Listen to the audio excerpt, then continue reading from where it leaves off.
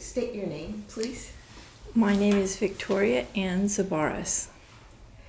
Okay, Vicky. Can you tell us how long you've been a member with the Houston Women's Group? I think I first started coming when my children were really very young. So I would say maybe very early 90s, 90, 91, 92, something like that, yeah. And I did not come consistently. I had young children, and there was just a variety of things going on. But I did, for a time, raise my children in the UU church. So all my children are with one Greek man, but the last child was born 13 years after the second child. So that's quite a big age group, right? And I brought him for a short time here also, but I also spent some time at what's it called? The other one that's relatively close by. There's another. I mean, I love all the Unitarian churches, you know. But what attracted you to this group? This group had the a lot of interesting conversations going on, although I would say I could feel even back then the rumblings of, I guess you could say, what's manifesting now, which is, I think the limits, the end game of where capitalism goes unless people really keep a hold of it. And the women's group was very good about encouraging women to get into positions of power and security within our society and protecting their rights, and perhaps not quite as involved in questioning how do we value these different suppositions upon which our entire society is based. And that's like an extremely radical thing to say, I know. Yeah, that is a kick in the pants to like, yeah, the power structures that be. But in fact, I think my gut always felt that way because my mother was one of the first women to be very, very devoted to working and going to school. And I think being involved in the ever chasing of money, of some status, of some other materialistic thing,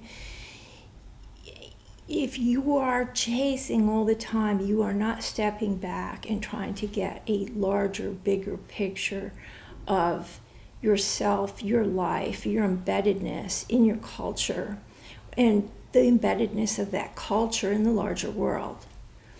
So how have you contributed to the Houston Women's Group? What have been your contributions? Well, I have brought some women here.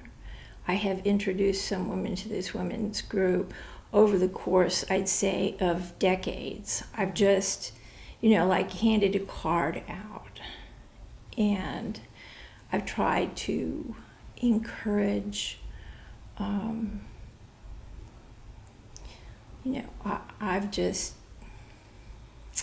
have not been I guess you could say, one of the people who were the backbones of this group. I've been someone who has really loved the fact that it exists at all, and yet I am someone who, because of my own personal life circumstances, at a really very early age, took that extremely distanced perspective. And I think I'm probably unusual in that regard. What is your occupation? Right now I'm on SSI. I'm 62. Okay. Can we get that question again? We had some What was your profession? It was very difficult to pursue a profession of any kind with the father of my children, who did research in multi-phase flow. He ran a laboratory, and he had to go and present material at different places.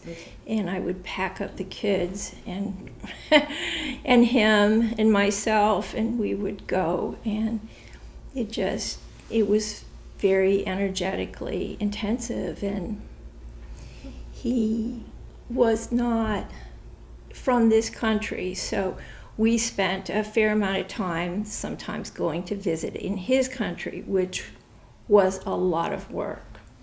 And I have to say, I love my Greek mother-in-law and wish she were still with us. We would probably still be married. Do you have any fondest memories about working within this group? Anything that stands out, that of your involvement, any event? You know, when I first started coming to this group, they were organizing a protest against a judge who had disallowed the medical evidence of an extremely young child that had been raped by her father. And I was very much impressed that they were outside on the family court, protesting outside there. And I just was horrified by the specifics of the case, and I was very thankful that there were people who cared and who did, care to do that kind of work. Awesome. Thank you so much. Can you state your name, please? Hi, I'm Suzy Lovejoy. Hi, Suzy. So how long have you been a member of the Houston Women's Group? I think I started coming in the early 90s. And I was a young teacher, and I just felt comfortable in coming.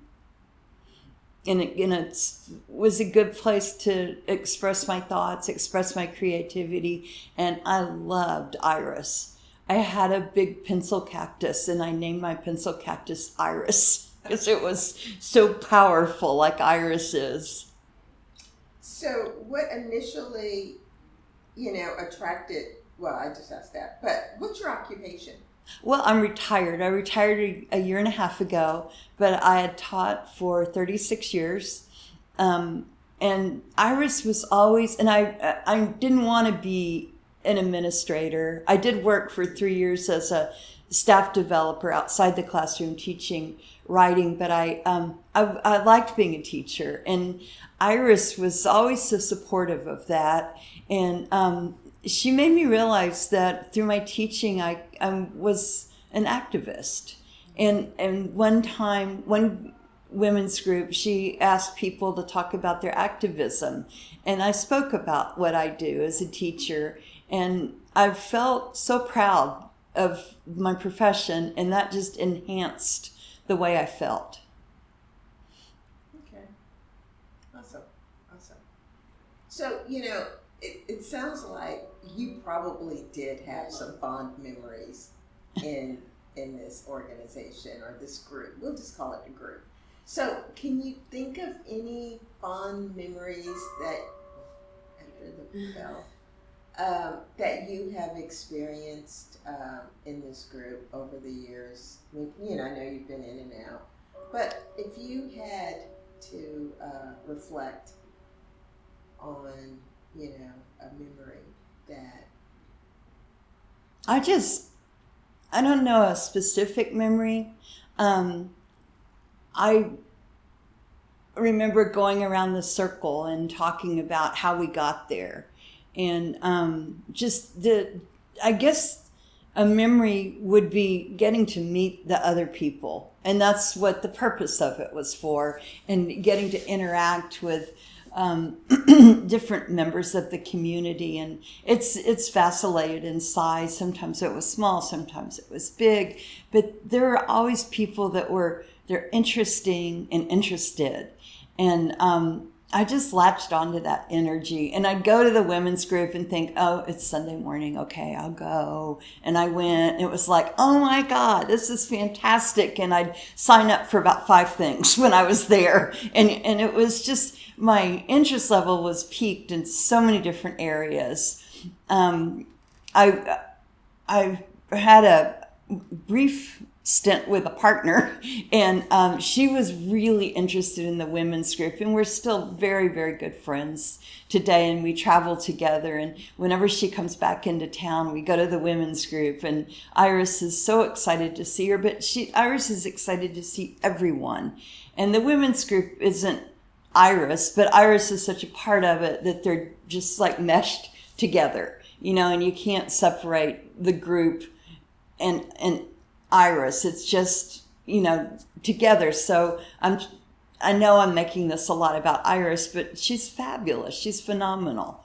I wrote an article about the women's group for Outsmart, and I really got to, and I did know Iris, and I knew Jacsun, but I got to interview Iris, and oh my gosh, it was such a pleasure to write that. And she said, "You're not using notes," and I said, You're not recording me? And I thought, oh my God, I should be recording her. I'd never written an article like that before, but it was fun. It was interesting. I don't know, one specific moment doesn't really stand out for me, but they all stand out for me. Okay. And so, a greatest achievement since you've been in this group, or what do you think? It could be the article. The article, probably writing the article, and just realizing, even more so than writing an article, it's really realizing what activism really is. Like you think, you have to be like Martin Luther King Jr., or you have to be, this great noble leader, but you don't. It's activism in everyday life, and you have to pick and choose. And I think especially now in such turbulent times that you have to be an activist. You have to work at a grassroots level, and you can't decide to move out of the country. You need to stay here and work and be your best. And I think that Iris, or the women's group, has taught me that. Okay. Awesome. Is that it? That's okay. Thank you. Thank you so much. Can you state your name? Yes, I am Denis O'Doherty. Hi, Denise. So, how long have you been a member of the Houston Women's Group? Well, a very long time. I moved to Houston in '89, and I think I started the women's group probably in about '92. Just a couple of years later, I discovered it, and been in and out through all these years. I'm a member, but the women's group, people find out about it, you go and you enjoy it and you make friends, and then you kind of go, you're off. A lot of people come in and out, and I was one of those people that have come in and out through the years. Okay. So what initially attracted you to this group? I think because I heard it was a supportive group for women. It was a feminist group. I was curious to hear the politics because that's always been an interest to me. And it has surpassed my expectations. Yeah, but I think just because it was a feminist women's group, it was at a church, and I thought I'll give it a try. see how it was. I had heard some good things about it, but of course the group didn't advertise, so it was all word of mouth. So I think it was also because I do some feminist therapy. I'm a psychotherapist, and I think there was an attraction. I wanted to see what kind of energy and what kind of things were discussed there. What's your occupation? I am a psychiatric nurse. I'm a registered nurse, but I'm also a marriage and family therapist, a licensed professional counselor, and a drug and alcohol counselor. Okay, great. So what have you brought to this group? You brought Well, you probably would be best to ask other people what they feel I've brought to it, but I have spoken several times. Iris, who, she's the founder of the group. She asked me to speak. I've spoken many, many times on mental health issues, some political issues. I've given book reviews. I do a lot of work with the transgender community. I have a book on Amazon for parents of transgender children. So Iris has asked me to present on that. So, educating the group about some mental health issues and just some of the things I deal with in my practice that I feel like there's good information for people. A lot of relationship issues I've spoken on. I have another book on personal boundaries and effective confrontation on Amazon. It's a workbook. So I've spoken on personal boundaries and effective confrontation several times. And sometimes I also do book reviews. Okay. So can you think about what would be your fondest memory of being in this group? Yes. When I first joined, I met one of my very best friends there. And I met someone in the group, and it's very conducive to personalities connecting, and it's just, there's so much positive energy. There's a lot of exchanges of increase, and I met a woman, and we just connected, and we have been very good friends ever since. And she was on her path at the time. She was married and getting divorced, and we just became really, really good friends. And I was new to Houston, so I met so many good friends from the women's group. But I think the best thing I've gotten out of it is my relationships through the years. That different people come and go and move, and but there's just, and the core energy is the same. But throughout, I've just met many different people that have been very supportive in my life and very helpful, and that I learned so much from. Okay. So, you talk about your involvement. How have your involvement played a vital role in the growth and development of the organization? I think you kind of went into that. Yeah, I think it played a part because all of us, I think Iris, the leader, has a tendency to find the strengths in all the women that come. And then what she does is like you to bring your knowledge and your background to the group and share. Iris has always taught me when, she meets people, it's like, well, what brought you to Houston and what sustains you? What keeps you here? And I think my contribution is just like everybody else's contribution. We talk a lot about how we got to Houston and why we stay there and what's important to us and what's meaningful for us. And it's really a way to get to know people on a very intimate and warm and human level.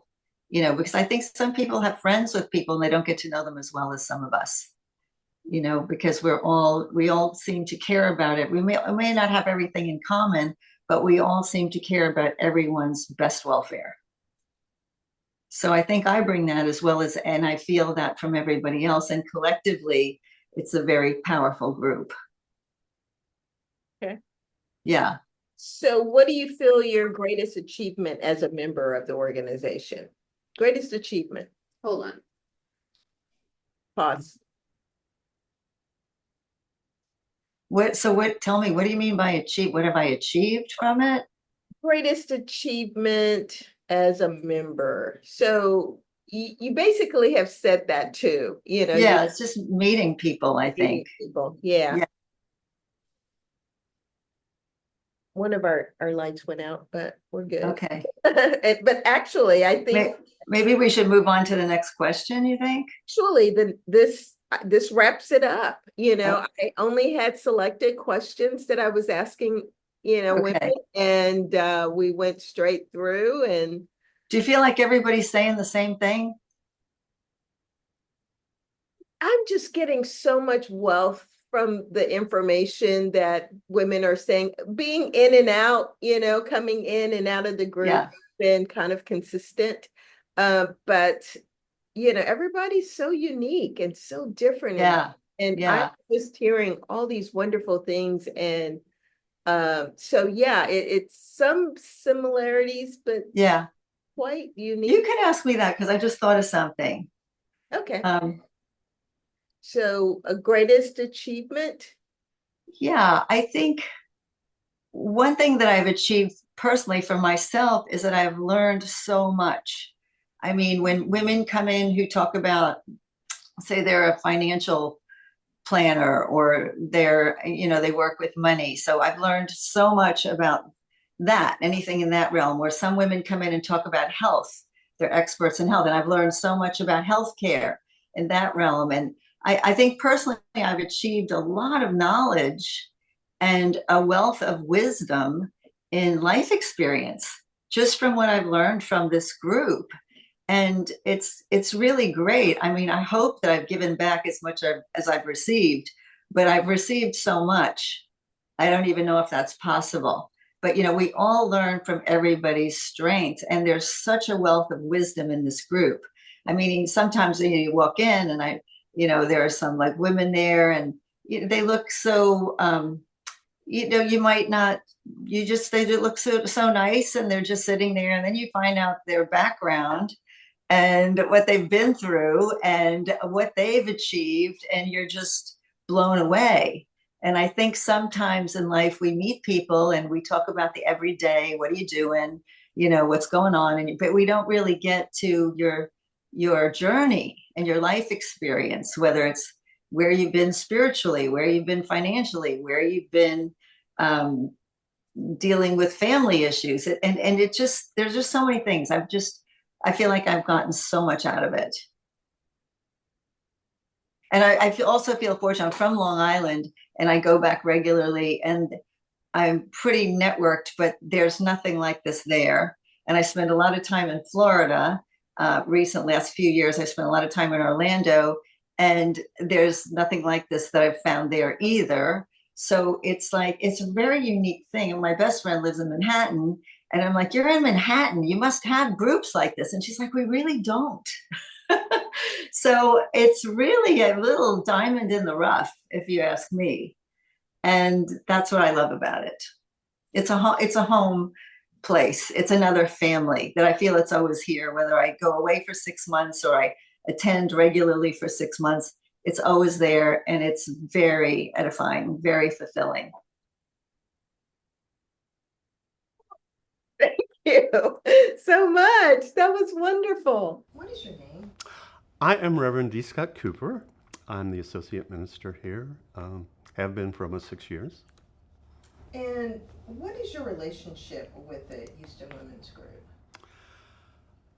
I learned of them shortly after being hired here, obviously. And Iris, being a force of nature, I quickly came to know her and interacted with her a great deal and learned more and more about the women's group as time went on. Have the group inspired you in any way?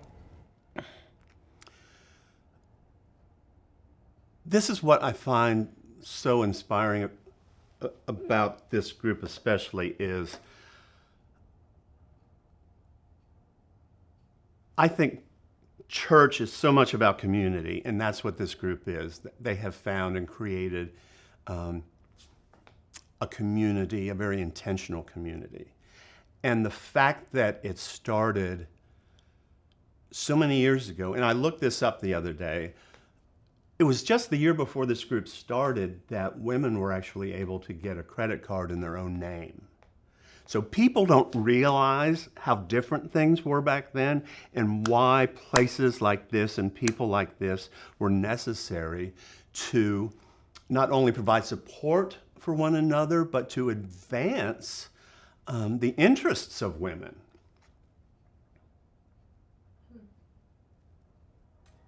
The next question. Have you attended any of the meetings? You know what? I have not attended any of the meetings.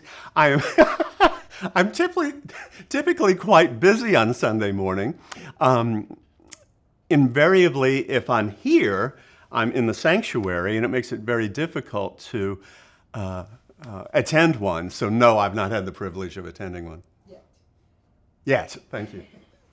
Tell me how this group has been instrumental to the church.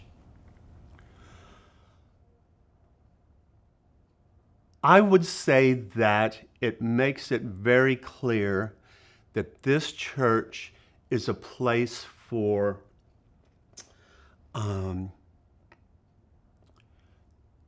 those marginalized groups to meet and come together, and we will support those people with a space to meet, if not even more than that. But they very much help make it clear that that is a part of our purpose for being here in this part of Houston, to support marginalized groups, like women standing up to the patriarchy.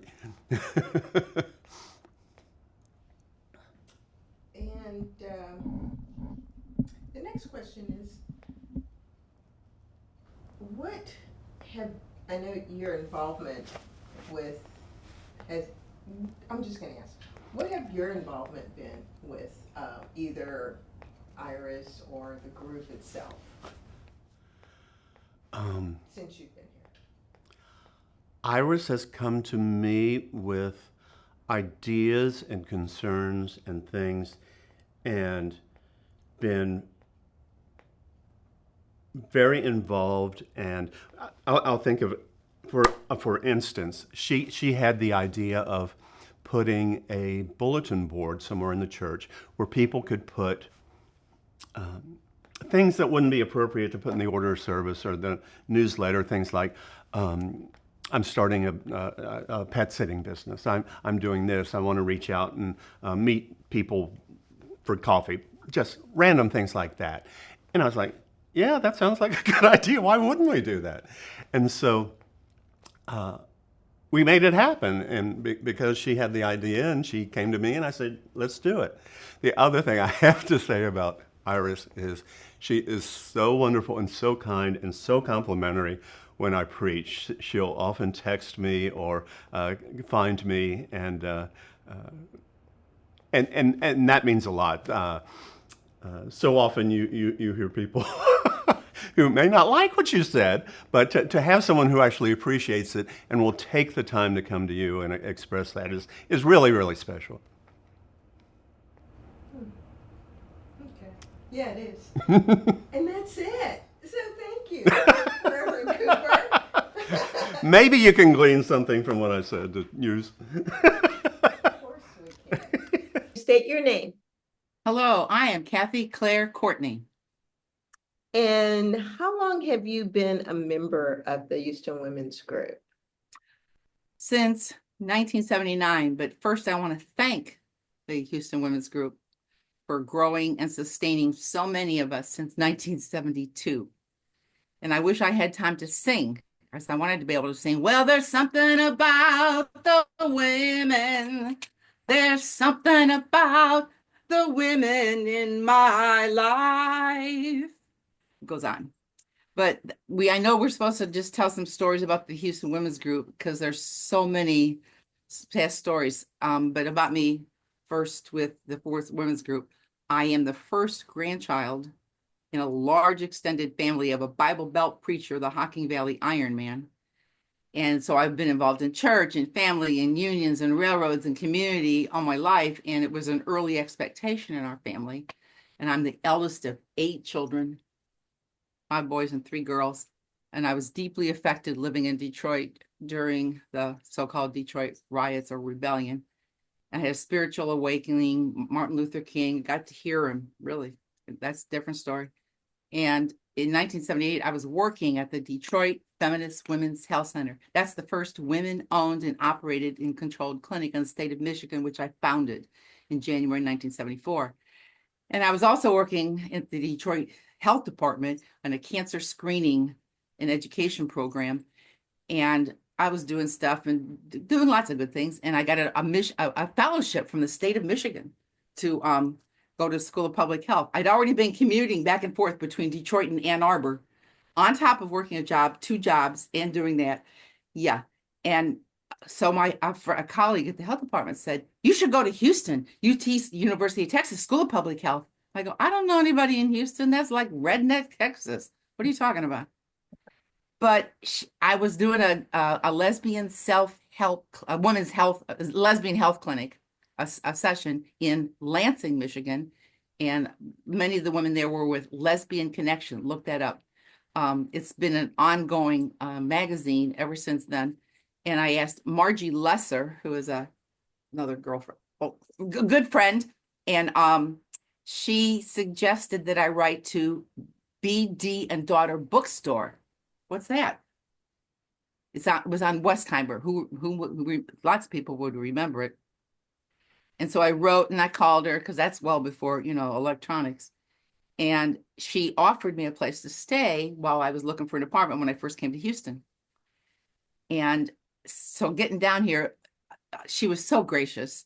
I unloaded most of my stuff with a U-Haul truck that my daddy had made me, crafted a U-Haul truck that I was pulling with my Bolts VW Bug. Had to leave most of that stuff in her driveway, but I had to leave 2 days later. I couldn't go look for a place because I had been offered International Women's Health Network, Our Bodies Ourselves. There's a group for me to go to Mexico, and I had called women, and I got a bilingual Spanish friend, Sue B, that'll be her only name, from Detroit, who would come down and be with me. And we went to Mexico, I won't say where, but to a special women's group to assist with gynecology and teach them how to do abortions.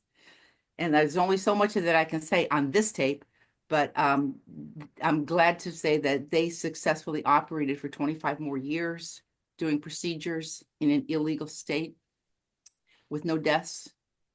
And when I came back to Houston, Barbara Diane Bean, and her daughter Tincia, who's a Mexican-American little girl, and her grandma, La Homa, they said, you got to come to Houston Women's Group. And they took me to the Houston Women's Group the first week of September 1979. And I told some of my needs and why I was going to be at the School of Public Health for a year and what I need, different things. And lo and behold, by the end of the day, I had a place, an apartment to go rent, and where to get some furniture and what yard sales and a bicycle, and all these women in the Houston women's community, which was just lush and surrounded me. And I had lived in a place that was nearby Herman Park, so I could walk or bike to UU Group easily on Sunday mornings. And I've been with it ever since. Okay, that sounds wonderful. So you just told me what your occupation is. No, occupation is, I've been a teacher and an educator, but mostly I have worked over 50 years in private and public health delivery, city, county, state, federal projects, Baylor, UT. Okay. So what have you brought to the group? Well, different people may differ, but I bring my solid, I've been blessed with a lot of good energy in my family, longevity. My mom lived till she was 93.3. And so music, and I have a spiritual background, and that's not all true. There's no rituals, and it's not a god or a goddess or whatever in the Houston Women's Group, or not. But I am an old Christian, and people say, what? Why do you wear that? I'm going, well, that's an ancient cross, and that's part of who I am and my identity. You don't like that? Well, whatever. But I brought my faith and my energies, my songs, healthcare. I have really focused in on healthcare justice for many years. So, and I had a talking Jesus moment a few times. Mary Magdalene, different story. Spiritual awakening, police, Detroit riots, different stories. And so my faith brings, and my health, Jesus told me, if you follow me in my directions and have some peace and justice and harmony in your life, you're going to have a more balanced, better life. Okay, amen. I'll take that. Okay. So I know you probably have many, but tell me some of your a fondest moment with the group. Oh, well, I wrote a whole pages of them, which I thought I was going to just be reading it, but No, so I can give this to them later. That'll be for your oral history. Oh, okay. But some of the favorite memories are in February of 1982. Oh, I had to go back to Detroit and I had to work at the health center, and then Reagan got elected, and then my job was ending, and the Detroit Women's Health Center was having problems, and there's all this stuff. So I had to leave Houston. I was here 79, 80. And then I went to Europe, and women's group was helpful with giving me tips of where to go and talk to people there, women there. Different story. But when I returned and could come to regular meetings, and I had to find a job and, look for stuff, and people were very helpful with that. But they told me about at the end of January 29th, 30th, the National Right to Life Convention was it was in Houston with Dr. Bernard Nathanson and Henry Hyde. And so I got to go meet at the protest along with Iris and Deborah Bell, Eileen McMurray, Patricia Batista, Jean Sommerfeld, Nikki Van Hightower. I made journal notes of who I met and what they were like and who they were with. They liked my songs and my chant sheets, including Henry Hyde, you can't hide, we charge you with genocide. That became famous. That's a good one.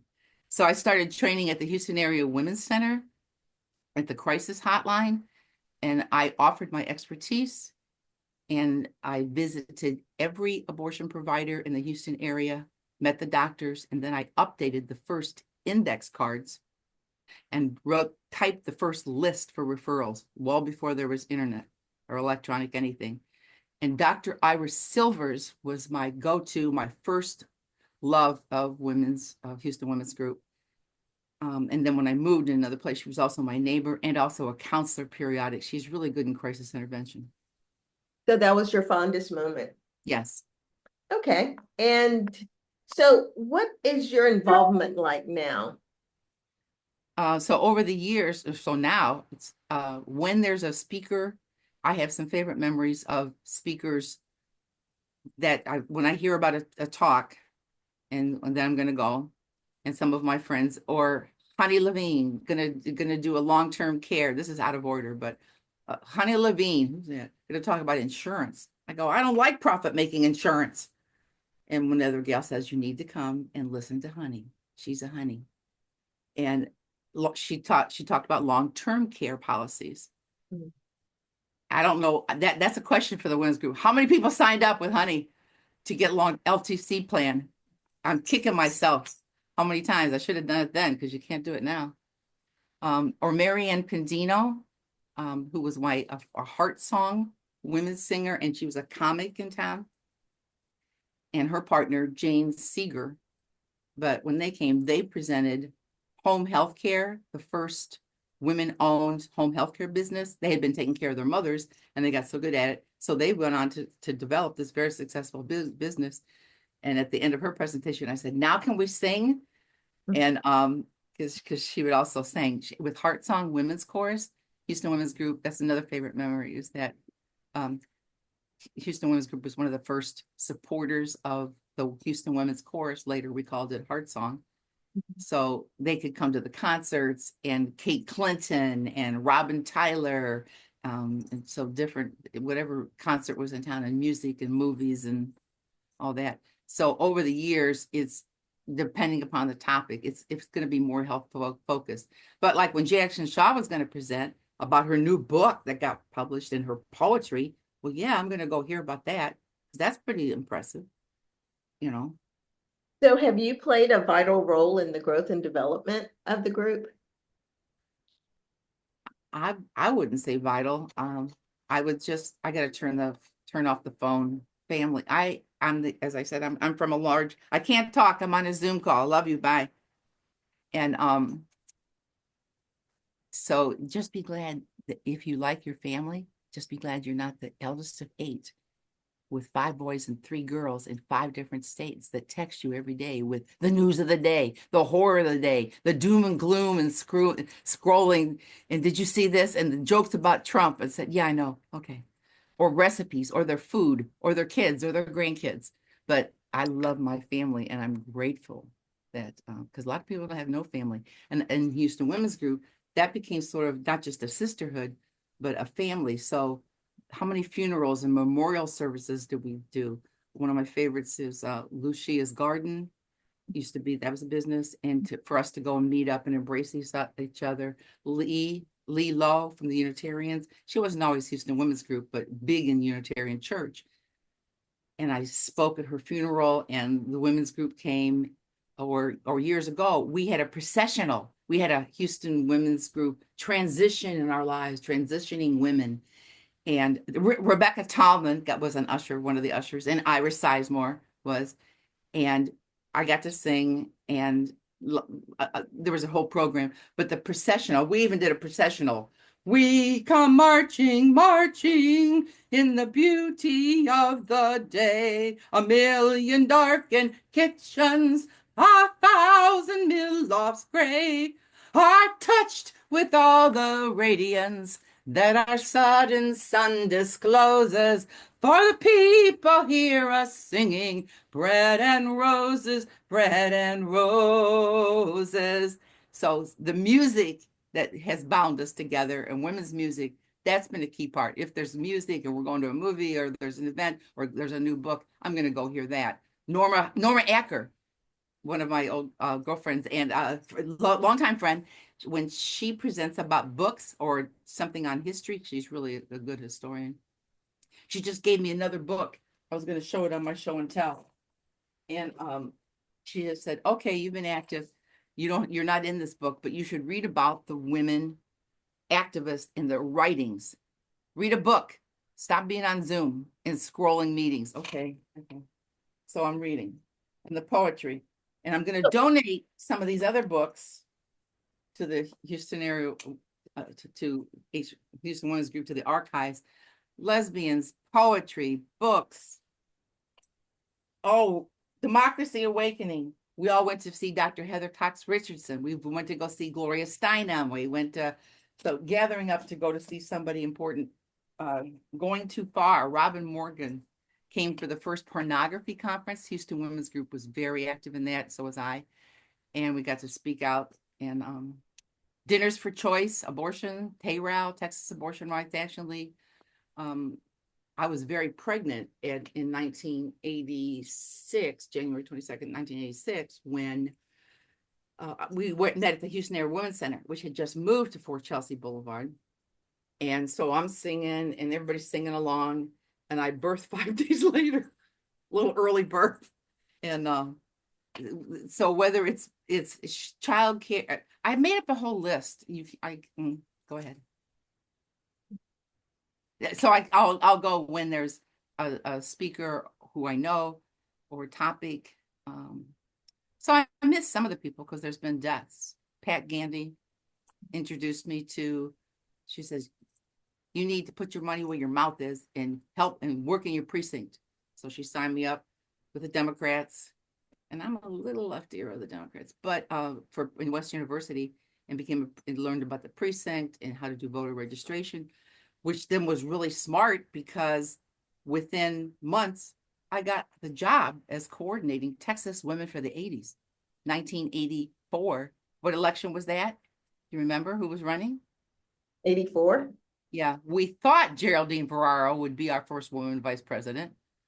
We were wrong.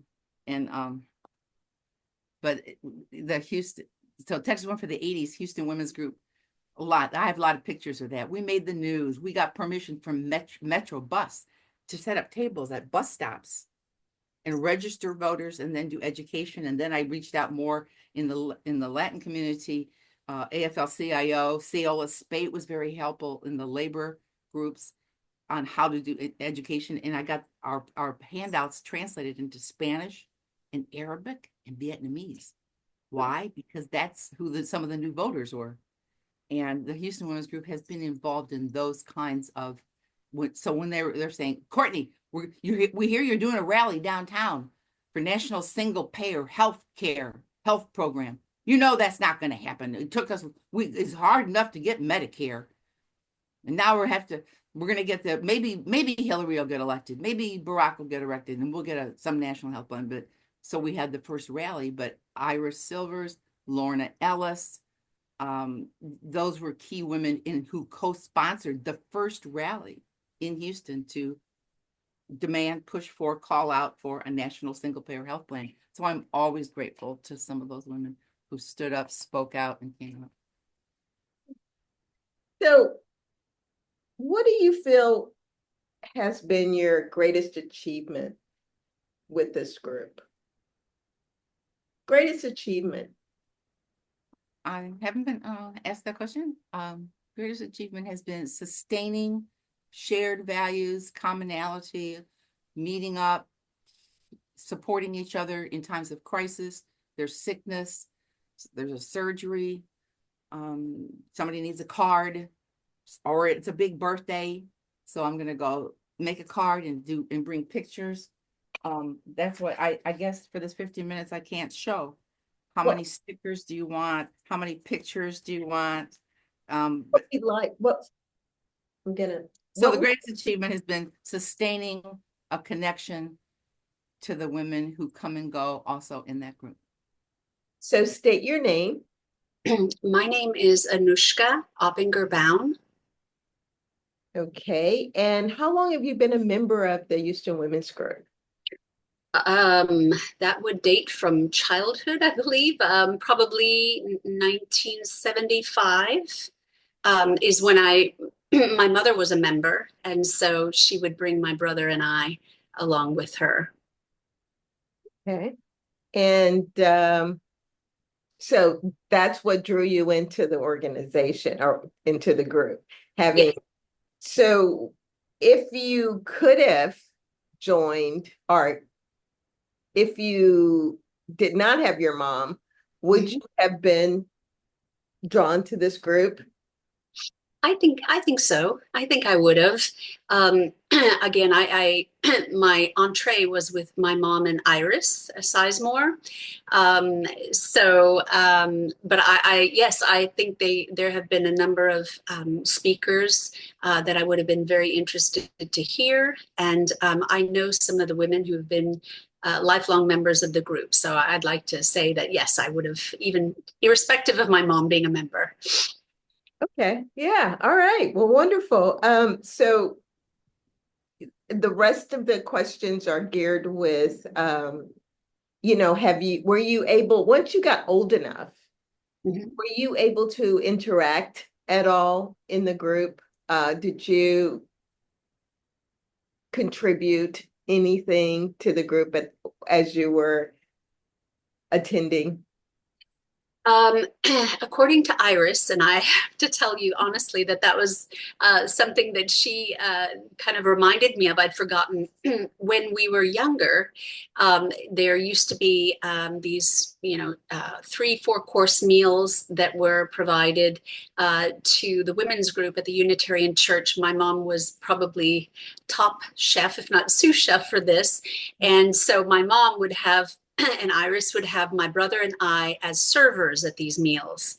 So, so that's a memory that she kind of sparked talking to me about. I have to be perfectly honest. After I went to college, I lived abroad for a while and out of state, so I wasn't really here to contribute or attend many of the get-togethers with the group, but Iris has talked to me about them over the years, and occasionally I've been able to attend some of the days where there have been speakers there. Okay, so your impression of this type of group would be? A lifeline for the women who belong to it, especially back in the 70s when things were, when the women's movement was just kind of gaining momentum. I remember being taken to a march when Anita Bryant was, let's say, very vocal about her views. And so I was quite young, but I do remember distinctly, and I think we made that some of the kids made it onto the front page of the Houston Chronicle because we were holding signs. And if I recall, my sign was, what was it? I can't remember the words, but it had to do with the girls are, let's see, sugar and spice and everything nice, but we're a lot more than that, something along those lines. So I had that very distinct memory. So I think it was, as I can tell, just really a lifeline for the women who belong to it and continue to belong to it. Wow, what a wonderful way to an experience growing up around these women who were so powerful in their day. Just to be a part of it and be a girl. Now, right. Even your brother, it was yes. probably, I may talk to him as well. So you mentioned a lot of fond memories. Mm-hmm. So can you think of any other fond memories you may have had? I know you've mentioned two, right? and being part of the protest. I think I remember too the freedom that it allowed us as kids.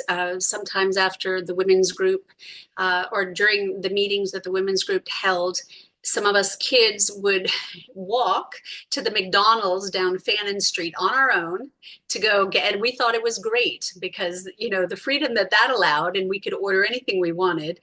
So there was a lot of bonding moments over that. I remember that distinctly. We thought we were on top of the world at the time.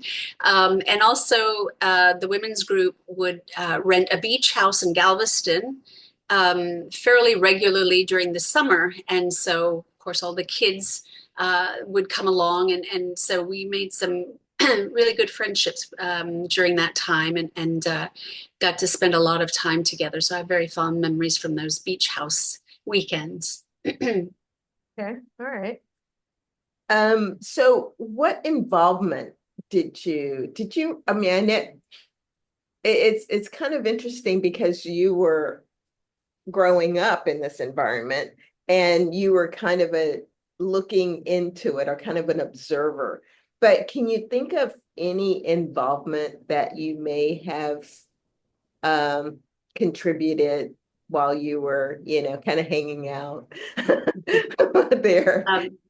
Honestly, I think the one memory again is helping out during those suppers that they had. We were quite young, so I'm trying to think what else we might have done. I think maybe I helped draft a talk maybe with my mom one time. I'm not 100% sure, so I'm kind of reticent to say that, or maybe looked over something that she was going to present to the women's group. But between that, I think, and being a server at meals, those are probably my best contributions as a pre-adolescent. So tell me your mom's name again. Sure, Marjorie Oppinger. Oh, so she was one of the founders. Okay. Yes. Yeah. To talk to you. Okay, because I knew you, of course, Iris have said that she was going to have, see if you would be able to come and share your experiences, because she was telling me about, you being kids and growing up around the women's group during this time. So, okay. So yeah.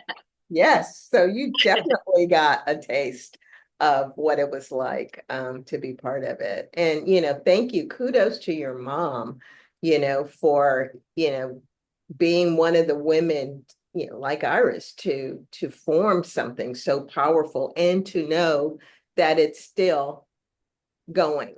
and Right. and the women that have been a part of this project, they have just said wonderful things about your mom. It's really, my hat's off, Thank you. I know that would mean a lot to her as well. So thank you. Yeah, so basically that's all I have. We really just wanted you to be a part of this. Greatest achievement. Well, do you feel that you've had your greatest achievement in the group? Do you feel that was something that came up for you? I'm sorry, the greatest achievement. Being As being a part of the group, or as you watched, on being a part of it. Yeah, no, I definitely think it's made an indelible mark on me and on my brother and the other kids, Iris's children, who we were very close with growing up. So I feel like, I don't know, having kind of the voice of youth maybe at the time too, and belonging to preferably to the women's group, perhaps added something, I hope, because it certainly made a mark on us growing up. Can you state your name, please? I'm Faith Northern. Hi, Faith. Hello, how are you? So, when did you join the women's group? I'm a pretty new member. I joined in the fall of 2023. So I'm pretty new to the group. Okay. About 2 years. Tell me what attracted you to this group. So originally I was looking for community, people who were inclusive and affirming. And so I Googled like women's group in Houston, and that attracted me originally. But when I got here, what kept me here was just how everyone was so welcoming, how I felt immediately included. They made sure that I was invited to all the events and things, and so it made me feel like I was wanted. And so that's what has kept me here. So what would be some of the things that you've been involved with since you've been here? Yeah, I've been able to spend time going to coffee with members, going to lunch. I've been able to speak at meetings to facilitate different discussions. And so that's some things that I've been able to be a part of since being with the group, making relationships and building them outside of the group and in the group as well. Oh, that's amazing. So do you have any fondest memories that, something that really stood out that, that you could share with us? I would say my fondest memory is probably the first meeting I came to. We went to lunch after, and it was like that feeling of Thanksgiving, like the getting around the table, like everyone's kind of like talking over each other, and it just seems like family. And so I think that's like my fondest memory, is feeling that immediate sense of like connection and community and just joy. So yeah. Awesome. Yeah. Oh, I think that's it.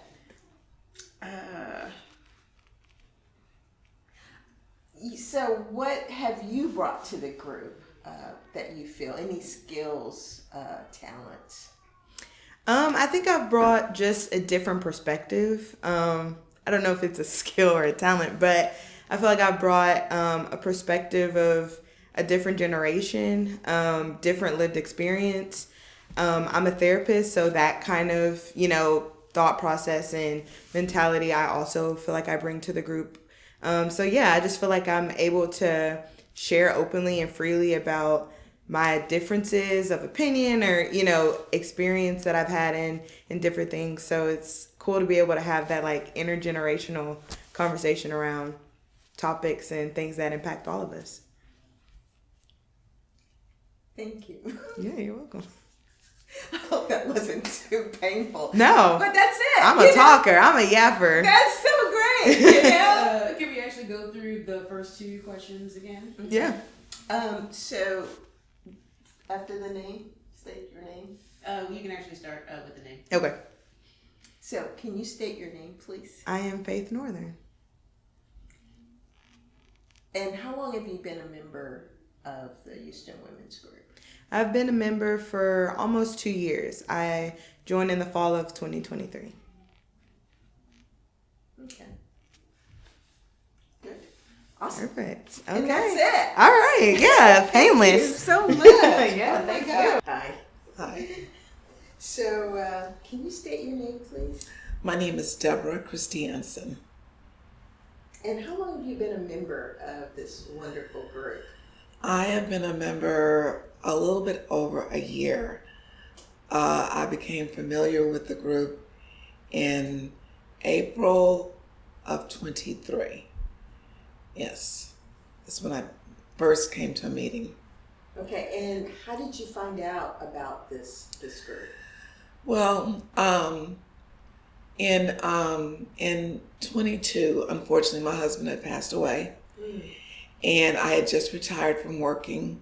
I was a full-time school teacher, and there was a lot to take on in my life at the time. Retirement, becoming a widow, yeah, all the kids had left the house, and I just felt, okay, so what do I do now? And I started looking for a women's group. And I found this group on YouTube, actually. It just popped up. But what was really interesting about it was a couple of months before that, I had decided to go to the museum one day. And as I was exiting the Bannon Street exit over here off the freeway, I passed the church, of course, and I had this thought, haven't you been there before? And I thought, yeah, about 30 years ago, my husband and I used to come here for political action meetings. And then I had another thought, you need to go there, there's something there for you. I thought, nah, there's nothing there for me. 2 months later, I find a Houston Women's Group right here. And it's been awesome for me. Best thing could have ever happened to me. It's amazing how things happen. Yes. Me too. So, what have you brought to the group since you've been coming? I have shared with them my experience as a Black woman growing up in Houston with a sort of different perspective on things. Meaning, one of the things I've shared with the group, I'm not sure exactly how to express this, but one of the things that I shared with the group was that growing up in the 60s, my parents never, ever exposed me or my sister to any of the racial violence that was going on in the world. The racial divide. There's just something that just wasn't discussed. And if it wasn't discussed in a language that we understood because my parents were bilingual. So I didn't know what was going on in the world. And so when I shared that with the group, they were really amazed at how could you, as a Black woman, grow up in this city and not realize, even when you went to high school, that there was such a thing as racial prejudice. And I really didn't, and that's the honest truth. I didn't even understand the concept of that. And so that idea, that thought, and I know I'm not the only person that happened to. I don't think that they ever heard of anything like that before. So they saw that perspective. They also, I think, another thing I think maybe I've brought to the group is my political ideas on like how our world works today and how we can contribute to making things better. I think that's what I've contributed to the group. Okay. So I know it's been a short time that you've been here, but I'm sure you've had like a fondest memory being in this group. Like there's something that stood out to you that just made you smile. This fond memory so far, as of yet. Well, I like the fact that we do things outside of the group together, like going to the theater together, which I love theater. And it's nice to be around people that enjoy going to the theater. And so doing those things together really makes me happy. So those are my fun thoughts, my fun memories. Okay, all right. Yeah. So what is your involvement like now with this group? Well, they've gotten me involved with working with the First Unitarian Church with, I forget the name of the group now. During the elections, I did a lot of work with the postcards and that's something that I normally would not have done on my own. And so because of the group, I actually did it. Yeah. And have you played a vital role in the growth and development of this group? I haven't been in a group that long to make an impact, I don't think. I bet you have. Okay.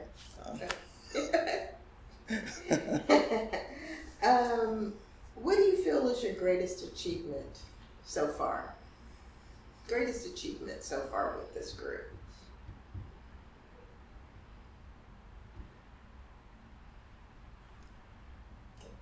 Pause 1 second. I'm gonna give you Yes, I'm very hot. Very hot. I don't know if this Thank you. Just for a second. Thank you. Oh, no worries. I know how, Hot flash years, huh? Yep. Okay. Menopause. When will it pause? Oh my gosh, it's horrible. Well, unless we do some other things for a while. Yeah. Anyway, so am I dried up enough? Yeah. Your hair is just right there. Okay. Perfect. All right. So rotate. What was your one? Oh. Okay. We'll cut it out. So greatest achievement so far up to this point. I think that the greatest achievement that I've made in the group is to show the group what they mean to so many people in so many different ways. That I didn't come to the group for necessarily because of political affiliations or anything like that. I came to the group because I was in a dark place in my life and I just needed the support of women. And I think that when people are together for one reason, right, they forget how far reaching their influence really is. You know what I mean? Like, I don't think they realized how much they helped me come out of a very dark place. I don't think they even realized I was there. Maybe they did. But collectively, they all mean so much to me. And they brought things to my life that I don't think that they even realized that they were doing. So that's the impact of this group. Very supportive women. And it goes far beyond what they actually think. Nice. Well, thank you. You're welcome. Is that it? That's it. Let's start. My name's Jennifer Berger. Jennifer, how long have you been a member with the Houston Women's Group? March of 2005, I believe. Okay. And what initially attracted you to this group? I met someone in Houston, and I was brand new to Houston, and I wanted to know how to meet other people. And they suggested the Houston Women's Group and Assist Hers. So I joined both. Okay. So what's your occupation at the time? I'm a manager with Health and Human Services. We regulate acute care facilities. Okay. So what brought you, or what have you brought to this group since you've been involved? Well, certainly opinions, right? And I think I've gotten a lot more out of the group than I've given to it. I was thinking about that a bit. I've gotten so much out of it. But I've tried to, when I do go, to be a part of it. And then when COVID hit and that type of thing, and I tried to help out a little bit with the online stuff and, work with that kind of stuff. I'm pretty computer savvy, so. Okay, all right, cool. So if you had a fondest memory, throughout your participation with this group and involvement, what would that be? So, well, I have a lot of fond memories, but I think the one is my initial, when I first joined the women's group.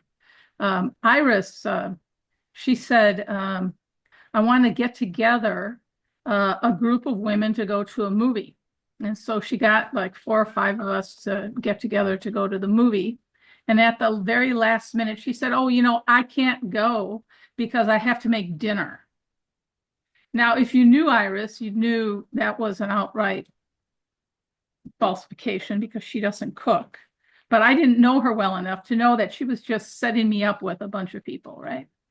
And that's what she's really good at, and is meeting other people. Okay. So what was your involvement like with the group? What is my involvement like? Or was? Yeah. Is.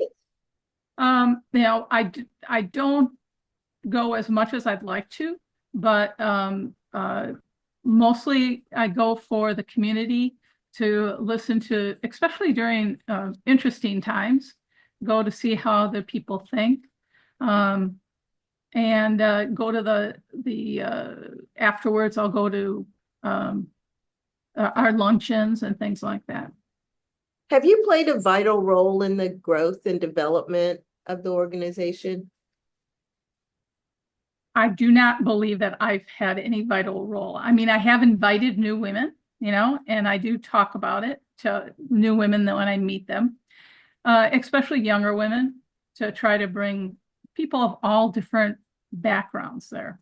So one of the things that Iris taught me was what's really great about the women's group is not whether you're, with that church or you're gay or you're anything. It's that they're women that are feminists, right? And so that's really the basis is almost everybody there is a feminist. And so it's all different kinds of perspectives, too. Yeah. What do you feel was your greatest achievement as a member so far? So far, well, I have had to stand up and talk. Okay, she makes everybody do that. And that's one of my biggest fears is public speaking. Yeah. So I guess that's always an achievement if I can do that, right? Okay. All right. Well, that's it. Can you state your name, please? Mm-hmm. Christian Holmes, Christian Holmes. So, what has your relationship been with the Houston Women's Group? I'm the AV and communications coordinator, and so and it's not in my title, but I'm kind of the de facto IT person here as well. So when they have had any technical issues or anything like that, or they need to communicate something out, then I'm the person they go to for that. It's been kind of minimal. I haven't really been able to, Iris is a lovely woman, and so I talk to her almost every Sunday, and she's just lovely. So I've developed a relationship with her. Yeah. Have the group inspired you in any way? I love that it exists and that it has existed for so long and persisted. I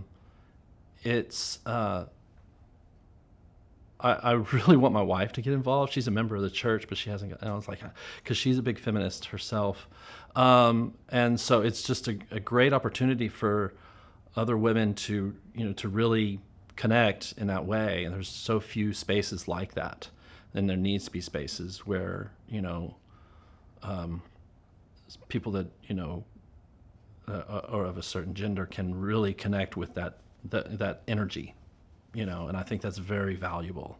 When I was growing up, I was a member of an all-male drum corps, drum and bugle corps, and we performed all over the United States and stuff like that. And I found value in being with the one gender, for short amount of time, to connect and have the same kind of energy. And I think like having a women's group just connecting as women is very powerful. So anyway, that's kind of. And my mother had a whole slew of women that they hung out with, every couple of weeks, and so I was raised in this kind of more feminine energy, and it's a beautiful thing. So yeah, I just love that this group exists. Yeah. Okay, great. How has the women's group been instrumental, you feel, to the church? Well, I'm sure you know that they weren't always they were here, but they weren't officially part of the church, and I think that was a very good thing for them to become part of the church. For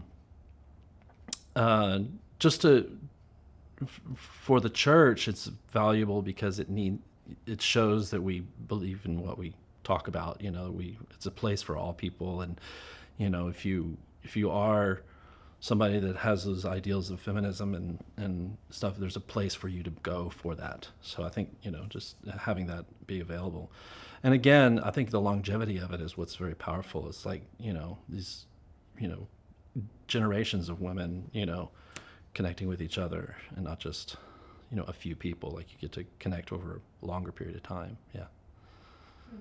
Yeah. Okay. And I know you mentioned it kind of in the beginning, but what was your involvement, or what have your involvement been with the group? I have to make sure that their Zoom works every Sunday. They've, because some people can't come up to the church, and so we want to make sure that we have that available to them so that they can connect through Zoom, and so they can still come and participate. And so just making sure that it works and works in an easy way, that they can just come and turn it on and sign in, and it just works. I've had to deal a lot with that with the technology, and we have to kind of,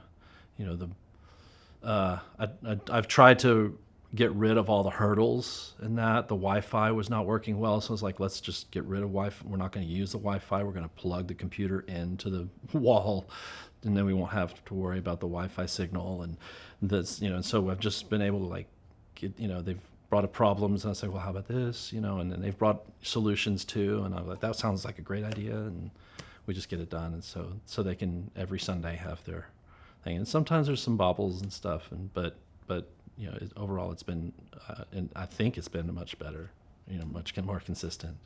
So yeah, that's been kind of most of my interaction. And we also set up the computer that they use, you know, helped them set that up and stuff like that.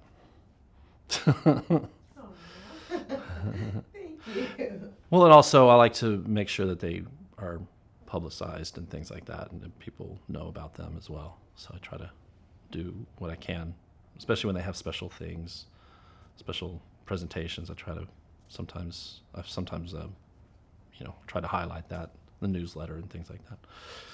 So yeah. Okay. I didn't know you were the one who put out the newsletter. Mm-hmm. Yeah, I make that every week. Yeah. In addition to Yeah. the IT position. Well, that's my communications part. Yeah, and I deal with all the emails and yeah. So, and I also do the live streaming.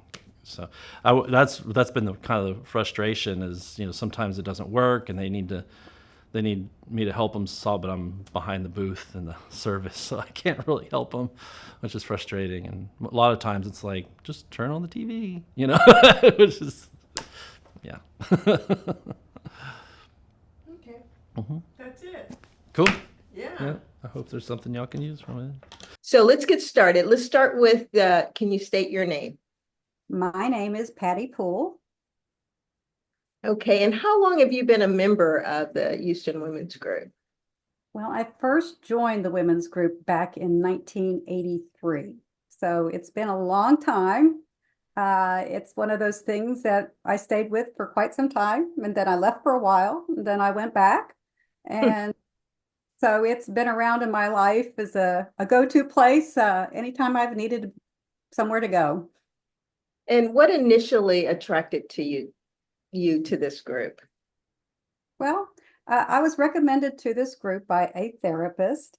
So I made a phone call to the group to find out exactly what I was getting into. I wasn't sure. And of course, Iris answered the phone and welcomed me, and I showed up at the group. And it was one that I hung with for many, many years. I think the sense of community was important to me at that time. And it was an exciting group. It was a bit on the radical side. So in comparison to my life that I was existing, it was exciting. There were a lot of things that I got engaged with through that and got the exposure with. It was a wide variety, a big, a new culture change, actually. And so there was a wide variety of women that attended the group, a lot of different socioeconomic women from just ones that didn't have a lot of money to people that were starting their practices as physicians. And it was just a lot of interesting women that were also in school or in college. It was just a wide variety. Do you have any fond memories of one particular time, something that you've experienced with this group? Oh my, there's not. We had a lot of great times back then. Fond memory. Yeah, when I met Iris, she and Marguerite were kind of like the Susan B. Anthony and Katie Stanton of the group. We just got off to a great start. I've made really terrific friends over the years through the group. They have been the cornerstones of my life, and some have come and gone. But I really appreciate the ones that are still here with me. Through the activism that I had with the group, there was, if it wasn't just meeting people in the group, it was also, I met a friend of mine from volunteering for Planned Parenthood as an escort. That was important to me. I met her at the coffee bar. So that was great. We were wonderful friends until she just passed several years ago. And so that's been a big part of my life that's just kind of fallen off. And then I also it was very helpful in activism, I would say. I mean, you meet Iris and she's taking you to the women's shelters to show you how other people are living. And of course, it's, more unfortunate than what you are. So all that had really affected my life. The friends were both really important. Another thing was, in 1986, I went to the Women's March in Washington with the National Organization of Women. And through the networking of that, I was able to get some funding to help me pay for my plane ticket. I was able to go with women from the women's group to that. And that was a very exciting time in my life. It was just an amazing life-changing event. So that was good. And it helped me continue my activism on through the Me Too march that we had not too long ago here in Houston. So, I mean, I didn't even go with anybody to that. I went by myself. So, you know, I've continued to carry on just that theme in my life. It's important to me to stay active and not to go brain dead. But it's also, you know, the women's group too is a great resource for women, and the organization. Well, it's not really an organization, but it's been phenomenal. And from other people and friends I have, they say you just don't see that in other cities. They can't find it. They can't find the same thing. So it's very unique in what has been continually going on. And Iris really tries to keep it growing and keep everything in place. So I'm trying to think of some other things that were really important. But it has impacted my life in a great way. Okay, so what is your occupation? My occupation right now is I recently retired. I worked in different organizations, more in like administrative positions. I went back to school at the age of 50, and I got my master's degree in instructional design and technology. That was another thing I noticed when I went back to when I started the women's group. There were women that were older going back to school and getting their degrees, and you know, just really great role models for that. So right now, I volunteer a lot with 3 different organizations at this time.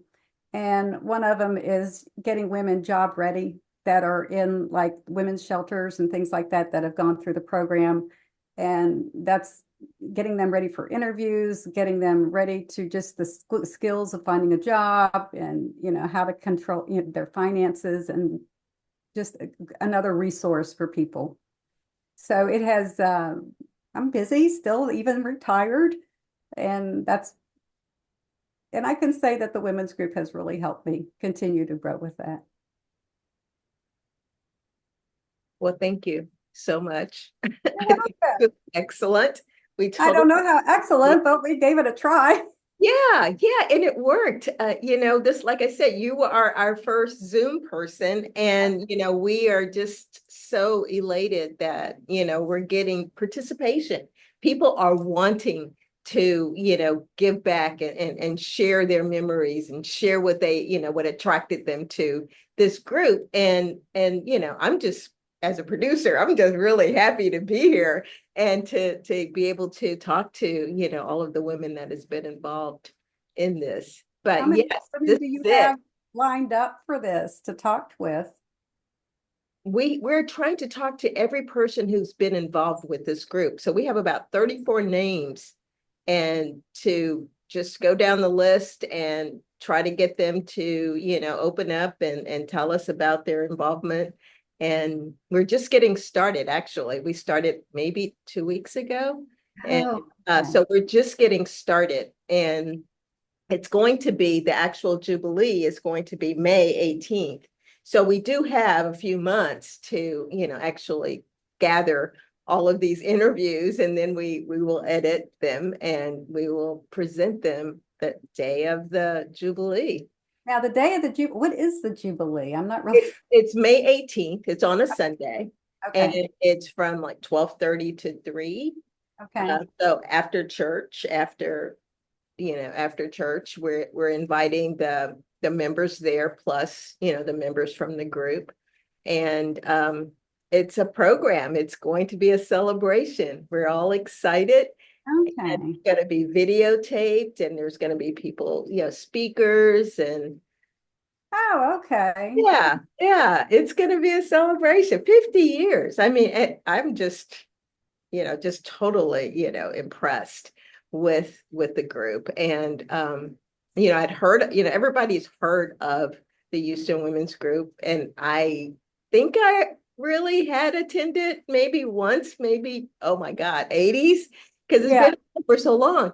And then but yeah, and it something somehow I've been brought back and to this in this capacity, and I'm just thrilled, really. Oh, that's So, yeah. great.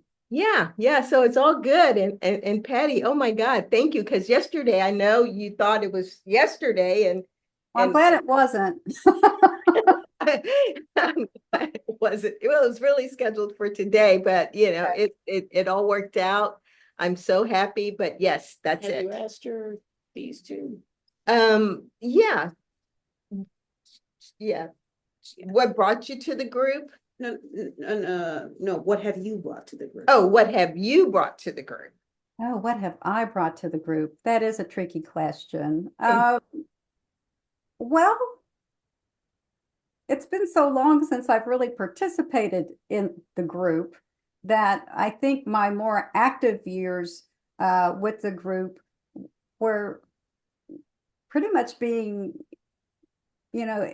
busy in the community, and doing the outreach stuff that I did do, whether it be, going to the Capitol, or that was the first thing I did where, they were gathering people to get on a bus to go meet your representative at the Capitol. So, I mean, just the activities that I joined in and participated in, and I guess the knowledge that I, shared with other women throughout the feminism and things like that I wasn't really familiar with when I joined. I think the consciousness raising and everything else helped to really help me grow and help me share that with other people in their lives and people that I have kind of coached at times. Okay, and I thank you, Ashley. What do you feel your greatest achievement has been as a member of the organization? Greatest achievement as a member? I just would say my greatest achievement to the organization is the activism that I've had in my community and that I have learned through them, and the resources that have been provided to me, the contacts that I've made. I would say that is one thing that I have been able to do to take outside of the group. I don't know so much about inside of the group. I showed up. I participated when I could. There was always something going on. And of course, you have to realize at one point that, there's always going to be another party. There's always going to be, you can't make everything that there is, but the activities were always really consistent. And if you needed to call someone or find out where to go or what to do, or a good, even doctor's appointments, they were just, there for those resources, I think were important. So I think just the sharing, which I think was probably the best thing I could do, to communicate with other women as I've gotten past, or outside of the group. Okay. Great. Well, thank you. Can you state your name, please? My full name is Jacqueline Maxine Donovan. Thank you. And how long have you been a member of the Houston Women's Group? Or not a member, but involved? Involved, and I consider it a membership. I would say 20 years, maybe longer. I guess I should have had some questions that I could have worked on. No, but I would say 20 years. No worries at all. And what initially attracted you to this organization? I think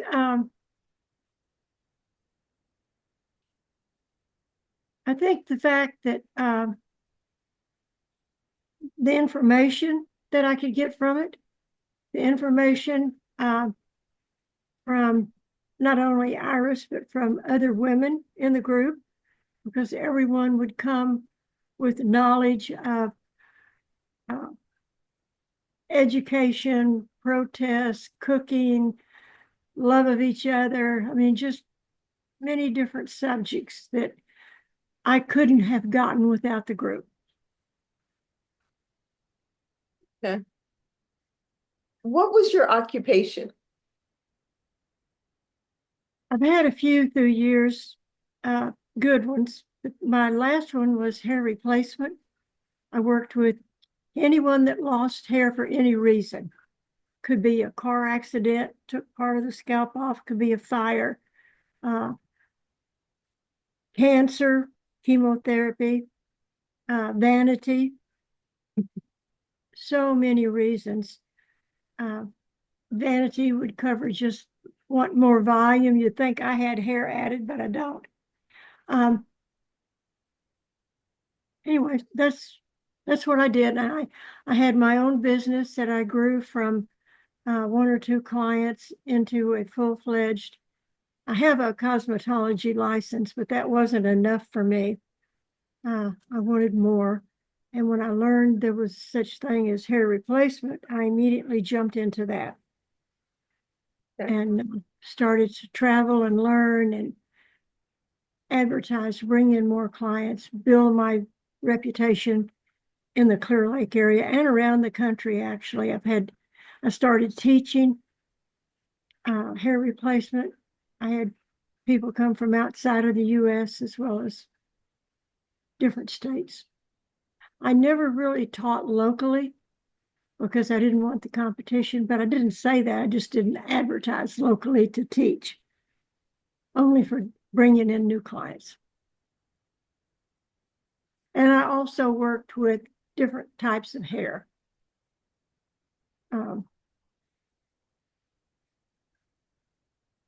Curly like mine, straight, Asian, black, all of it. Okay. So what have you brought to the group? Gosh, I wish I could say I brought more than I have. I haven't been very involved in the last few years. I think of diversity, perhaps. Friendship, I bring my friendship, which covers a lot of subjects.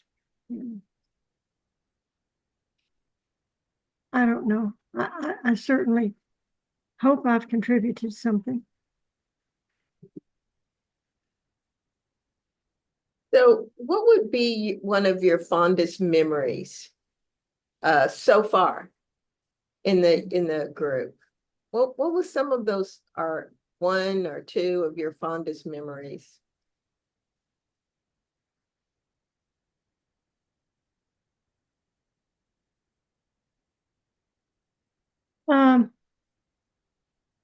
Well, I would have to list one of them as meeting Iris for the first time. I was at Brazos bookstore waiting to hear Gloria Steinem. I was in line with everybody else, and there was a woman there passing out flyers. And she came up to me and gave me a flyer. And it was advertising the women's group. So that was my first experience. I met Iris, talked to her briefly, put the flyer away, went back to Clear Lake for another year or longer, and decided at some point, I pulled it out. I've got to do this. I wanted to, so I'm going to go up there. And so I went in, I met Iris again, met the women. So I think my very early introduction was probably one of my fondest memories. So at this point, what has been your involvement so far? Hold on. Next question. The card is full. Let me just do a little quick exchange here. Did I talk too much? No, we just talked to a lot of people. Yeah. Which is great, we've had such success with women wanting to be a part of this. And,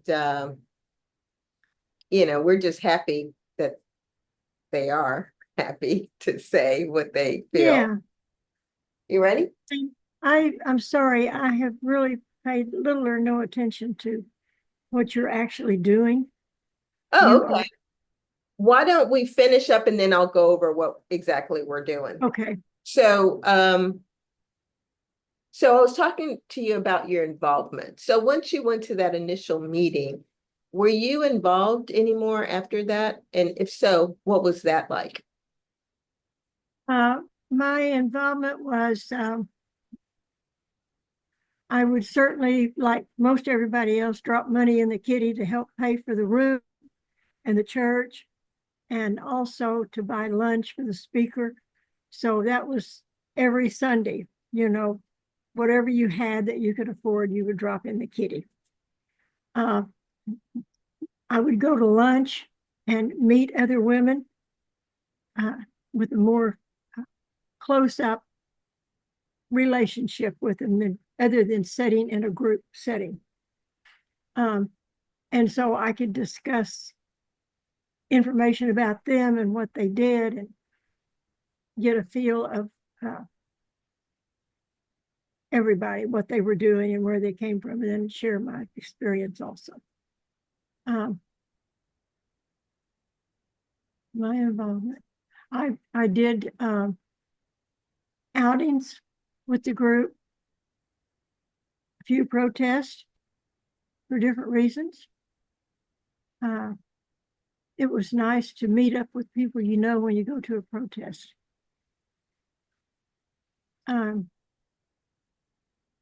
Donate books and clothes.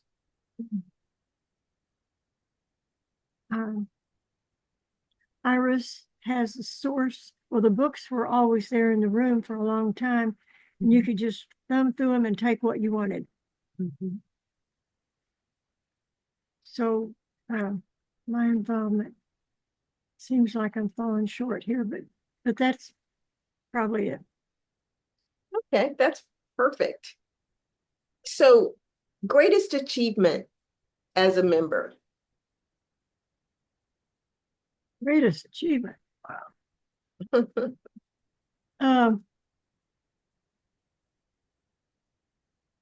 You know, I don't think I worked on any. We're just a Sunday group. You know, it's not.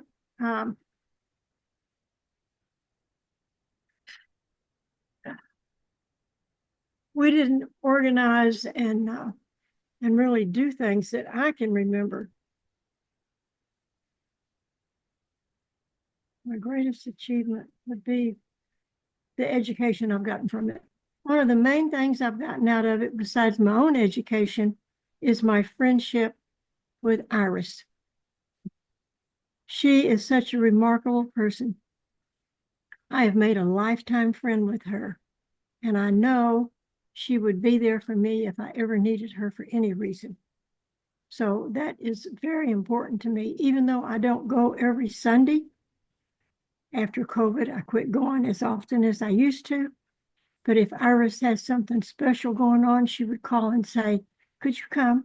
Are you available?" And I would always go. I would always go if I had to walk. But anyway, so that's it. Thank you for letting me come back. Can you state your name, please? Anna Russo. And how long have you been a member of the Houston Women's Group? Well, off and on, I have been a member for probably 20 years. I have been a member both here in Houston and in San Marcos. I lived in San Marcos. Well, I lived outside of San Marcos for 14 years, and I was a member for many years there. And then I just came back to Houston, and I joined up again here. So what attracted you to this group initially? It's progressive philosophy.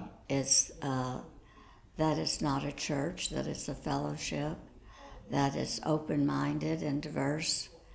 And I have to say that I find that most of the members are intelligent. So the women's group, what attracted you to the Houston Women's Group? To the women's group, because mostly the same reasons, because I was looking for fellowship, coming back to Houston, I didn't have a lot of friends left here, so I knew that this is where I would find people with common interest. Okay. So, what is your occupation? I'm retired. I worked 24 years for Harris County Commissioner's Court, and my last 10 years there was in developing parks and passive recreation in the floodplain. Okay.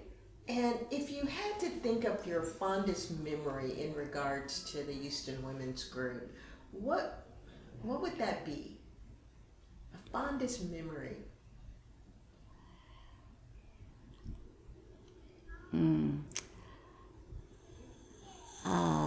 That's kind of hard. I think my fondest memory is meeting Iris this last time around.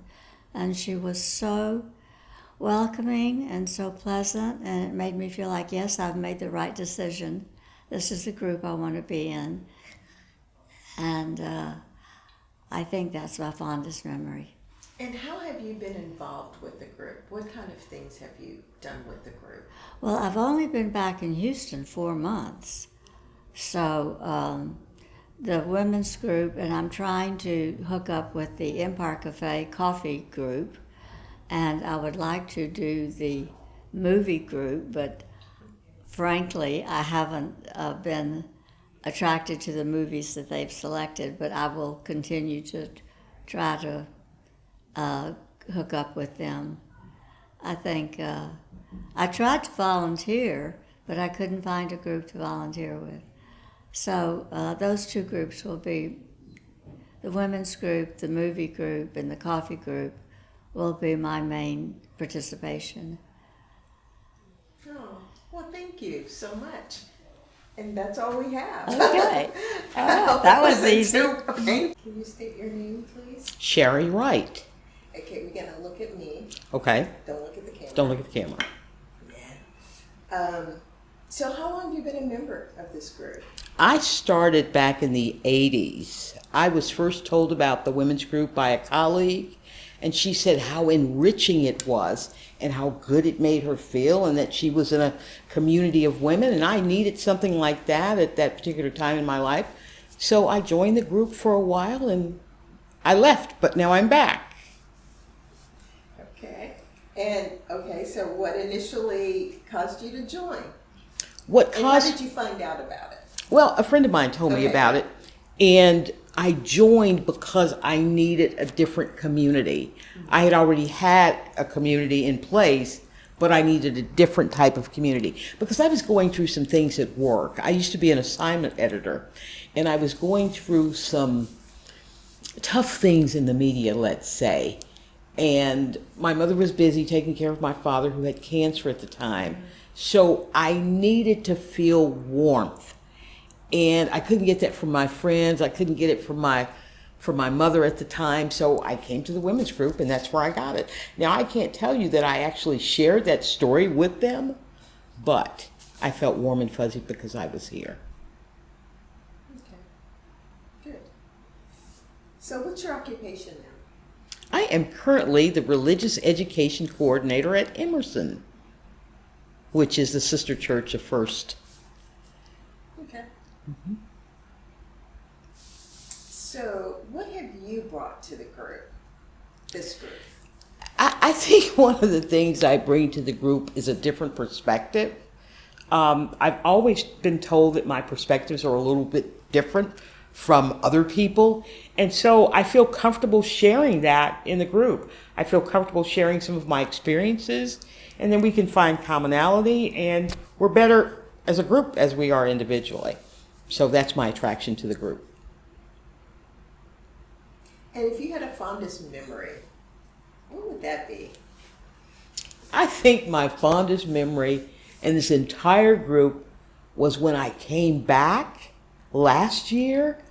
Iris actually recognized me and hugged me, and that made me feel really great. I think it's important these days to feel like you belong somewhere when there's so many places where you think you belong and then you find out you don't. So that was a warm and fuzzy for me when Iris embraced me and welcomed me back. So what have your involvement been like since you've been back? Unfortunately, I have not been as involved as I'd like to. I go with them to lunch occasionally. I try to attend some special events, but my job is one that requires me to be there 3 Sundays out of a month. So I've only got 1 Sunday off, and typically when I have 1 Sunday off, I'm here with the women's group because I need a change. Mm-hmm. Okay. Have you played a vital role in the growth and development of this group at all since you've been a part of it? I don't think so, but I'm certainly open to doing so. I have a lot of ideas, and I think right now it's really important to band together because a lot of people are out there feeling like they're on an island.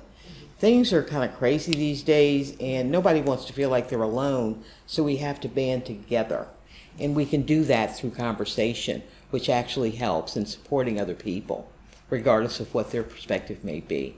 And I think that's an important function of this group, is to support others regardless of what their perspective might be, and to respect that perspective.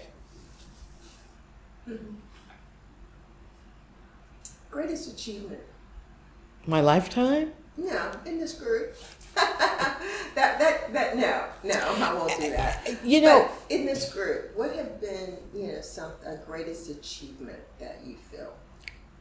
I'm going to say just by being present, I feel like that's an achievement for me, because where I was a year ago, and I lived right around the corner from this church, and I never came, I went through some challenges. And again, it's almost like grief. When you go through grief, you do certain things. So I was going through grieving the loss of some things. And so once again, I came here to get that warm and fuzzy feeling. And it really helped me out a lot because I've lost a lot of friends. And so it just helps to band with people that you have commonality with. Can you state your name? I am Patricia Hilton. Okay, Patricia Hilton. Can you tell me how long you've been a member of the Houston Women's Group? I started November of 2005. May have been 2005, I think. Right before the holidays, I think. Of 05, I think. So what attracted you to this group? I was actually going to a counselor for I was married at the time, and I was going to a counselor talking about things that had happened in my childhood and that were affecting my marriage at that time. And I was dealing with some issues, and she suggested that I go to one of the meetings at the women's group. And so I went, and it really clarified a lot of things that were going on in my life at that time. I was contemplating divorcing my husband after 30 years of marriage, and he was having a really hard time dealing with the fact that I was not living my true life, not being my true self. And so it was it was a little difficult time, and I needed that at that time. Okay. So what was your occupation, or what is your occupation? I was working for a company in Houston at the time, and I was a warranty administrator for this company. And so that's what I was doing from that time until 2013, until I moved up here to the Dallas area. Still working for the same company. Okay. So what brought you to the group again? I mean, I know you said, you're No, what have you brought to the group? What have I brought to the group? What have you contributed to this group?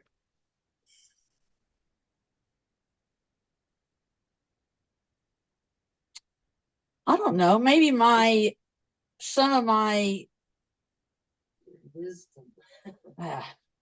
I don't think so.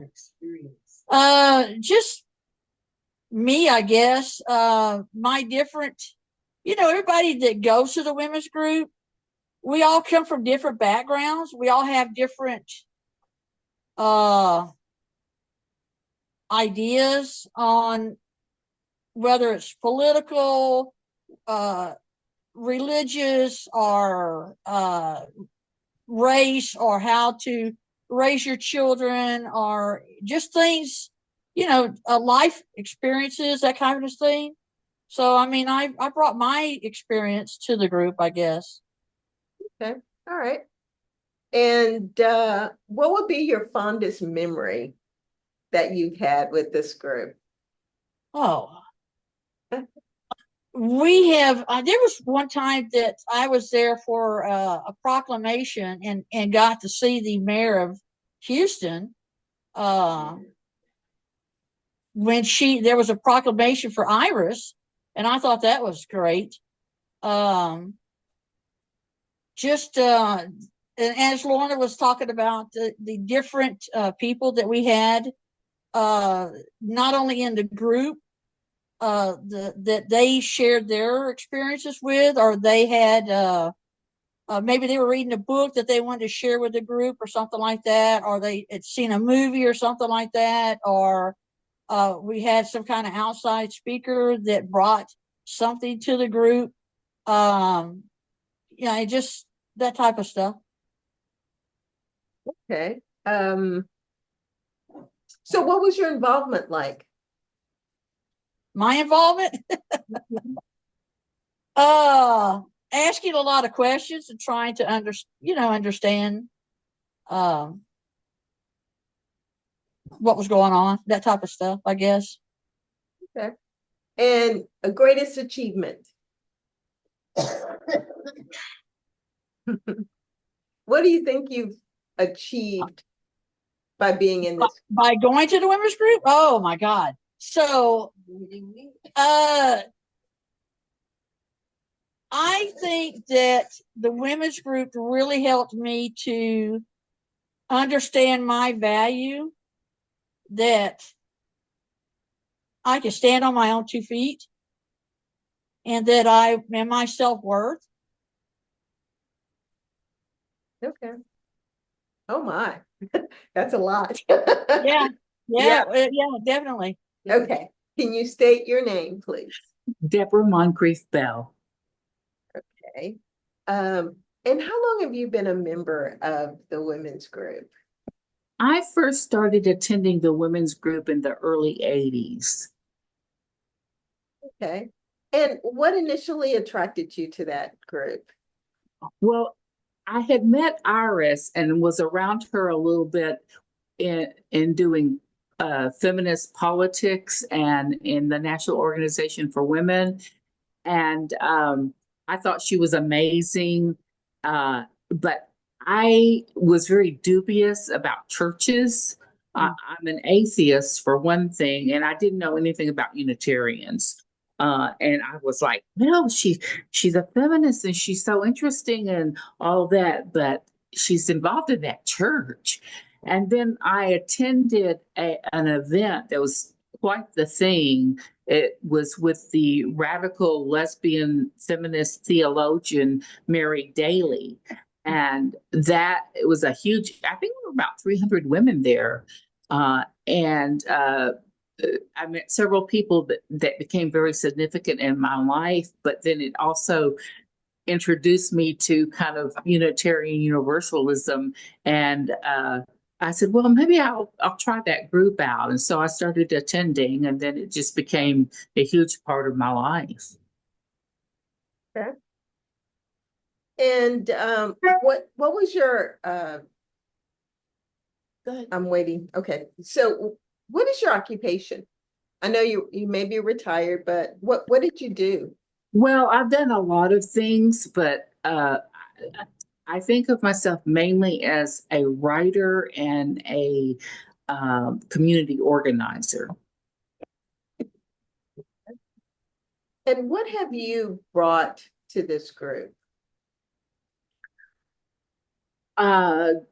Just being part of the group is one thing, but things that I have brought to it over the years has been included being a speaker, helping organize for other speakers, scheduling, handling the email account, and I'm the one responsible for getting it connected so that it could do Zoom.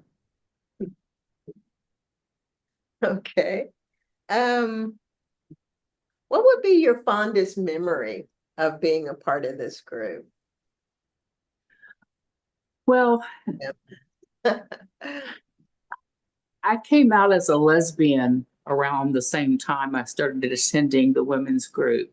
And I actually met my female partner in the women's group. And some of my closest friendships are women that I know from either from now or from the women's group. And we would maybe go out and be up late, but we would get up on Sunday morning, go to women's group. There's been so many speakers and so many stories that women have shared, and my life has been enriched by that. And so it's hard to just define just one single memory. I do have a poem that when I read it, it screamed women's group to me. And if I may, I'd like to share it. Sure. It's called Imagine a Woman, and it's by Patricia Lynn Riley. Imagine a woman who believes that it is right and good that she is a woman who honors her experiences and tells her stories, who refuses to carry the sins of others with her in her body and life. Imagine a woman who believes she is good, a woman who trusts and respects herself, who listens to her needs and desires and meets them with tenderness and grace.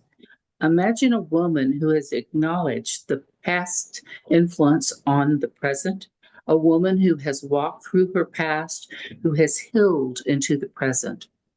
Imagine a woman who authors her own life, a woman who exerts, initiates, and moves on her own behalf, who refuses to surrender except to trust herself, truest self, and her wisest voice. Imagine a woman who names her own gods, a woman who imagines the divine in her image and likeness, who designs her own spirituality and allows it to inform her daily life. Imagine a woman in love with her own body, a woman who believes her body is enough, just as it is, who celebrates her body and its rhythms and cycles as an exquisite resource. Imagine a woman who honors the face of the goddess in her changing face, a woman who celebrates the accumulation of her years and her wisdom, who refuses to use precious energy disguising the changes in her body and her life. Imagine a woman who values the women in her life, who sits in circles of women, who is reminded of the truth about herself when she forgets. Imagine yourself as this woman. And that last bit there about sitting in circles of women, I think for those of us who have experienced that, it just really is a powerful thing, and it's for me what I consider sacred space. Yeah, I agree. I totally agree. And when I talk about the goddess, I don't think of a deity, but of aspects of ourselves. Okay. Okay. And what is your involvement like with this group? Well, I kind of disengaged from the group for a while because there were some issues that were uncomfortable for me. And I did not feel like I was being treated in a feminist manner. Because, you know, there's been things over the years, things happen. But for the longest time, I would attend. I'd be there on Sunday mornings. There were times when I wasn't living in Houston, but I would come into Houston, or I would come to Houston in order to catch an airplane to go somewhere else. And I always worked it in so that I could attend women's group. And women's group is, if you've been there once, you're a member. That's it. You know, forevermore, you're a member of the women's group. And so there have been women who have come and gone over the years, new women that have come in, women who are there for a short time and never come back, or, you know, maybe they just came one time. But for a lot of us, there's kind of this group of us that have been around quite some time. And like I said, some of my closest friends are people that I know from the women's group. Okay. And I think that was really why it was important to speak to you, because of your history with the group. So have you played a role in the growth and development of this group, do you think? Well, yeah, as I said, I kind of took on an administrative role, and I've done that a couple of times through these 50 years, where I was the one that went out and found speakers in addition to Iris. Or, you know, sometimes someone would meet someone and say, oh, you'd be a great speaker for the women's group. And so then they would put them in touch with me, and I would make the arrangements. So the scheduling and inviting people and making sure they understand what they're getting into when they come to women's group. I think some of the best programs that we have had have been ones that have been from members of the group, the regular attendees, because when you hear their stories and their life experiences, and some of the remarkable things that they've done, and it's just been very interesting. I have very much enjoyed the series that Jacsun Shah does about a little known but highly accomplished woman. So there's women in history that most of us don't know very much about or anything at all about. And learning about that has been a very valuable thing. Okay. And then, like I said, I did the email and then the technology for a while. So, yeah. And just letting people know about the group, you know, inviting them to attend just as an attendee, not necessarily as a speaker. Okay. And, you know, a greatest achievement, you know, as a member.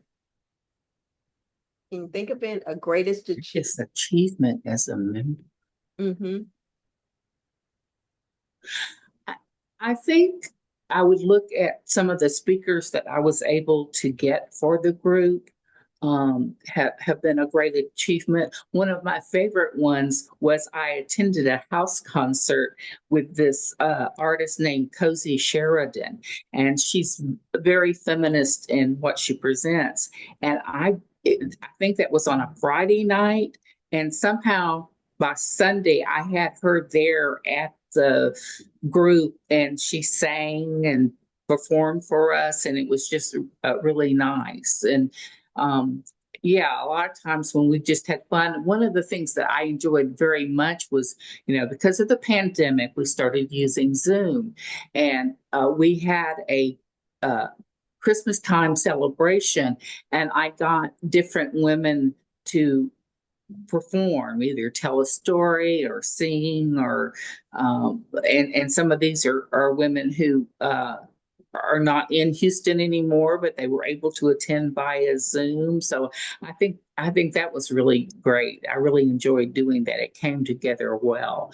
And it was part of my experience of doing radio and KPFT, of knowing how to put things like that together.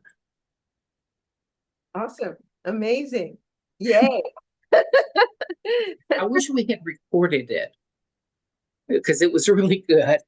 Yeah, and we need to use Zoom that way. And I was telling Ashley, I said, I never really thought about some of the calls that I've been on, actually, recording them and keeping them. But live and learn. And Yeah. you were able to reflect on that and bring that up, and now it is recorded, and we'll have that as part of the archives. And we're going to do a compilation video for the Jubilee to show that Sunday on the 18th of May.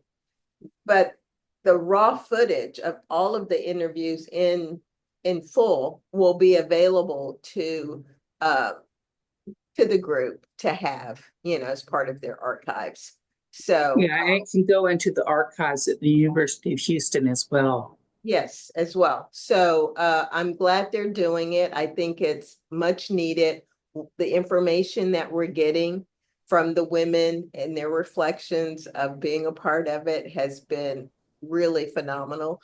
And I can see, I was one of those people who were in and out too. And I could see why so many people were drawn to the group and how they really feel connected in some way. Well, it's this idea of speaking a common language.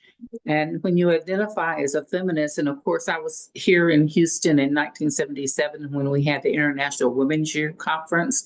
And it was kind of a heady time. We had a lot of activism, and we were really involved in so many things. And part of the social fabric of the city. But for what we got out of being part of the group and knowing each other personally has just been a treasure.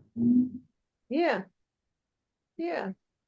And that, of course, that would have been an amazing time to be a part of it. And I, totally, the stories I've been hearing has just been, I was like, God, I wish I would have been a part of it then. I mean, I was around, I was a little young, but I, definitely, was a part of it around some of the women. And looking back, I'll come across names of women from the community, like your name and some others that I remember the name and the activism that, you women were doing at the time. I mean, like I said, I was a young woman, just, barely, coming into, the time of feminism in the Houston area. And so I was glad I got a glimpse of it. But yeah, now I'm back in the community, and I am so happy to be able to play this part in interviewing and capturing the stories. Almost every prominent woman in Houston has been in the women's group. We've had national presidents of NOW. We've had Sonia Johnson. We had Sissy Farrenthal, Poppy Northcutt,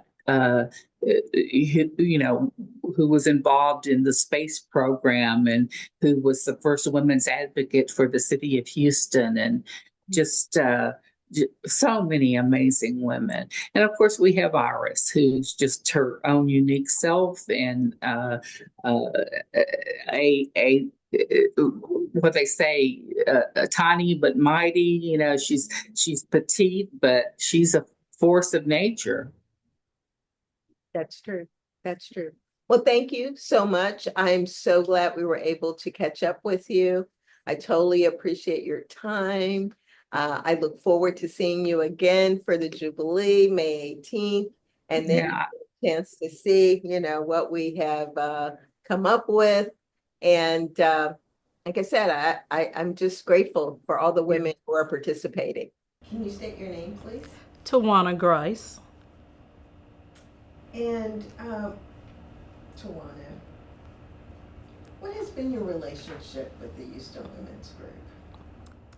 My relationship. Well, I'm the Director of Finance and Operations here at First Unitarian Universalist Church of Houston.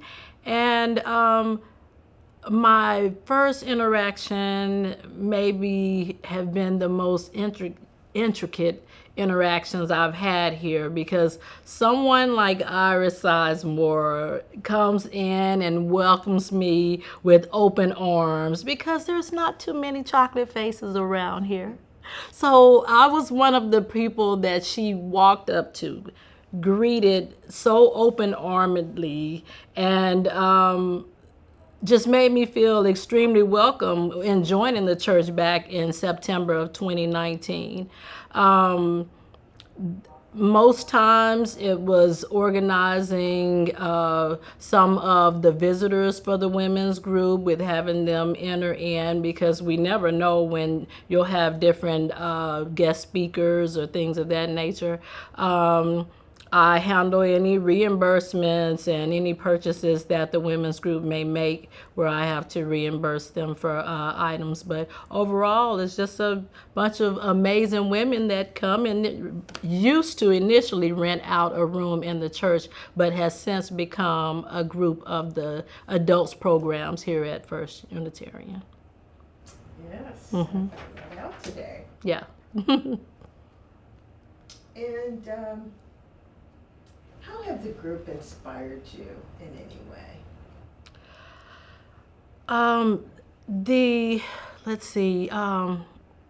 In various ways. Since I've been here, we've had well-known singers enter the building. We've had politicians, and to see how women of various ages can get together and discuss, what types of businesses they may have, and bring awareness to the local area. I love that there's a meeting place for women to be able to do so. So that's inspiration for me. And have you attended a meeting yet? I haven't had the opportunity to do so because I work on Sundays. But my mom is scheduled to meet with them on, I believe, in about 2 or 3 weeks. Yeah. Wonderful. Awesome. And how has the women's group been instrumental to the church? Probably bringing awareness to the church to a lot of groups, because we are a LGBTQ plus welcoming congregation. I'm not quite sure of the amount of visitors of the women's group that have transformed into being a member or an attendee of any of our services, but to know that there is a welcome in place both in this group as well as within the church, I feel is great. Mm-hmm. Mm-hmm. And so what has been your involvement in any way with the group? Well, as I stated, with financially assisting the group, previously they were an organization, a separate organization that was renting space from the church, but I found that with them becoming a member or a group of the church, would be able to forego that rental. I mean, the rental space, they're going to be here. They're going to attend and meet, and they like to meet on Sundays. So meeting on Sundays is typically reserved for groups of the church. So there was a win-win situation for the group as well as the church. Well, we're not getting any rental income, but we do have the women's group being able to meet at a lower rate to the group and continue their great causes. Mm-hmm. Mm-hmm. Wow. Yeah. That's amazing. It is. And they've blessed us with a few contributions from bequests that they've received. So overall, it's been beneficial for us both. Mm-hmm. Okay. Yeah. Well, thank you. You're welcome. Okay, can you state your name, please? Okay, can I get your name again? Linda Gibbs. Okay. Okay. Lena Brooks. Okay, Lena, how long have you been a member of the Houston Women's Group? I'm one of the founders. Ah, okay. Yeah. Well, It was tell me 4 all of us. about that. How did it happen? Well, I think that was the time in the 70s where there was a lot of divorces, one thing, and women began to search out ways to get together and, get something done. I'll put it that way. It was just a lot of, I think, a lot of anger.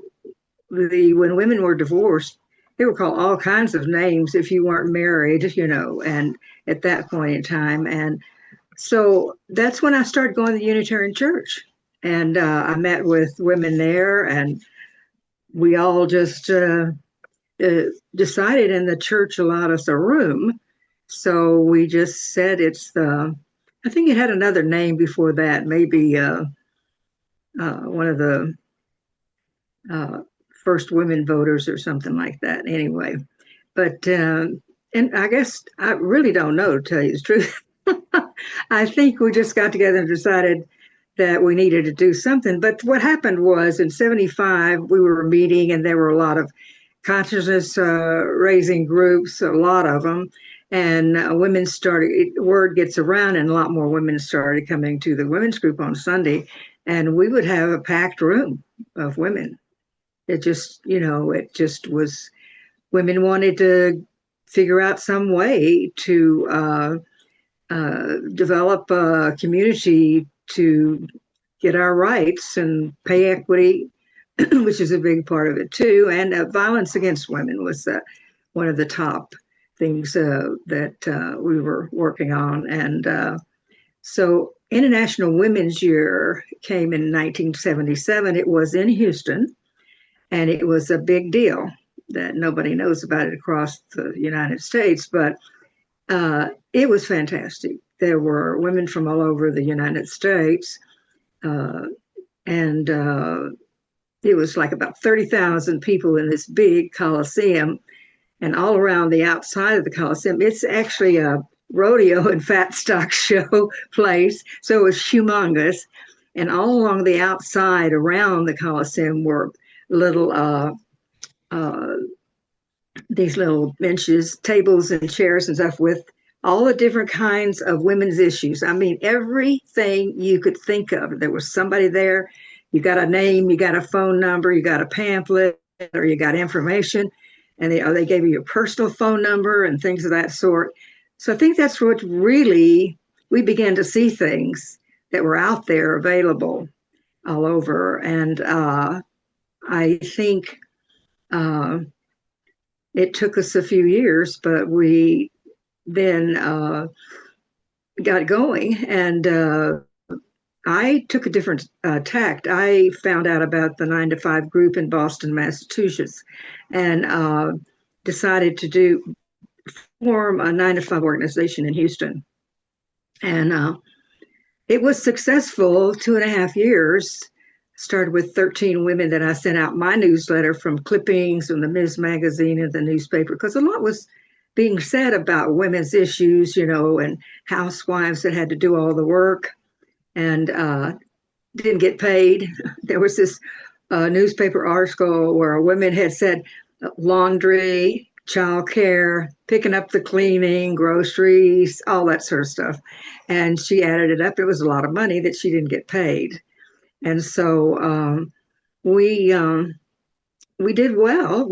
Like I said, I decided to send out 13 newsletters and kind of laughingly said, we'll be the 13 apostolettes, from the Last Supper, and asked them to come to the meeting. And we came to the meeting just to talk to each other and find out what they were thinking, doing, and so forth. And then I said, you write to 13 women, and it just went on from there.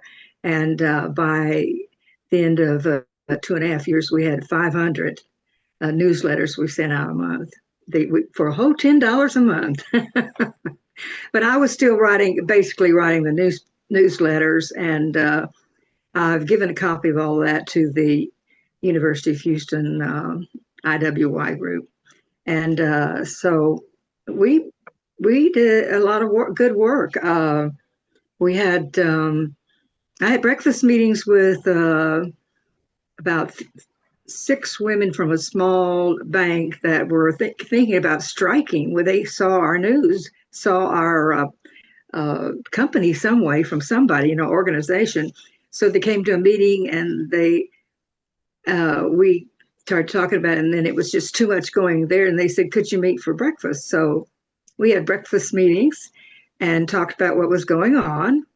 And they were angry because this typical thing in those days was a little college guy would come out and be going to be the manager. And they had worked, years, and they could not be promoted because they wanted a male there, because only males could supervise women, And so as it turned out, I didn't get the very end of it, but they did get the CEO from San Francisco come out to talk to them, and they said they were going to strike if you didn't change this, because they deserve those promotions, not these young men.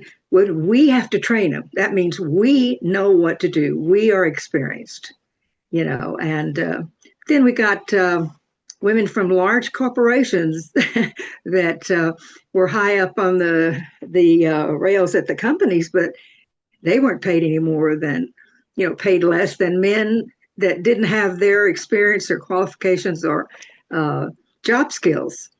And they did say that a large amount of corporations in Houston have files on us, and they were trying to figure out what we're going to do, and all that sort of stuff. And I said, but had we have the 9 to 5 group was sponsored by the YWCA, and they had an office with telephone, a copier, all kind of supplies were given to them, everything. And I think if we'd had something like that going, that we could have done a lot more. But anyway. How was this tied into the other group that was going on, the women's group that was at the First Unitarian Church? So was this a separate group, or was this the group? Is this how this group emerged? We were a separate group. Oh, okay. We were a separate group that met in the women's room. So how did you get involved in the women's group, the Unitarian, the first? Well, it's not the first. It's the Houston area the Houston women's group. How did you get involved into that group after the 9 to 5 group? It was before. I was one of the founders. Okay, so did you continue with the group, or did you stop? Yes, I did, but I wasn't as much involved after I got that organization going, because it was a lot of work. It was a lot of work. I had a job that was, from 8, but I left in the morning at 7 o'clock. I didn't get back till 7 o'clock, and then you're trying to figure this newsletter. And then after a time to get it copied, mailed out, and all of that, it was a lot of work. And so when did you get involved with the other group? Did you ever be able to join that group and start bringing whatever your talents to that group? Did you ever get a chance to do that? What group are you referring to? The Houston Women's Group? Correct.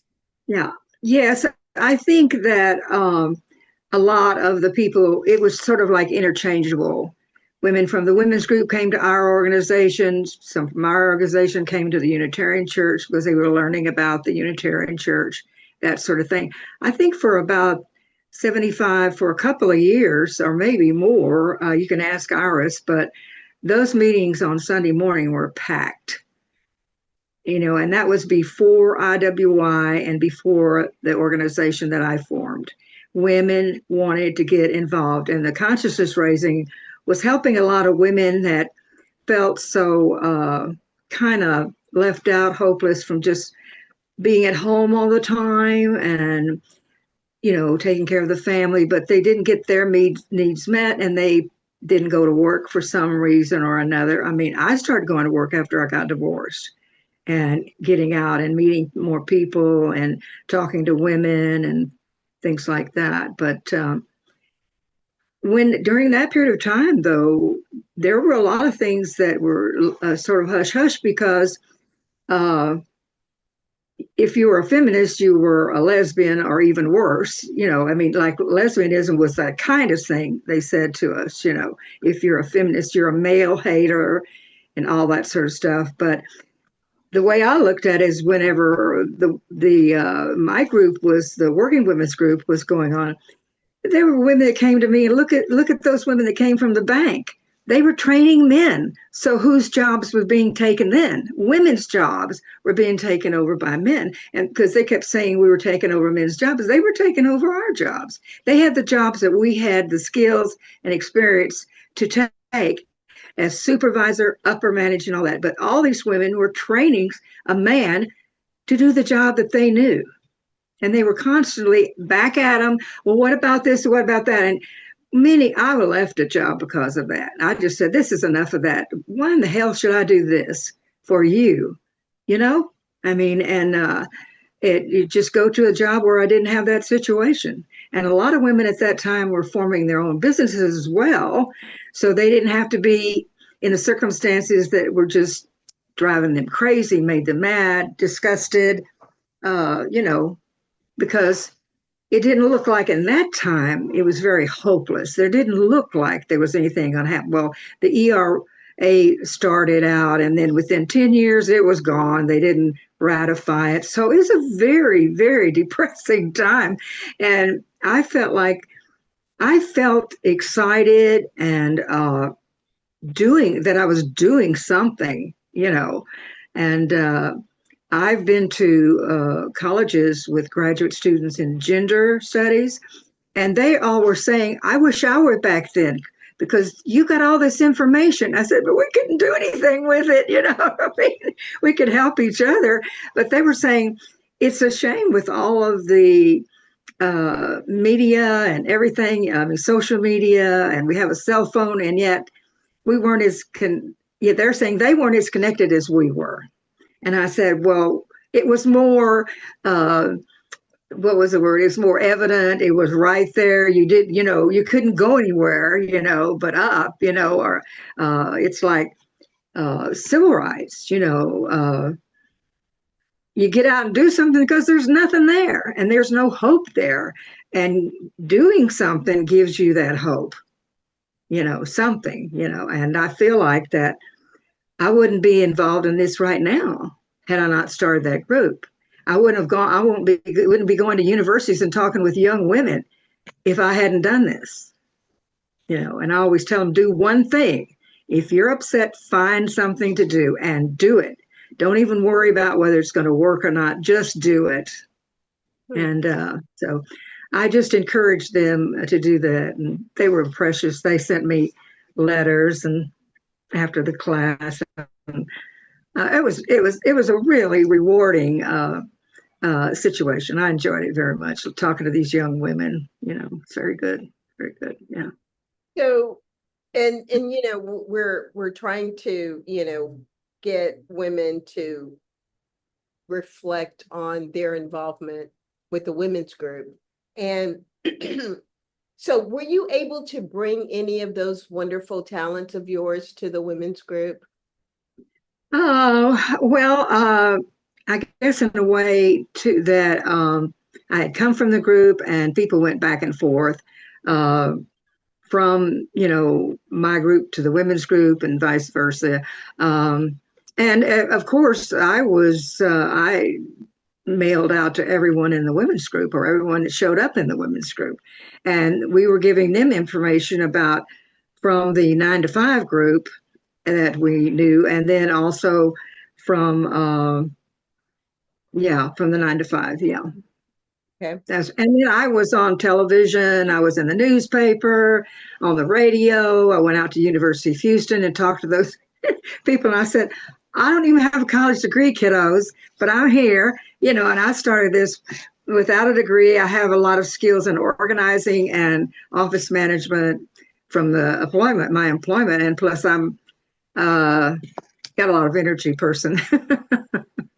So do you have a fondest memory that, during this time that was part of, the women's group, as you were doing the other group as well? So do you have a fondest memory that you experienced with the women's group? Mm-hmm. It was some of the fun things that we did. One of the members was Iris's partner. Her name was Marjorie Oppinger, and we would several of them would rent out this big beach house on the coast on Galveston Beach. And it had lots of women because, big families would go. Well, all these women shows up, maybe about 20 women and all their kids and everybody's partner of the works. And the kids would go out and catch the crabs in the ocean, and they would run them back to the house. And then there was a group that would put them in the pot and cook them. And there was another group that sat there and cut them up and everything. And then Marguerite made quiche pies, loads of quiche pies, and but that it was such a good time to be in with our kids there, and them seeing the camaraderie, and all that sort of stuff, and those were good times, really, really good fun times, and I think that, well, at least my children they've always been feminists, and my son always says when somebody's trying to put, trying to tell me I don't know what I'm doing or whatever. And he'll say, you might as well give up. You know what I mean? So tell me what your things like that, what would you feel is your greatest achievement being involved in both? Well, I didn't think it was a big deal about being the founder until now, you know what I mean? And even now, I said it was Iris that kept that group going. All of those years, I was in and out. During COVID, I was on Zoom, and that was really, really great to be on Zoom and talk to people and from in Houston and friends and so forth. So, and it was just a good support group. It's always been a good support group for women, because there's somebody there that you tell them what's going on and they said, well, I know this or I know that, and I can show you this or that. And it's very helpful because, they ask for help. We give them help if we can. And if we can't, Iris pass the hat, put your money in there, So, but I feel like that staying in contact with Iris all these years, and she hearing what I'm doing. I moved to Austin during the time that Ann Richards was the governor, and lots of things were going on in Austin, so I would stay in contact with her and all of that. And it was just that both the women's group and my group was a place where women could tell their story, could feel supported. And that was the big thing that I got out of it. Who said, you may not think this is anything, but it's a lot, that we can get together with other women and talk about the things that are going on and so forth. And I really wish I could have kept up with some of these women, but I did some, but everybody went their way, got married, moved out of town, all that sort of thing like that. So, but it was great work because I was helping myself and helping other women. And it was both women's group at Unitarian Church and mine, women were happier. They were happy because somebody else understood and they got them. It was that part was the biggest part of both groups, and that we shared with each other. If I knew something or I got some information from one of the women in my group, I shared it with Iris, she shared it with the women's group. It was back and forth, so And then there were other groups spin off from that women's group that Iris can tell you about. She knew many women's groups that went and did like I did. They just started up something, and that was pretty powerful feeling as a woman to have that much. Well, I figured it was personal power, but it was also political power, and I've used it all throughout my life. I'm the political person here at the senior center where I live. I put out petitions, and we have groups that meet that, because not everybody's a rabid feminist, you know what I mean? But those who are like me, so it's so much for giving me your time. I just know that what you have reflected is just going to be a phenomenal reflection, because we need you to have said what you said, and to reflect on your experiences and what you did in the community here. That is so important. And I thank you for your time. Thank you for just like I said, reflecting back and sharing with us what you experienced, because it does sound like a fun time, and to be a part of it, because even though it sounds like it was a struggle, it was so nice to hear that there were some women like you who stood up and did what you could to make things right for other women. And like I said, thank you so much for your contribution. Thank you very much. I felt like that the women's group and my group and other groups gave women the information they needed to help themselves. And right now, it's still working. And that's what's so incredible about, this group. It's lingering. And I'm sure, if you were here, you would be right here with us, moving us forward, giving us all the history we need about, what happened, way back, and, when, things were a struggle for women, and, look at where we are now. So thank you so much. It really is helpful to be in a group of people that are struggling the same way, and it's exciting. It's really exciting because we're all talking to each other. We know each other very well, and we are talking to people each one of them outside in their area, coming back with it, bringing back and forth, and it's exactly community. It's community. Yeah. All right. Well, I hope you can make it to our. I'm coming. I've already made my airline reservations yesterday. Awesome. Well, I look forward to seeing you. You too. It's been great. So much. And thank you so much for, rearranging things for totally appreciate. Have a wonderful day. Good morning. Morning. Can you state your name, please? Shelby Troxell. Okay, Shelby. How long have you been a member of the women's group? I just started going summer of 24. So, yeah, new attendee. Okay. So sorry. You good? Didn't want to wait until it was like too far into the interview. You're good. Yeah. Just rotate you yeah, a like little sideways. Bit. Yeah. So, yeah. So that must be a little bit more comfortable for you. Yeah. Okay, good. All right. So oh, yeah. So yeah, so just start again with the name. So state your name. My name is Shelby Troxell. Okay. And how long have you been a member of the group? Yeah, I started going spring, summer of 24.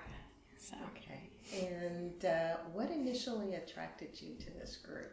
Yeah, I moved back to Houston. I'm from Houston area, and I was just looking to find a like-minded community. I think community's more important than ever right now, and I saw that this group was Unitarian. My grandparents growing up were really involved in the Unitarian Church in Spindletop in Beaumont, and so was wanting to find something similar and found this group. So. So, did you Google? How did you find out? Yeah, I knew that, like, from my grandparents, they had a lot of small groups within the Unitarian Church often, and so I actually just went to the page. My grandpa had passed this year. My grandma passed, a couple years prior, and I just thought they were the coolest people ever. They're so just open-minded, and so I went on the Unitarian webpage to see what kind of groups they had, and I saw a women's group, and I thought that would be so awesome just to find like-minded folks and just be in a group where everyone's open-minded, and Okay. So, what do you think you bring to the group? Oh, I bring. That's a good question. I just like going there to listen and learn from everyone else more than anything. Like, there's just so many cool people there that have a broad range of experiences, and everyone's had these cool lives, and I feel like every time I'm leaving learning something new from, even if it's off topic from what we had in the discussion, just I feel like I get some nugget of knowledge every time, and I don't know, someone younger, I just like going there just to soak up what everyone else has. So. Okay. So far, I know it's only been short amount of time. So, do you have like a fondest memory? Like, what have stuck out with you? Honestly, the first day I showed up there, I wasn't really sure what to expect, but everyone was just so kind, like, hey, you coming to lunch with us? It was just so sweet, and I feel like immediately I felt so comfortable, sharing and just being honest about how I feel about things. I've lived in some, areas where I feel like people are not as accepting for having different viewpoints and all that. And then, there's just such a diverse group there. I immediately felt welcomed, and people were encouraging me to share my own experience. And I felt, I don't know, I can be kind of shy, but they were also open. And the first time I went there, I was like, man, this is going to be an awesome group. And I've looked forward to it ever since, every Sunday. So, yeah. And then I will say, like, there's just been really cool history topics we've gone over. I feel like I've learned so much about, women's history, like lesser known history throughout society. And that's just been the coolest thing. I'm telling my family little fun facts after every Sunday. So, yeah. Okay. So, this is another thing, and I know you have it. So what has been your greatest achievement so far in this group? Just what you feel like you've accomplished or achievement. One thing I guess Iris has been encouraging me to speak more in the group, which is something can be a little bit more nervous about, but they did give me opportunity to lead a group discussion, and I was able to talk about gender identity and just kind of growing up, my experience there, and I think it opened up such a great discussion with everyone, hearing their experiences with gender, and I guess it's something that it's deeply personal to me, and I would have been scared to talk about before. And just being in this group, I felt like, yeah, I can talk about this. And I loved hearing everyone's experiences and stuff growing up, and just from different periods of time. There's people from such a diverse, ages, and it's just really cool getting to hear everyone's experience with gender. And yeah. You're good. Back that up a little bit. Yeah. Yeah. Oh my gosh. Yeah. You're good. Not a good time. But yeah. No, you're good. You're good. Okay. Okay. Say that. I mean, you can't. I know you can't say it exactly, but you led a group. Yeah. So I guess one thing I feel like is biggest accomplishment, I'd say, would be leading a group discussion on gender identity, because that's something that's been deeply personal to me, and it was just really cool to see from a diverse group of people growing up in different periods, such a big age range, how everyone has experienced gender growing up and how it's differed, and yeah, something I think I would have been scared to talk with the group before, but just the group's been really open, and yeah, I was happy to lead that. So okay, yeah. And that's it. Yeah. Yep. That's it. No more questions. Yeah. Awesome. So, okay. yeah, thank you so much. Yeah. Yeah. I had no idea. I wish I would have been here that Sunday. Yeah, it was like right the first week of January. Actually, that's why I was kind of like, oh, there'll be less people, so I won't be as nervous doing it. Yeah, it was really fun though. Yeah, we. It would have been a great discussion to be in on it. And you're gonna start. Okay. Scene 1N, take 1. Okay. Can you state your name, please? I'm Mary Helen Evans. And can you tell me how long you've been a member of the group? I started coming to the group just over a year ago, Christmas Eve, 2023. And so, yeah, it's been just over a year. My daughter brought me for the first time. So, yeah, she found that. I keep going. She found the group online with the video that they had online, and she was looking for something for me to get out of the house and go, have a sort of community, which I was kind of isolated. So she found that. Okay, because that's my next question. Why did you join? What inspired you to join? Right. At the time, I was very isolated. I have a special needs daughter that I am pretty much the primary caregiver for. My husband helps a lot, and that's kind of isolating. We don't really get out too much, and I mean, finding somebody who it's a lot to unload. When you meet new people.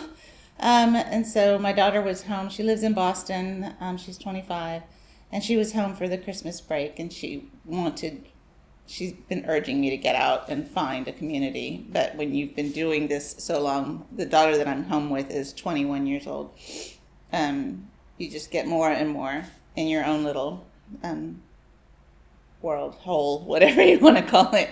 And so before she went back, she just wanted to see if she could introduce me to some kind of group, and she looked online, and I guess this was one of the first videos that she found. And she's also sort of involved with the Unitarian. She has some friends who are Unitarians up in Boston, and then we also went to a Unitarian church when she was little. Anyway, so it seemed like a good thing to check out, and from that first meeting, it's exactly what I needed, and it has been for the whole time I've been coming. It was exactly what they said it was. Just kind of come as you are. We'll meet you where you are in your life, and they've always been welcoming and amazing. Yeah. So, occupation? At the moment, for the last 20-something years, I'm a stay-at-home mom/caregiver. Before that, I was an editor, most recently a medical editor for a medical journal, and which I loved doing and would love to start working again. But at the moment, it's my current project is to try to figure out somebody to help care for my daughter, just so even if it's a break even kind of thing, somebody to help care for her so I can get out and sort of build my self-esteem again. But anyway, so right now my occupation is taking care of her at home. So what have you brought to the group since you've been involved for this time?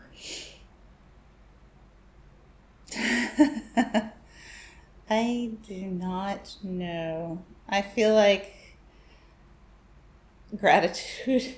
I let them know how much I appreciate them being there for me, and that they have been so welcoming, and I feel like they haven't asked much of me.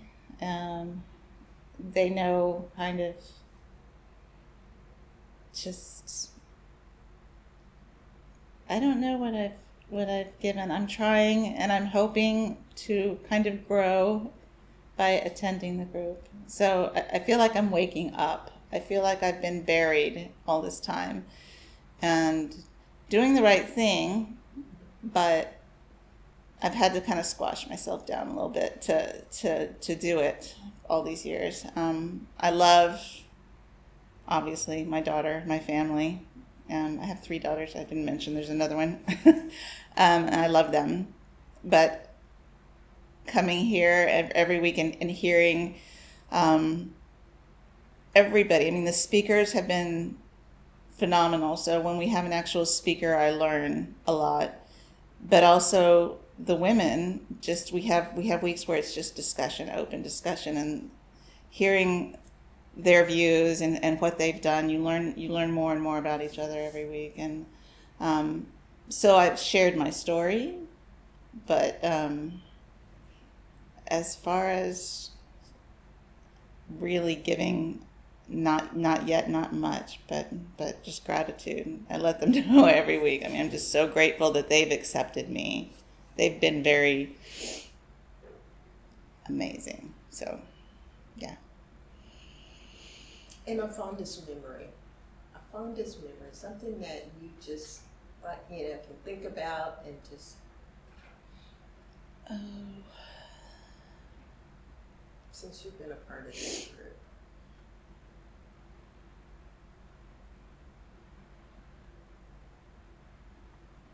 Trying to think. Iris's hugs. Iris, the thing that I really think is cool about the group, one thing, is when I first came, I would try to sneak in, and you sneak in and go around the back, and Iris would just get up and walk across and give me a hug. And it's like, you can't sneak in, and that's not a bad thing. It's like, maybe if somebody new wants to come or something, and they may think, I just want to sneak in the back. And that's fine. You're not obligated to talk very much, but or at all. But you can't sneak. You're gonna get something. You're gonna get acknowledged, and I love that. And I love that they hear whatever little thing you do say. They're all listening. It's not like people are like doing something and it's a real busy room or something. Everybody takes what you say to heart, and if there's something they can add or offer, they do. So, and one other time, this was just sort of an outside activity. There was like a sort of very small sort of dinner and pool party, and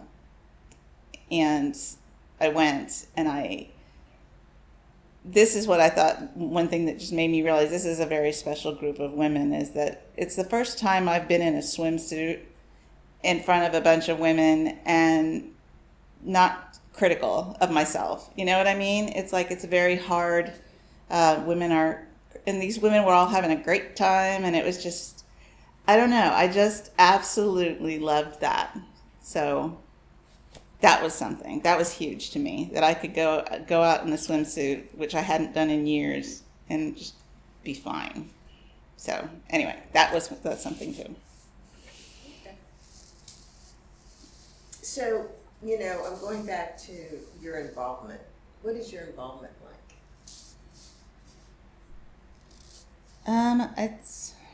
I say I just come on Sundays pretty much. They go out to lunch after, and I have not been able to do that. That's something my daughter kind of set up for me when she started a year ago coming, was that my husband would that's my time off. That is time. She carved it out. So every Sunday, pretty much, I should be here. He's going to give me that time to come to women's group. Because we have very specific times that we're kind of sort of off duty or whatever. I can go do what I want. And so she kind of negotiated that. And so, I better do it. I'm going to use it because I don't want to lose it. I stop going or thinking, So, but I don't go to the lunch thing after, because I need to to be back home for that at that point. But I could sometimes probably if I worked it out. But so at the moment, I have made friends, and I am able to go do some social things with some of the ladies, which is awesome. That's something else I wasn't doing before. So yeah, as far as I don't know what else, I haven't really committed to doing that much. I'm just I'm a consumer at this point. I hope to find a way to contribute more, but at the moment I am benefiting greatly and hope to repay at some point. Okay.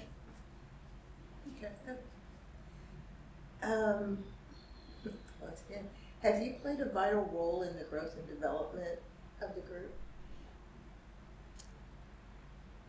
I don't think so, particularly. Like I said, I've only been coming for a year. I have, my daughter has some great friends. I know Iris is always talking about recruiting younger members. And my daughter, she of course lives in Boston, but she does have some great friends. So I've passed out the cards and stuff and been telling people about the group.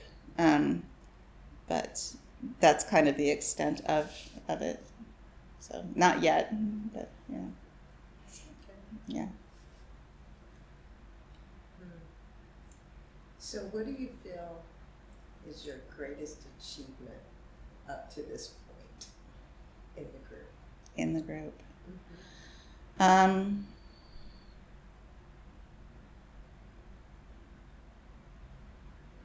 I feel like the group has, it's a weird thing to say that it's an achievement, but I feel like the group has really helped build my self-esteem. So looking at myself differently is actually kind of huge, and not just giving up. And my daughter comes home every few months, and she just says in that year, I mean, she sees a huge difference in me, and speaking up for myself, and I don't even know what, but like when she says she comes to the group with me when she's home, and she just says she can just see that I'm part of the group now. I mean, she really can feel like I've grown as part of the group. She can just see it, and that makes me really happy. So that's probably my greatest achievement, is just sort of general personal growth over the year, is where there really wasn't a whole lot going on before.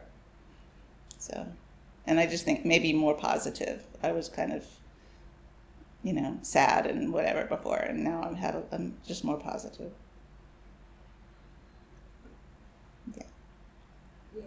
Yeah. Yeah. Okay. Can you state your name, please? My name is Janina Rafalska. And how long have you been a member of the women's group? Well, I joined in 1999, and so it's 26 years. Oh. And what initially attracted you to join this group? Well, Are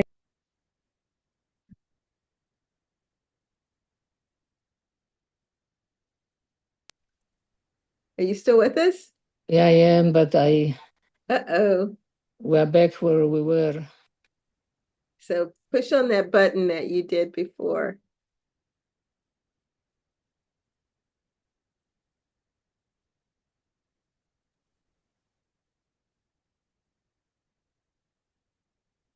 Hey, now that's us. We lost her.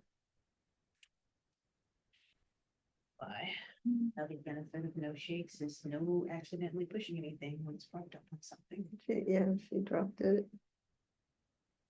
Which was announcing cultural events, fun things to do in Houston, and also personal ads, organizations ads, including Houston Women's Group. And I thought often about going and visit this group, I was hesitant, but ultimately through series of circumstances, I met somebody who was already a member, and she was also a geologist. I'm a geologist too, by the way. And she mentioned this group and introduced me to the group, or gave me an address and told me it's quite easy, the group is nice. And one Sunday I went. And that's, I was welcomed by Iris, who was very friendly. When I walked in, the way she welcomed me, I thought, she waited for me all her life. And then I started to attend. Okay, awesome. So what do you feel you have brought to the group since you've been attending? Very quickly, I met the rest of the members of the group. And to say members, it's really not quite correct because it's very informal. People, women, more specifically, come and go. There is no membership, no fees. But there was a core of women who were coming. And I was very much interested, since Houston is and was a large city and has many attractions, of participating in cultural events, tourist events. So I organized, or a group of women gravitated toward me, and I was leading at that time. The only way to notify anybody was email, which was good, about theaters, operas, ballets, interesting talks. So I think my contribution was to have this group within the group. It helped me to participate in cities, in Houston's life, and it helped them because many women like I lived alone, or if they had spouses or partners, not always they were interested in going out and participating in Houston's life. So I think I made their life better. I made my life better, definitely, but also I made their lives better. Okay, all right. So I know you've been in the group for a long time. So tell me about a fondest memory that you have. The fondest memory. Yes. There were many of them. Of course. There are many of them, but one of the things that we were doing is we're meeting in individuals' houses, and I had and I still have a swimming pool.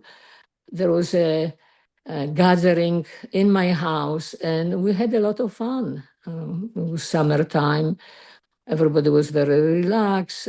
Part of the group stayed overnight, since there was a little bit of imbibing going on. And it felt like I had a giant family. And so I enjoyed this. It's a small example, but that's what I enjoyed. Another activity, perhaps, that comes to mind, and this was, I want to say recent, not so recent, when Hillary lost. Of course, it wasn't fun moment, but what I remember is that there was a women's march organized. People went to Austin, including me, and a group of us from women's group in Houston went, and we spent a day in March in Austin, marching, being active, protesting. Didn't help much, but at least we did something. Yes. Okay. And what is your involvement like now? I'm much less active. I was very active, I would say, until 2008. And then I went for a few years. As I said, I'm a geologist, and I went to work in Venezuela. I lived there for 2 years. After I came back, for some reason, really don't know why, maybe just my involvement went down. Perhaps part of the reason is that as I was within the group, I developed many friendships amongst the people who were also members of the group. And we basically we were doing things without really being involved in group activity. I would go sporadically because perhaps there was very interesting presentation or some specific holiday that we celebrated, but I wasn't going as religiously to the meetings, and I was not really organizing anything much more. Okay. Well, thank you so much for even giving us this time. I mean, I'm so glad you were able to be a part of this. We wondered if we were going to be able to pull it off, and we did. I'll be honest, I don't particularly know that this is going to be a high value interview for you. Let's, my understanding of this project is it's to document and celebrate the, 50-year anniversary of the Houston area women's group. And I'm 55. So we're talking about the impressionistic memories of a 5 to 8-year-old child. So take it for what it's worth. Yeah. Okay. Are we recording? Okay, great. So state your name, please. Sure. My name is Jacques Oppinger. And let's see, I keep forgetting that I'm not using this and I'm using my phone. So who was your mother? My mother was Marjorie Oppinger, who, my parents were divorced when I was about 2. So a single mother from, a very young age from my perspective. And she was, starting around the mid to late mid 70s, the partner of Iris Sizemore. Okay. And how old were you around that time? I would have been 5 years old. Oh, okay. What stood out the most, or what can you remember? What stood out the most while you were at these meetings? Or, what is your memory of just at some of these? Well, to be clear, I never would really attend the meetings. I guess I was in the periphery of things. So, again, as the child of a single mother, that means I was necessarily brought along to a lot of events that, one might not necessarily always bring children to, that I was exposed to a lot. So I guess my observations would be an incredible sense of community, people, doing things of importance, of, I think, finding themselves. A lot of times these were divorced women, a lot of single moms, I believe, people that had, left former marriages that were looking for a sense of community, that were embracing a new awareness of, women's issues and everything that was happening in the 70s. So there was a lot of that. So, I was witness to some meetings. I was taken along to protests. I took part in, I attended, fundraisers as, the child again of somebody who was, just kept busy because daycare was not always an option. So that was sort of my association and experience.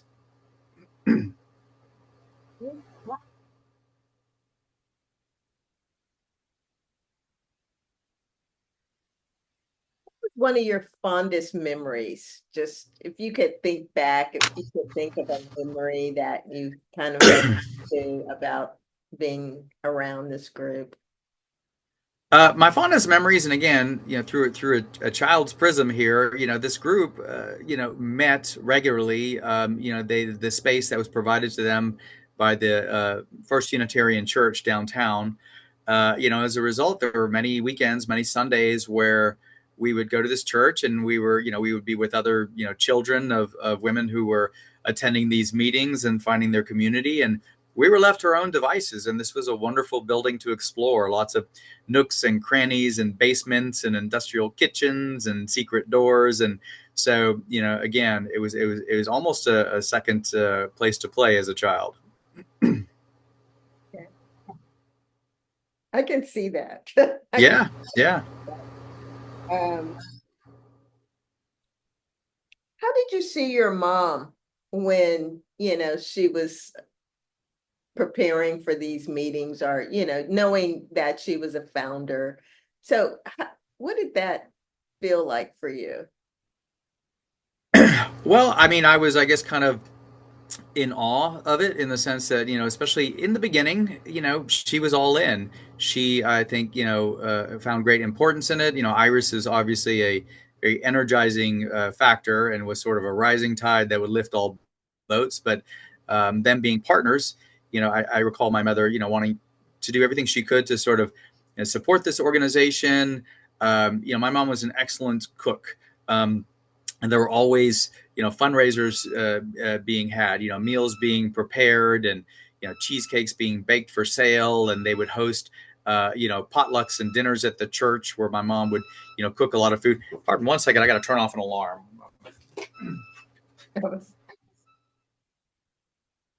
Sorry about that. So, yes, my mom was heavily involved. I think that, less so over the years, to the point where I don't know that there was a lot of, I wouldn't go so far as to call it disillusionment, but I think they sort of eventually, Iris was committed on a level that eventually I think my mother wasn't. So after the initial energy of the founding of this group and the organizational fervor, I think, my mom sort of went a different direction. But at the beginning, she was definitely all in.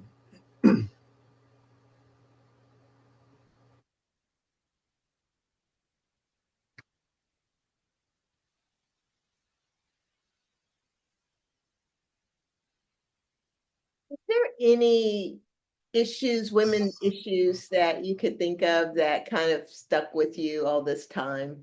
Just some of the issues that came on. Has that kind of stayed with you? Any you can remember? Oh yes, I am the child of feminists. There's no doubt about it, and I think that has colored my worldview in every way. It's affected all of my relationships, and I think the way I relate to the world. And I had an awareness of women's issues from a very tender age. Whether it's marching in support of the Equal Rights Amendment, or protesting Anita Bryant in the 70s downtown. So yeah, I was exposed to a lot. I'm as liberal as they come, and I think that it's in no small part to the upbringing that I had and the association of groups like the Houston Area Women's Group and the community that created. Okay. All right. That's it. Yeah. I told you I was not going to take a lot of your time, but I knew it was very important for us to get some representation from your about your mom, Yeah. and so you and your sister, I've talked to her, and we're glad that you were able to say something. And yeah, I would do anything for Iris, and my mom passed away several years ago, and as that distance grows, it's become very, very obviously important to Iris to remember my mother's role in that. She's very sentimental about it, and whatever my memories of it are, and again, they're not, I think maybe they're not always positive. I said, alluded to the fact that maybe I was exposed to some things that you might not expose a young child to. But I will honor Iris. I will honor her role in that she's a pillar of this community. She is by far the most generous person I know. So I would do anything for her. Thank you, Jacques. Appreciate it. My pleasure. All right. Thank you again. Hope to Take see care. you at the Jubilee. I plan on being there. Absolutely. Okay. Take care. All right. State your name, please. I'm Carol Hendricks Burris. Okay. And what is your relationship with the Houston Women's Group? Well, it goes way back because in the 80s, there was somebody who told me about the group because he knew someone who went to the group. And so I came to that group and I met Iris at that time. I think it was 1985. And it was meeting at the Unitarian Universalist Church on Fannin. And I had a loose relationship already with the church because my aunt had gone here. But I had never gone there because we grew up in a different church and I just didn't. But I was a young adult by now. And so I came and I was very interested in the feminism that was happening at that time, the speakers. It was a small room and we were just stuffed in. And it had a lot of really good energy. And I had never been part of something before that was all women and women talking about feminism in various forms. And it was a wonderful time. And so then I started going to this group and then going downstairs also to hear the sermon. And I enjoyed doing both. So I did both for quite a long time. Yeah. Okay. But over the years, because I've been the director of religious education, I have had a relationship with the Houston Women's Group that was to know a little bit about what they were doing. Maybe I knew some of the speakers they were having, or I would just run into people, or also sometimes women would bring children, and we would work with them to have them during the time they were here to be in the children's programs that we were offering, or to use the child care, or that kind of thing, whatever would be of support to the women that were here. So, and then I'd just known Iris for a very long time as a friend and a co-church member. Yeah. So, have this group inspired you in any way?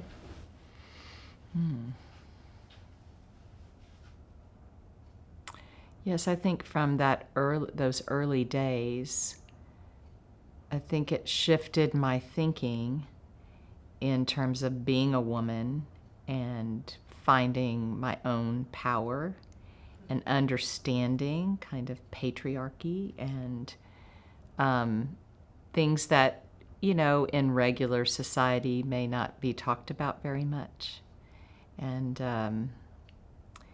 in, everyday family situations may or may not come up. So it was a eye-opening experience to hear women talk about women's issues, and you could feel it. It's like they say it and you felt it, and it was like an affirmation of like true and a shift of understanding because words were put to it, ideas. And so definitely in those early days. And then knowing that it was here and surviving over all of the changes that have happened and the ups and downs of society since the 80s. And maybe times when people thought it wasn't as necessary or as important, but of course it still was. And they're chugging along, still happening, still having women bring in speakers and learn from each other and get through political events or take action, and just its presence, small, big, over time, consistently happening, really important for the community and for the church to host, to have a connection, to collaborate.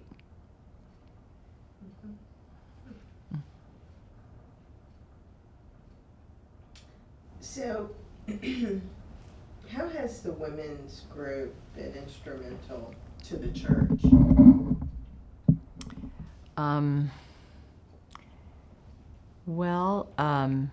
I think in some ways similar to some of what I just said,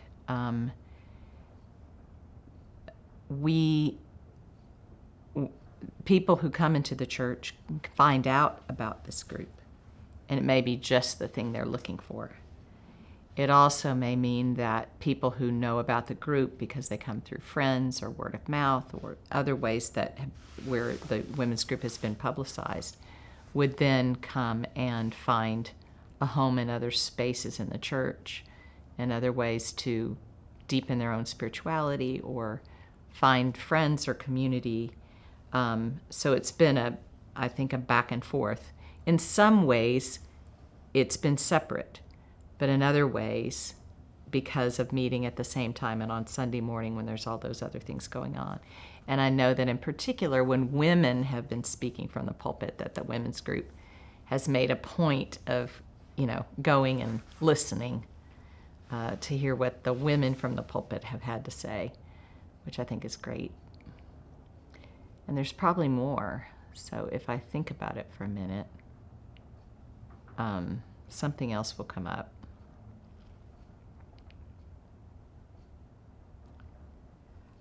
We have collaborated with, yeah. Hold your thought.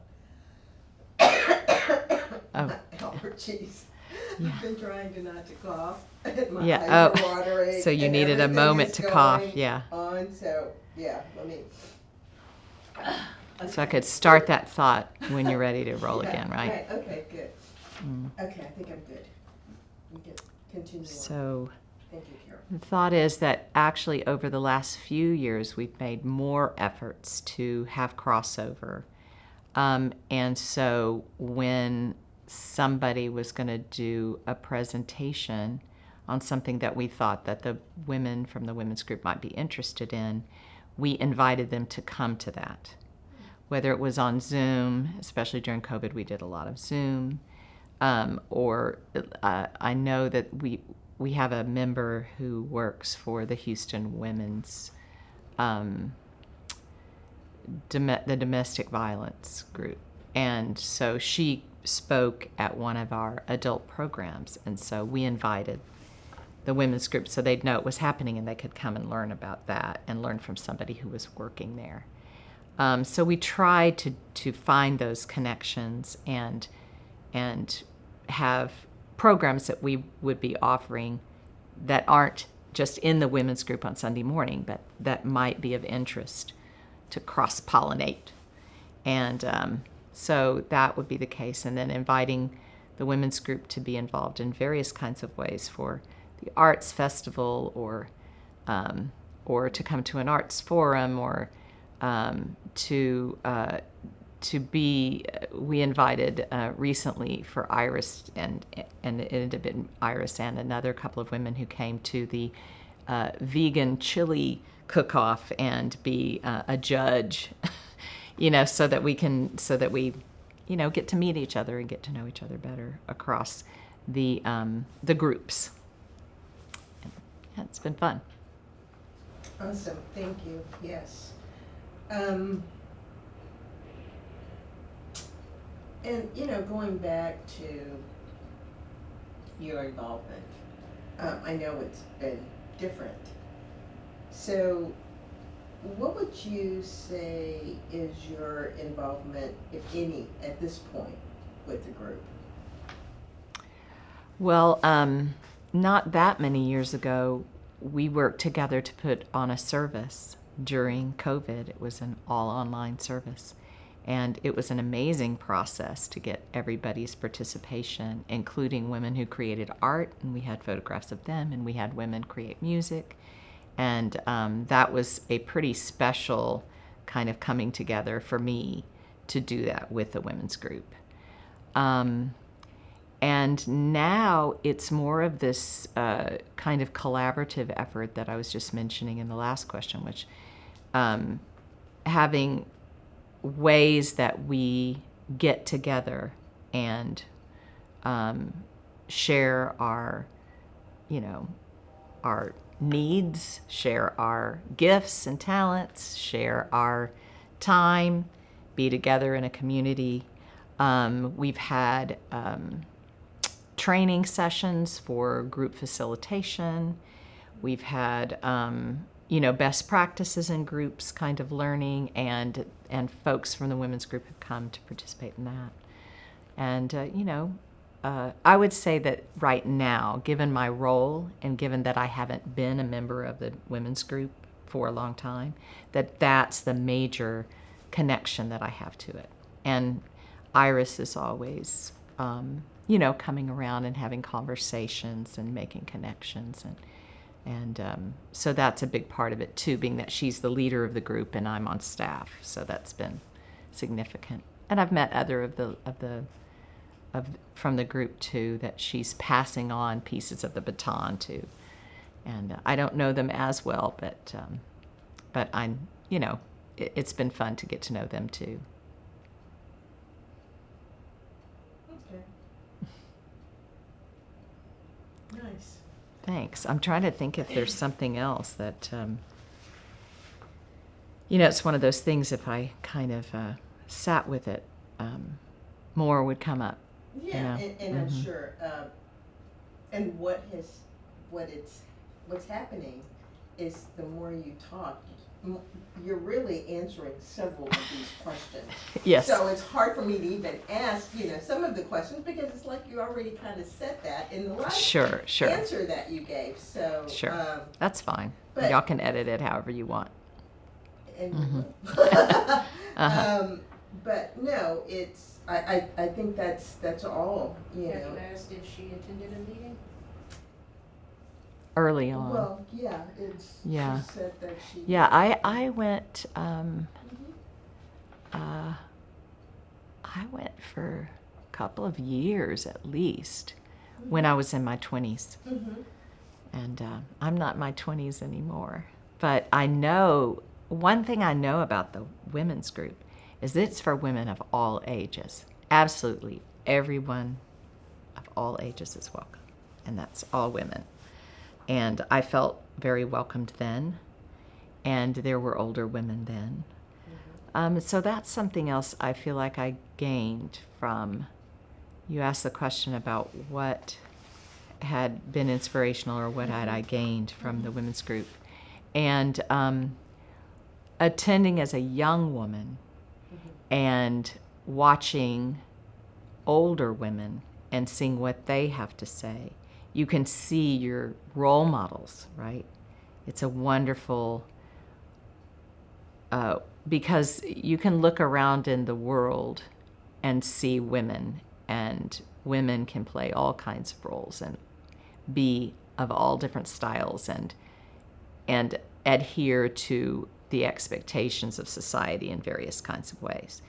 And the women in the women's group in general, although you certainly cannot put them all in one pile, have more outspokenness, and just by virtue of them choosing to come to a group where feminism is being discussed and being explored, and as Iris loves to say, every time, you know, your own feminism in whatever way that works for you or that is your own.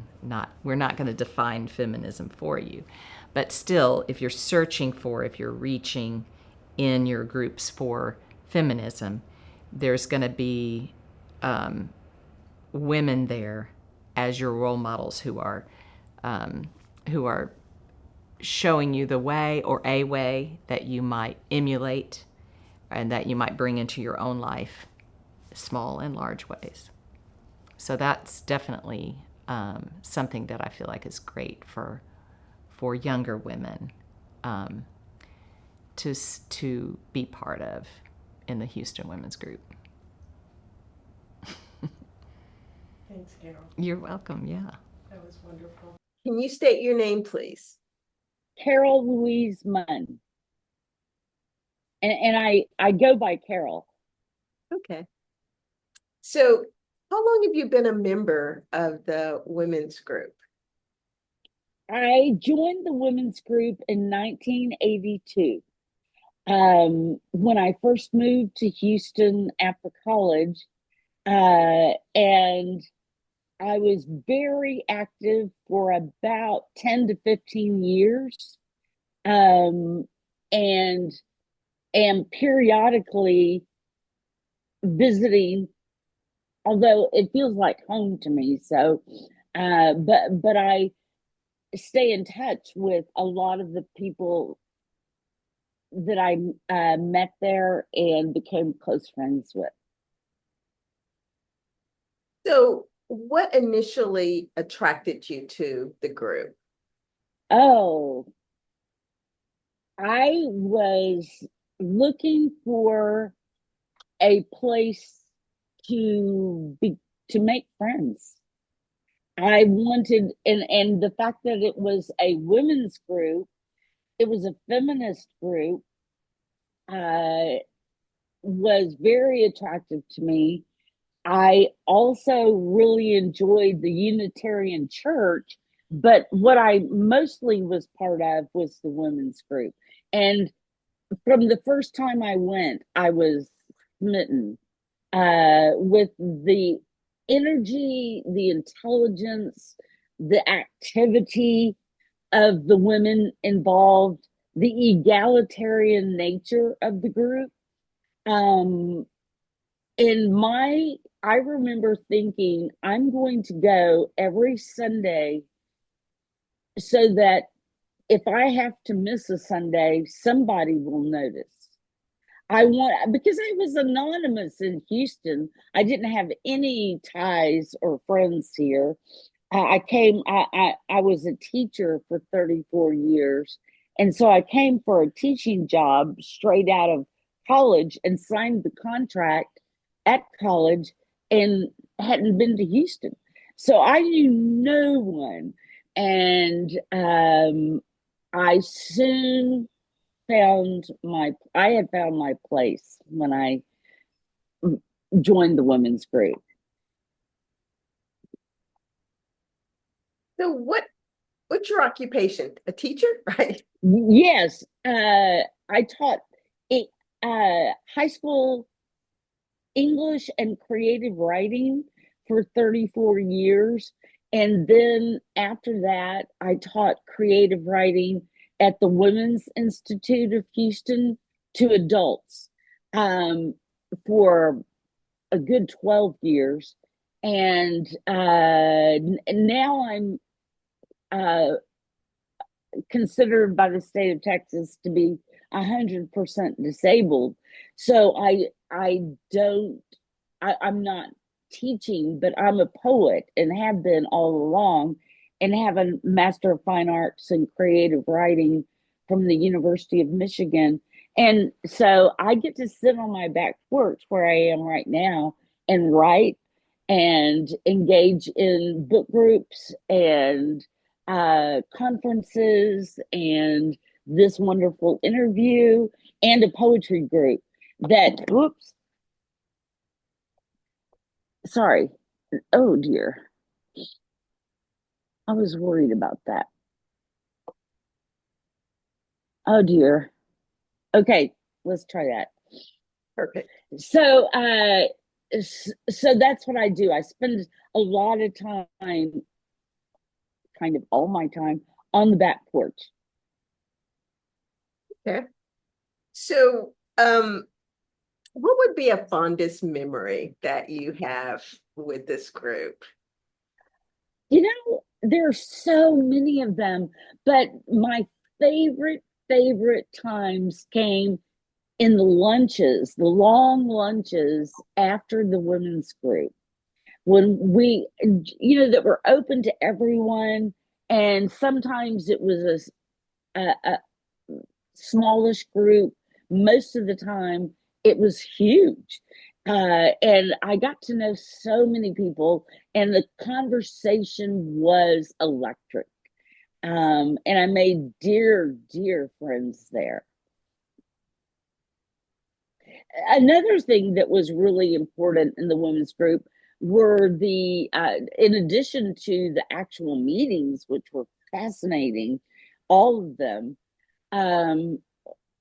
I was involved in the consciousness raising groups and participated in them, and then eventually Iris asked me to lead groups, which I did, and that was very fulfilling. That was important for me as an individual, and important for me as a way to engage with by leading those groups. Which you just answered my next question. What is your involvement like? What was your involvement like? So you could go with that, or you could add to that. I worked about 800,000 rummage sales to raise money for the women's groups portion to pay to the Unitarian Church.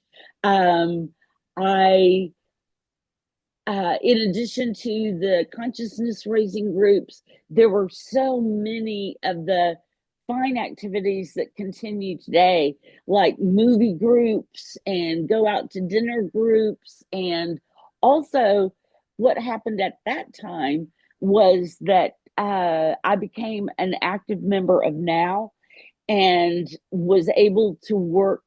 So it was some of the same people, but a different group, sort of a side shoot from the women's group. And those are the things that I have such strongly positive memories of, and always will. So have you played a vital role in the growth and development of the group as well? I don't really think so. It feels like I was doing what everyone else was doing, engaging, participating, committing to being there. I wasn't exceptional in any way. I was part of what was going on, and I felt like the others were equally involved in the group and in making it what it has evolved into today, which holds striking resemblance to what it was then, as a place to welcome all women, and to do what's important to promote women, to help women to identify our own sources of confidence and certainty, and to engage in the world at large from that base. Okay. So what do you feel is your greatest achievement by being a part of this group? A greatest achievement that you feel was a result of being part of this group? Personally, my achievement was as a young woman, I came when I was 22, just barely 22. I was able to more quickly develop that sense of confidence I spoke about earlier, because there was a base of welcome and support and encouragement that came from Iris and Marguerite and all the women in the group. And so I would say that being able to early on identify as a strong woman in my own right is really the legacy I carry from the group. So it's not my personal achievement, but it's the legacy I've received from the group. Okay. Well, that's it. Okay, then. So, hi. Hi. Can you state your name, please? Rosemary Carcamo. Okay. Good morning. Good morning. So I wanted to, I know you just joined the group, but what initially attracted you to this group? Well, I felt that. Oh, hold on. I changed my mind. Can you take off your glasses? Yeah. Okay. Okay. So, what initially attracted you to this group? So I felt like my entire life I've been a feminist. I just didn't really have the language for it or the verbiage. I don't know. Like I just always knew I was different from my family, you know, and that there was like things that I wanted to change. And even to this day, when I say something feminist, I always get pushback. And I was like, I Googled you guys. I just like, there's got to be someone out there who thinks like me, because there's I notice a lot of aggression when I do mention something, you know, feminist. And I was just like, there's got to be a group of women out there that feel the same way and are tired of seeing the women in their life suffer. And for men who are ungrateful. I don't know if that makes me sound mean, or better, but yeah, I just wanted to find a group of like-minded women who, and when I told my daughters, they were like, oh, Mom, this is going to be you just, I don't remember what the word was that she used, but basically saying that, like, it's just a negative thing, you know? And so I was like, you know what? Me being as feminist as I've always been in my entire life is why you're enjoying the life that you are now and not stuck in some horrible marriage. You're out there living your life. And it's because, you know, they've traveled with very little money, by the way. They're independent. They live in New York. They're having the time of their life. And I was like, that's because of the way I raised you, you know? So, yeah, I just wanted to find other women who think like me a little bit. So now that you've joined this group, this wonderful group, what are your thoughts now? Oh, I love it. I love everyone. I love just coming in and not feeling crazy. And I love coming in and like hearing their experiences and their thoughts and their opinions, and how most of it or all of it really mirror what I feel. And so it's just like, I'm not crazy. It's so nice to find women who don't think that I just want all men to die. Like we just want, you know, we just want, I'm sorry, my eye. We just want women to be happy and not suffer. How do you think you're going to be involved in this group? What things do you think you will contribute now that you're here? Well, I haven't really thought about it. Right now, it's just sort of there feeding my soul. I've never really thought about my contribution, but you know, whatever they want from me, I would do if they wanted me to volunteer or do anything. But I just would give the women here comfort and love, and if they ask anything of me, then I would totally do it. So, yeah.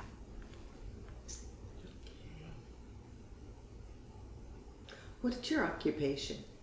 I'm a bank teller. Yeah.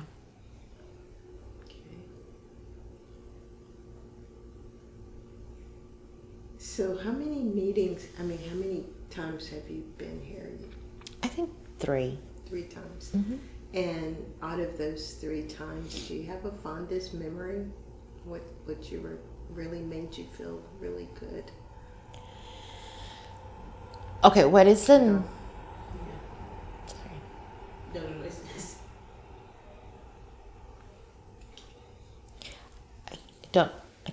I'm very forgetful. What is the name of the founder or the? Iris.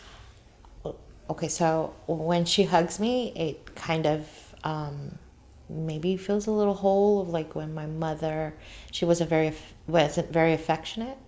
So she gives me these hugs like they're genuine and sincere, and they kind of make me feel loved a little bit. But yeah,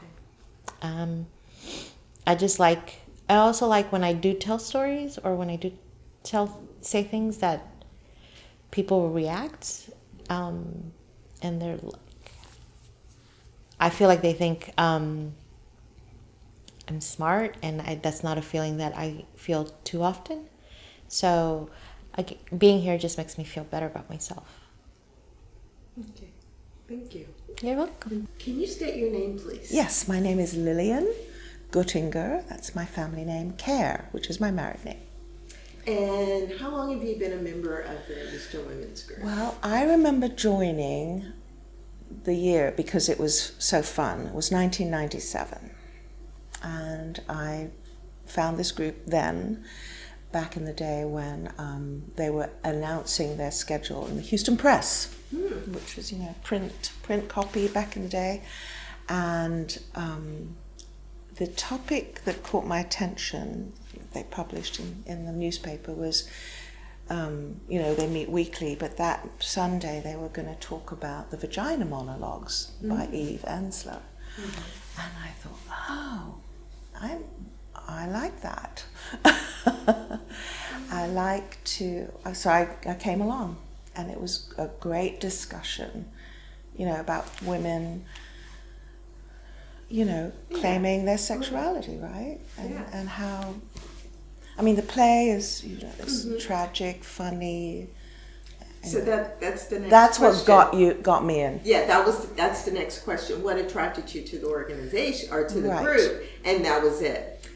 So what do you do? What do I do? What's your occupation? Okay, so I am semi-retired now, but when I was working, which I was working at the time, I was in the marine insurance industry. So dealing with claims, shipping claims, that was my world. It was lovely. I liked the work I did, and I was very fortunate to have a great, very collegial, the company where I worked. And so that was good. So it was full-time work. It supported what I call maybe my activism, troublemaking, depending on what you want to call it. Okay. Yeah. So what have you brought to the group? What do you feel how you contributed to the group? Well, I think I voice my opinions clearly, and I hope that allows some of us, and I used to be that way, feel a bit more timid amongst a group of strangers. But if they see someone else saying, well, they just shared a really personal detail, that maybe I can do that. And that's kind of, how I see it. Because we all have stories to tell. So, and it's a safe space. Okay. So, what has been your fondest memory of women's group? Being in the women's group. I know there's several, but yes, you there's could several. Kind of focus on one that really kind of stands out. What do you think? Well, I think that discussion on the vagina monologues was outstanding, I have to say, only because we got down to some nitty-gritty stuff. Everybody in that room, we probably had 25 women in that room, had a story to tell about how their space was violated, how maybe their personal sexuality was either celebrated or violated, and it was it touched me that we were able within a few minutes, go so deep into things that are so personal, right? And the other little funny thing is, so, you know, Iris, whom I love, has said this is a space where no men are allowed. Hold on. Big ringing the bell. Okay. Yeah. How many times do they do that? 3. Okay. So one more. Okay, we'll wait for that. Yay! Think of it as a royal announcement. You know, you're here. Okay, thank you, bells. So it was no men are allowed. That was the rule, you know. But I think one time my son was about 3, and there was some issue with the nursery. Maybe the person hadn't showed up late, whatever it was. So I brought my little 3-year-old upstairs. I'm sorry, I'm going to have to bring this non-female in just for 10 minutes until the little church nursery opened up. And they were just, of course, you know, they loved him. So he immediately, he's now a feminist, and I think by introducing him to strong women right from the get-go, I did the world a favor. I think so, for sure. That's interesting. So, what do you feel is your greatest achievement? What is your greatest achievement in this group has been? I think out of this group, I became much more politically aware. I had not really understood my own political leanings or even my own ideas of feminism until, you know, I met with a group. We all, you know, the discussions that we have, the different speakers that are brought in. And I learned so much about, well, Texas politics, US, and I'm not a native of the United States, but I learned so much, and I became very politically engaged as a result of that. And I'm very happy that I am, because we all have a voice, we all count. And that is something that I really value that this group gave me. Okay. And what has your involvement been like? It's tapered off. That's just me. It's lazy Sunday mornings. But I still feel connected, even though I'm not physically coming. I think with COVID and doing all the Zoom meetings, you know, there are other groups. I just had so little interest in doing Zoom meetings. So have you played a vital role in the growth and development of the group, you feel? I think so. I think Iris would agree with me. One of the things, one of the speakers that came on a Sunday morning, she had brought back an issue about human trafficking, and showed us a movie, talked to us about that, and right away, we just said, well, this is awful. We had no idea this was going on. This was 25 years ago. It wasn't really on the radar then. But she had been to some conference in Baltimore, and I think that's the church phone. Anyway, there we go. Somebody answered it. But she brought this issue back, and we, in women's group, formed our own little group to go out to, first of all, learn more about it ourselves. None of us have been affected by it in any way. It wasn't like somebody said, "Oh, I used to be, or I have been a victim of it." We just felt, there were perhaps 5 or 6 of us that right away said, we need to do something about this. So that group formed, and it came out of women's group, and then it became a separate group, and we started meeting here at the church. And of course that aligns with the Unitarian Universalist position on social justice, which I really appreciate. And and then I found out more about Unitarian Universalism, which I thought, this is cool. So I think that was something that really came out of women's group. Still going today, Okay. Well, thank you. Thank you, Linda. That's it? That's it. So easy. I know. And it was meant to be easy. And You're a great interviewer. Aw, thank you. Let's start with stating your name. My name is Chris Sizemore. And who is your mother, Chris? My mom is Iris Greer Sizemore. Okay. And how old were you when you started attending the women's group?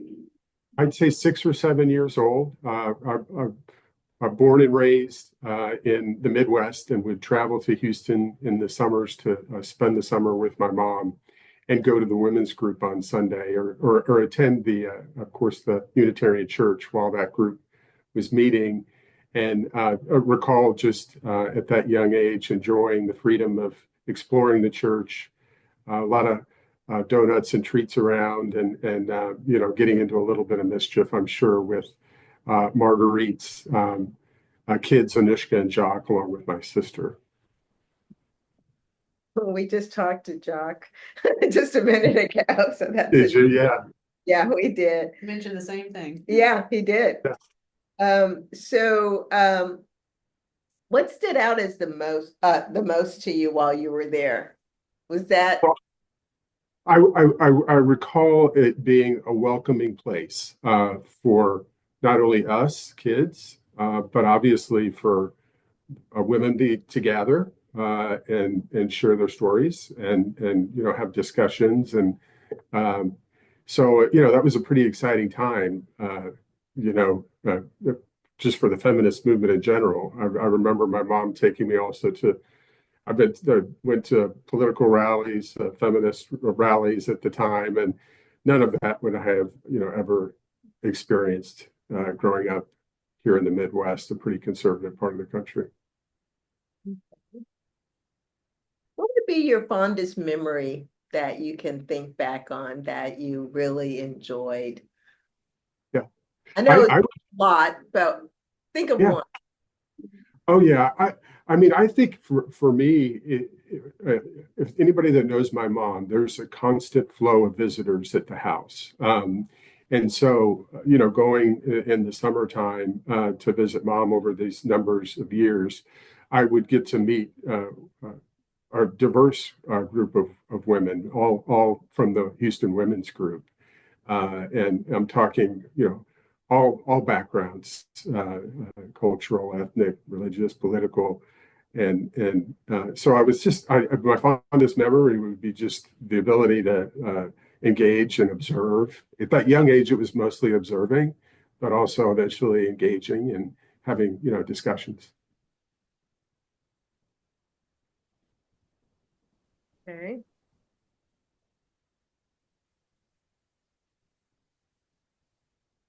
How did you see your mom at this time? I mean, when you would visit and you would see her in this role that she just kind of so easily entered into at times, what was your perception?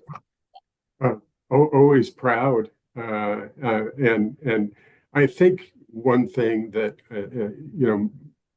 mom has had a real big influence on me is just, creating balance in my life. And that, I credit her with having exposed me to things that I would not have probably been exposed to before, or have discussions about, things like gender roles and, equality. Those just wouldn't have happened. And so at that, growing up, I was just so excited to come for the summertime. And we did a lot of fun stuff together, but, mingled in were coming to the Unitarian Church, which I considered fun, and just meeting a wonderful group of people. And, what was it like to have an activist mom?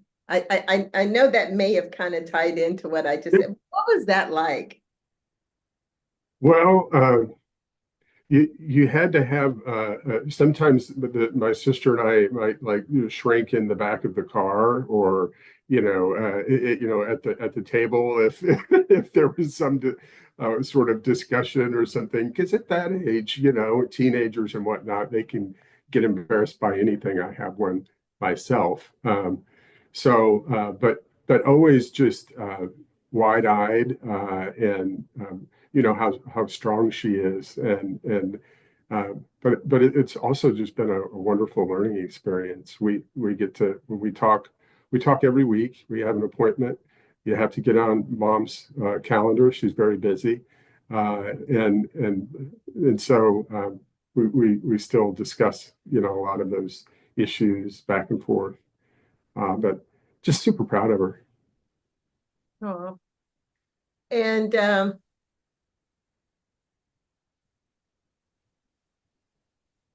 what just takeaways, as you've gotten older, what has been some takeaways for you as you've gotten older that you probably can reflect on from? Yeah, well, I continue to be surrounded by strong women. Married for 30 years, a daughter, a sister, of course, a mom, a niece. So, I think the way the women's group and my mom have had an impact on me is just striving to be the best, husband or father or son or brother or uncle or friend. And so I think a lot of that came out of just what have I observed and have been able to engage with not only mom, but friends and members of the women's group. Okay. And that's it. That's all we have for you. Can you state your name, please? I am Dr. Jolie Rock. And so this is going to be about your relationship with the women's group. Okay. So what has been your relationship with the women's group? As the Director of Music and Arts here at First Unitarian Universalist Church of Houston, the women's group is a very vibrant and active part of our community. They have been actually very supportive of the arts at the church, and they are always involved in our Spring Arts Festival in May. They host a table, they've given away books as prizes, and hosted arts there. And they're wonderful. They're wonderful. They participate in some of the arts actively, the different programs that we have in terms of our arts forum when they can. The arts forum actually runs at the same time as the women's group, so sometimes they'll kind of skip and come down and participate. Sometimes they're in service, especially if it's a topic that really interests them. They've been involved in the Labor Song and Story Fest that we had for a couple of years back. And so just very vibrant, very involved. Okay. And have the group inspired you in any way? They are always inspiring everybody. And so, Iris is just a spitfire. I can start naming off many of the women in the group. I don't want to do that. So, and I would say, yes, they are inspiring. They love the music that we offer, and they make suggestions for different things. Iris sometimes will leave articles on my desk for me to read about things that are interesting and coming up. And so it's inspiring. It's great. It's motivational. And to have that connection where you know that there's an open space. And it's not, this is what I'm doing, boom, and that's it. And this is what I'm doing, that's it. But that we are all here together to enrich the community together. And they're very much in that light of being a light and a beacon and helping to bring people together. So it's wonderful. Yeah. Awesome. Have you attended any of the women's groups meetings? I have. It's hard. It's tough for me too because I'm actually teaching, but I'm actually working while the women's group is in session. But I have come to at least one and poked in for a little while and participated and then ran out. Yeah. So yeah. Yep. And I've gotten some information from some of the women's group activities in terms of like they had somebody come in and talk about gardening up in the Fifth Ward area. So I was able to participate in that and get information and take that further. And yeah, and so they're always having such wonderful conversations and things. So, and sometimes I hear about it on the side, even though, because they know I can't be there. So.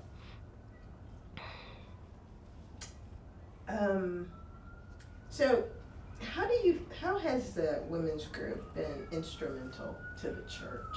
Let's hold on for this one. Oh yeah. Okay. Thank you. Someone's in trouble. So I'll read that over. Okay. So how has the women's group been instrumental to the church? Well, they've been here 50 years. So a long-standing group that's involved with the church, supporting the church's efforts, and standing on their own as a group is, just very impressive. It's very impressive.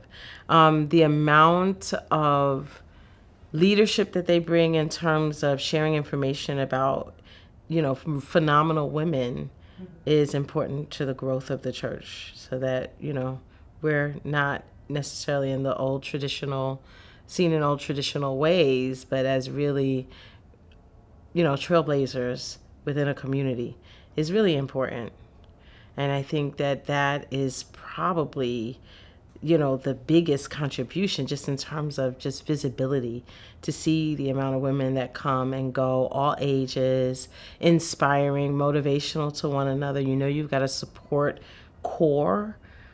And, showcasing all of, each week they showcase another woman.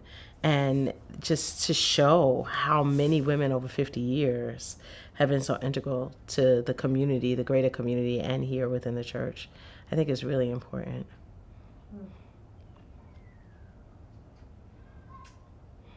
What has your involvement been like with the group?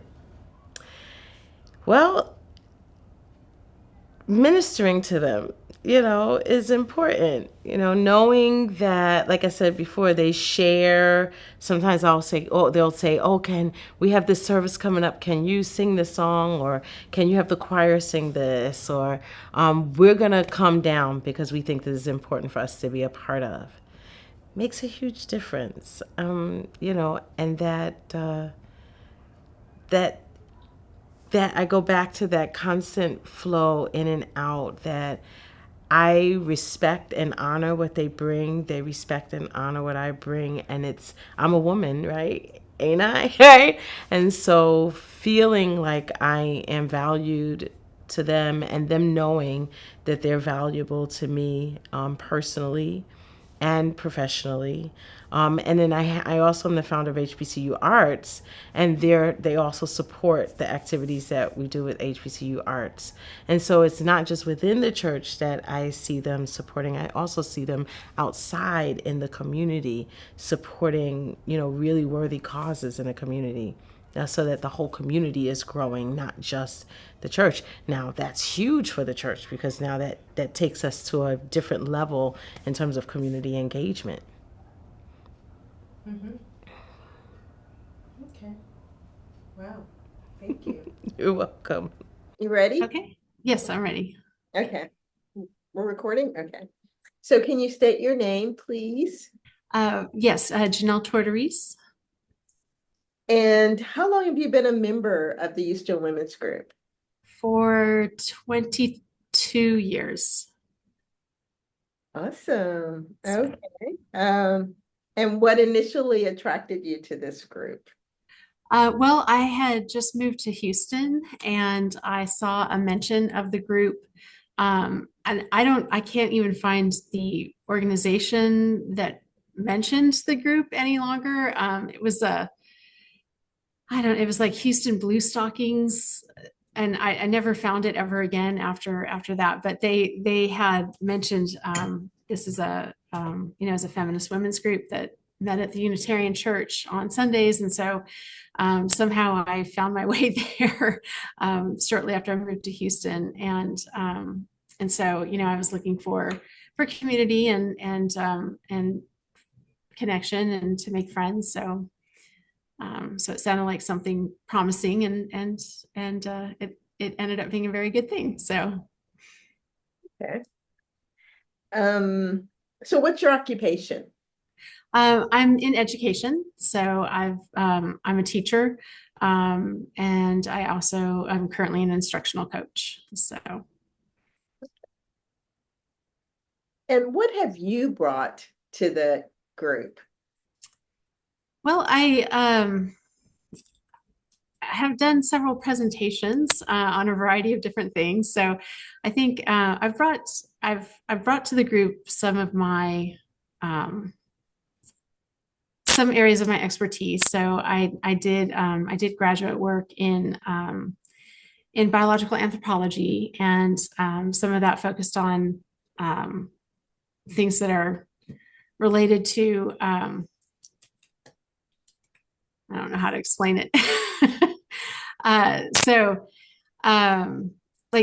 To human sexuality, I guess would be the easiest way to summarize that. So I've done some presentations on that. And then I also, when I started 22 years ago, I was definitely a bit younger than most of the group was at that time. And so I think I also brought in sort of that perspective as well. So there was a couple of times in regards to sort of trending popular culture, I was able to offer some alternative perspectives on things. So I think that's been that was a good thing. Now I'm older middle-aged myself now. So I don't know. I don't have that exact perspective anymore, but anyway, I also, just as someone who's lived in all different parts of the country and who is in education, I've been able to draw on that experience as well.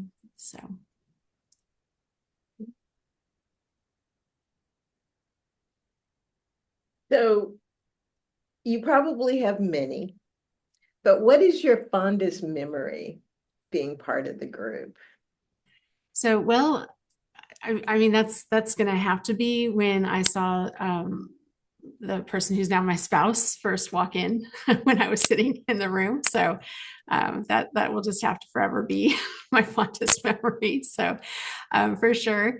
So it is how I met my spouse, was through the women's group. So we were friends for several years, just by virtue of being in the group and being around each other frequently. And then after a few years we dated, and then the rest was history. So there's, I don't know, a lot of fun memories. Probably what really anchored me into the group immediately was Iris. She was just so immediately welcoming, and she basically a complete stranger. She invited me, I think the first or the second time I went to the group, she invited me to a gathering at her house shortly after. So I went to that, and it just made me feel really welcome. And it was very much appreciated to be brand new in a place and not know anybody, and other than my parents, which is why I moved to the Houston area.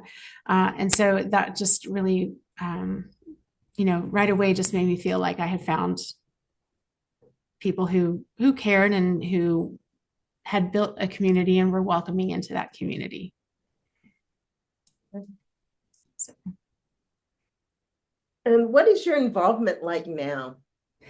Well, my involvement now is not very strong at the moment. So it has over the 22 years, it's kind of like with many people, it's kind of waxed and waned depending on my schedule and just things that are going on. So I I work 2 jobs, and then my spouse's schedule is also very demanding. And so we do often end up being very busy. And so that's made it hard at times to be part of the group. But even in the last few years, even while I was not necessarily a regular attendee on Sunday mornings as much as I have been in the past, I still have done things like, well, many years ago, I started the group on the Facebook group for the group in order to build their social media presence, because it really up until then didn't have any. And so I started that group, I maintained that group. And then a few years ago, I also helped with on Google Groups, I helped with the group on there and maintaining the mailing list and kind of making keeping the mailing list functional. And that's now been really taken over by other people, but that was something that I definitely helped set up. So my involvement was a little bit more behind the scenes in the beginning. During the COVID years, I helped a little bit with getting set up for being able to do the meetings in the hybrid format. So I kind of tested out the first few meetings, having it set up in the room so that people could attend virtually, when that was sort of an all new thing that everybody was trying to figure out. So I've tried to lend support in places like that where I could. So that's been really my main involvement in recent years. So, but then so many of my good friends have directly and then even indirectly friends of friends from the women's group. So I have friendships from the women's group that are ongoing, and outside of just meeting on Sundays. So.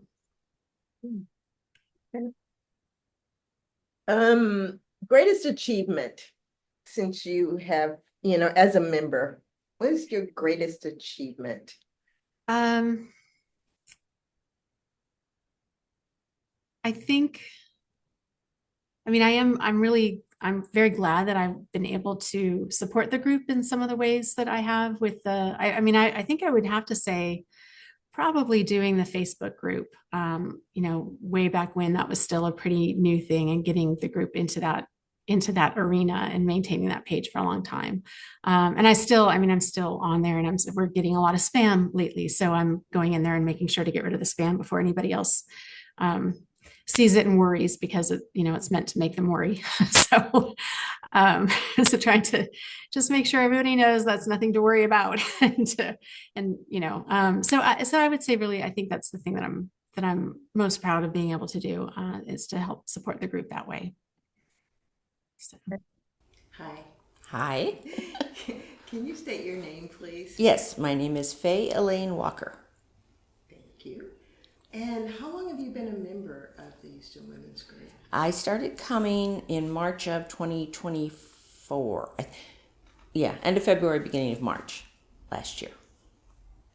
Okay, and what initially attracted you to this group? Well, for several months I had been feeling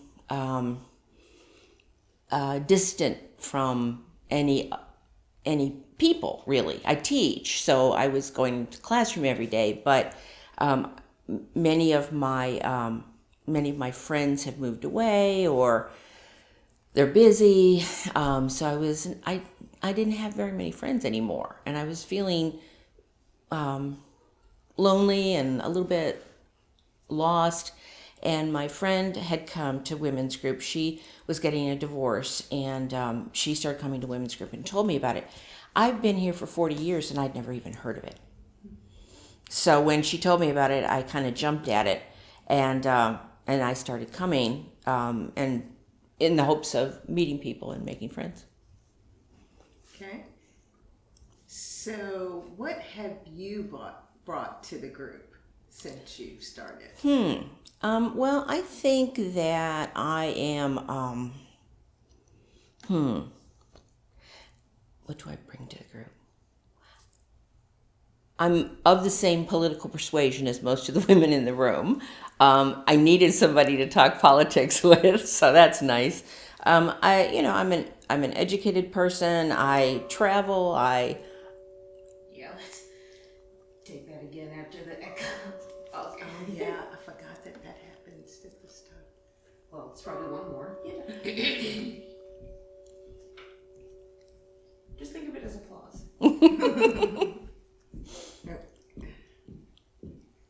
Okay. So, what do you bring to the group? Let's start there. Okay. I bring my political views. I bring my cultural views. I travel fairly often. I read a lot. My spouse does not read very much, so we don't, talk about books or anything. And not that the group talks about books, but we certainly talk about news events and the actual newspaper. People bring in things from the newspaper. So I really just I think I bring my enthusiasm mostly. That's great. And what is your fondest memory so far with this group? I think probably Iris asked me to speak, and I had a good time. It was fun to put together a little presentation about myself, about the women who had influenced me. And after the presentation, people said, "Oh, I expected you to talk about, Ann Richards, blah blah blah," but I talked about writers who had influenced me, female writers like Jane Austen, Phyllis Whitney, who wrote Gothic novels in the 70s, Mary Tyler Moore, because she did the Mary Tyler Moore show when I was growing up and actually influenced me to be a journalist. And so, I talked about a lot of different kinds of women, different fields who had influenced me. And it really made me more appreciative of my education, so to speak, from the time I was a child up through, getting a doctorate degree. So it was fun. And I was really happy that Iris had asked me. Unfortunately, Iris was not able to attend that day. But I recorded it and played it for my mother, who does not live in this area, because I had talked about her and my sister as major influences on my life. So that was a nice thing. Okay. So what is your involvement like? I mean, I think you kind of touched on it a little bit. Right. Well, as you know, right now I'm helping to schedule Women for the Oral Histories for the Archive Project, and I actually went to the University of Houston with several people to see the archive collection. I was really impressed, and I think that probably motivated me to want to be involved in some way, because I think it's a really beneficial way to carry on the Houston Women's Group.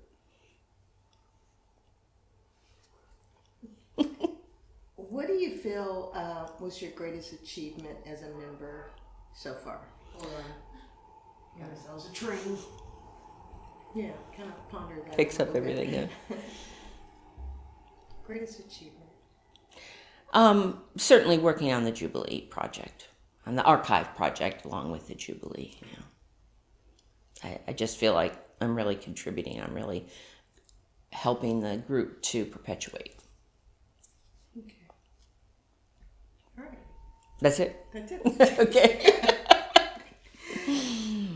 Can you state your name, please? Nancy Edwards. Okay, Nancy Edwards. How long have you been a member of the Houston Women's Group? Well, I think since the very end of 1979, which was when I first moved to Houston. And what initially attracted you to the organization or to the group? Well, the woman who lived across the street was Donna Scott, and she was a member, and I met her. She told me about it. She invited me. She took me along with her to the women's group. So that was how I found out about it. If it hadn't been for her, I don't know that I would have known about it. Okay. And then from this point, try to just look at me instead of, the camera. Okay. So what's your occupation, or what was your occupation at the time? Well, I'm retired now, but I was working for the school district as a researcher, and then for communities and schools in their administration. So, children's services, you could say. Okay. So, through these years that you've been a part of this wonderful group, what do you feel you have brought to the group or contributed to the group?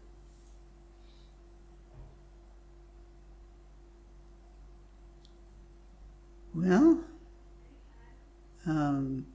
I guess the one thing that I can think of is that we used to, in the summer, the minister would go on vacation and the different groups in the congregation would take over and present services. And when the women's group did that one year, I was one of the speakers. And so when I got up on the pulpit there, I said, well, the most controversial thing I could talk about here is my sex life, but I'm not going to because I haven't permission of my partner to do that. Second most controversial thing I could talk about is childcare. So that's what I'm going to talk about. And you're going to love this one.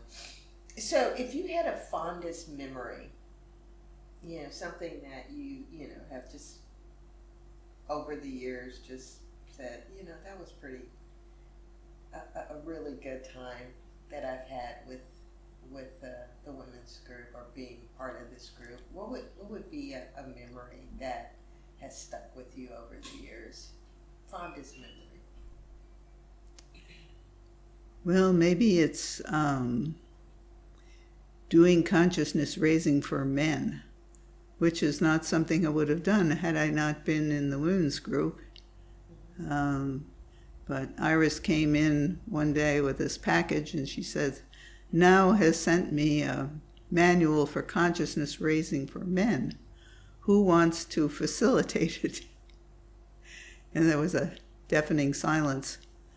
So I thought to myself, well, I'm an anthropologist, and if an anthropologist can't do this, nobody can. So I should volunteer. So I did. And I did it with a co-facilitator who was male. I did it twice. It was very interesting and informative. Okay. So what have your involvement been like over the years? Well, I was pretty intensely involved at the beginning. I was probably for about 9 or 10 years. I came really regularly, and then after I had done consciousness raising for men, the second group was the men's group at the church. That they were the people I did it with. And so after that, well, then I knew some men in the church as well as women. And so I decided to join the church. And so I've been more of a church member since then, but I always thought the women's group was the best free lecture series in Houston. You would always learn something, whether it was a judge speaking or a plumber. Okay. Have you played a vital role in the growth and development of the group? Kind of. That you could think of how you played a role in the development and the growth of the group during the times you've been here? Well, possibly because I supported the women's group as being a part of the church, a part and also apart from at the same time, because the church itself had a policy of not having groups that were restricted by sex, whereas the women's group is, but I always supported that idea, having been a member of the group, that it needed to be a single-sex group.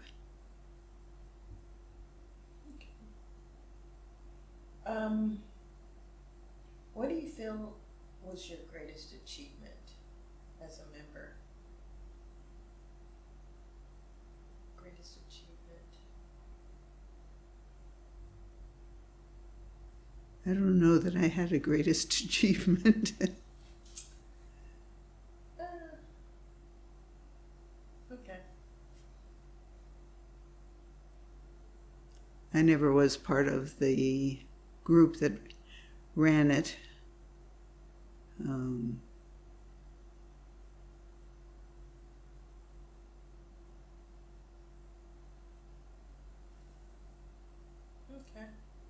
Maybe something you consider an achievement as a person that you attribute to the women's group?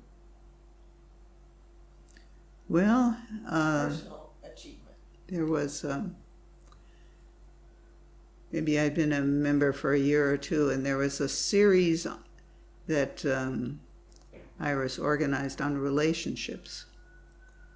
And there were 4 in successive weeks. Yeah, we got sirens. Someone's in some kind of trouble.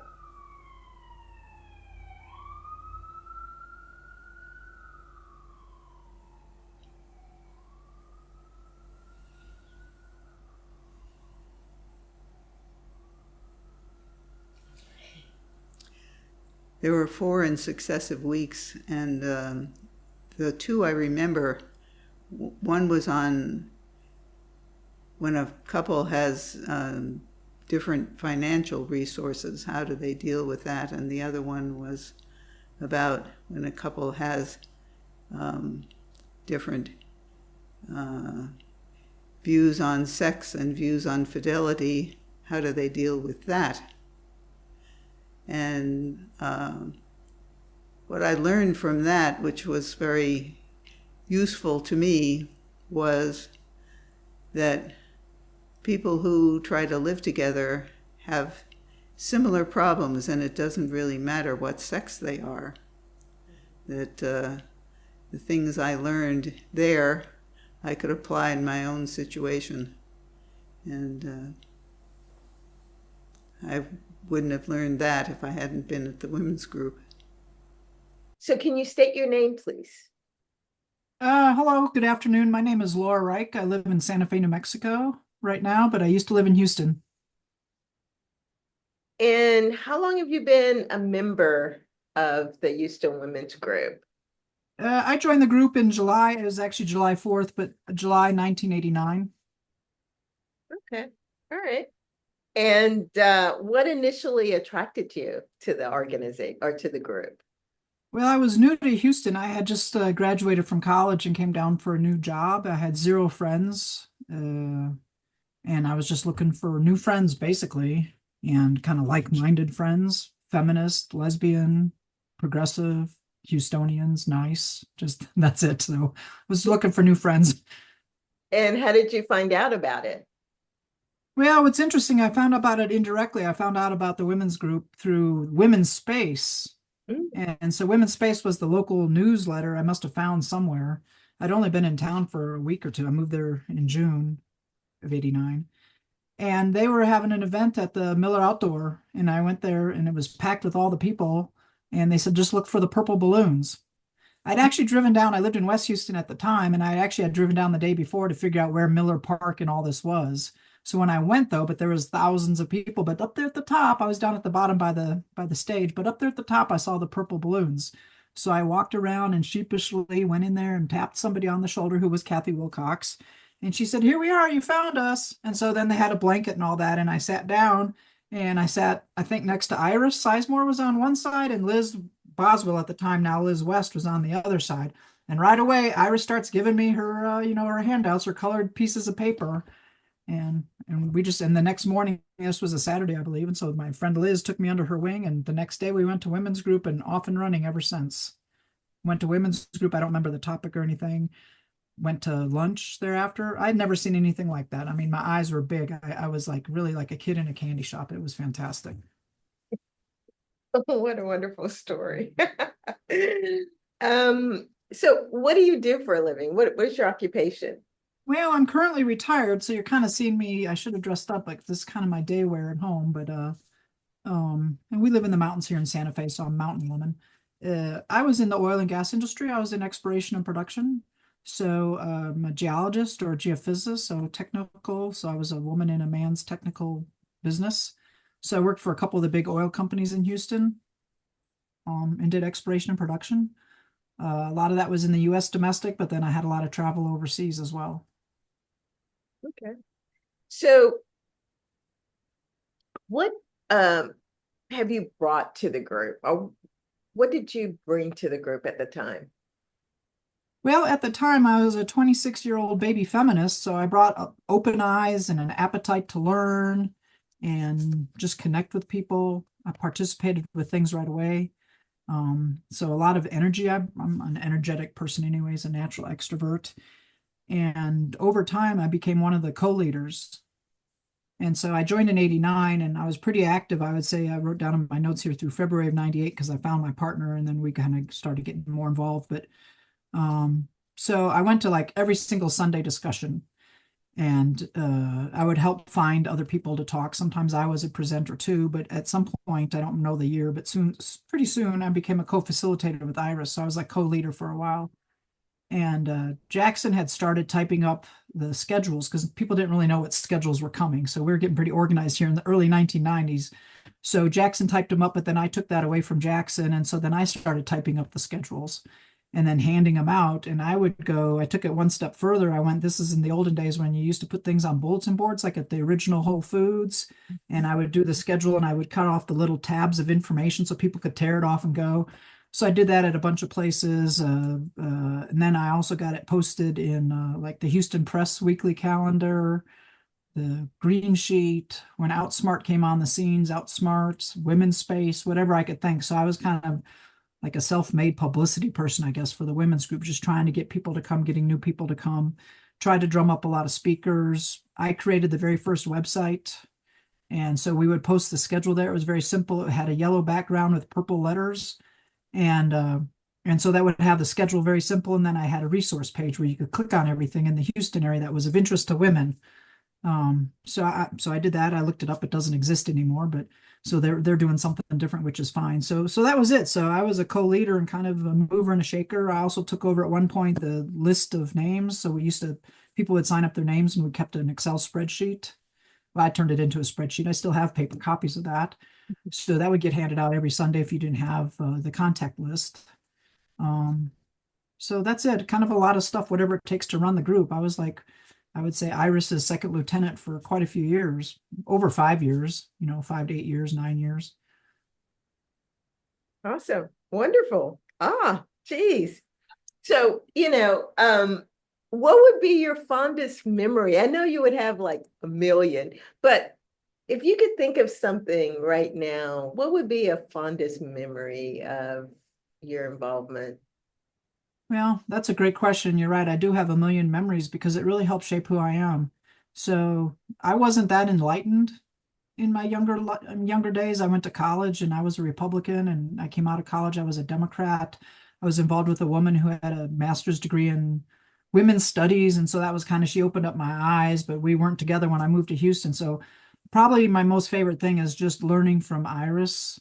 And so I went from being a baby feminist or almost a non-feminist into the fantastic woman I am now. And her mentorship and the mentorship of many other women was crucial in that journey. And I'm very thankful to them for that. But if you want an actual episode, and I always love meeting the new women every Sunday. I mean, that was fun, and going out to lunch. And so just the companionship, the camaraderie, the friendships, I mean, that overarches everything. But, and I know you've heard this from other people, we used to go to the beach house for holidays.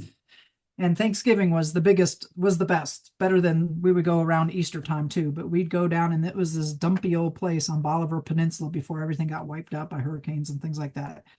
And again, I'd never had an experience like that in my life. And it was just a bunch of women hanging out, sometimes with clothes on, sometimes with clothes off, cooking with each other, playing games, talking story, looking at stars. I mean, that was really a significant, memorable piece of women's group. Oh, sounds wonderful. So, okay, you told me about your involvement, because that's the next question. So what was your involvement? And I think you pretty much. Oh, sorry, I already kind of went through all that. So I was just that. So the next one is, have you played a vital role in the growth and development? And I think I did, yeah. That too. I was a pretty key person there, I'd say, in the 1990s. Yeah, yeah. Okay, this you haven't said. So, what is your greatest achievement being a member of the group? It's an achievement. What was your greatest achievement being, as far as women's group goes? Well, I think everything that I've described. Wow, that's a hard one. I'd have to think about it because that's kind of singular. But I think the greatest achievement would just be kind of like what my journey was, seeing other people come to the group and watching them evolve and kind of get some level of consciousness around feminism and racism and gender identity and just all that. I know that's not really an achievement, but when you touch other people and you see them grow and maybe modify, change, whatever, into a way that you believe is like good for the planet, that would be my greatest achievement. Otherwise, just the basic coordination and keeping the thing going and, bringing in speakers and just all that energy. Sorry, I don't have a very good answer for just a single achievement, but I think just bringing in people and seeing people grow like I did and mentoring people is a good achievement. Okay. Well, thank you. And that's it, This is the whole interview, that's it? That's it. We do not, ask too much of your time, but when we do ask the questions, they are, I just love the answers that I've been getting. And yeah, so what you can turn that back on. I have more to say, I decided. So maybe the greatest achievement too would be is who I have become as a feminist on this planet, because now in the current environment with Donald Trump and company, every single day I'm doing activism in different ways, so many different ways.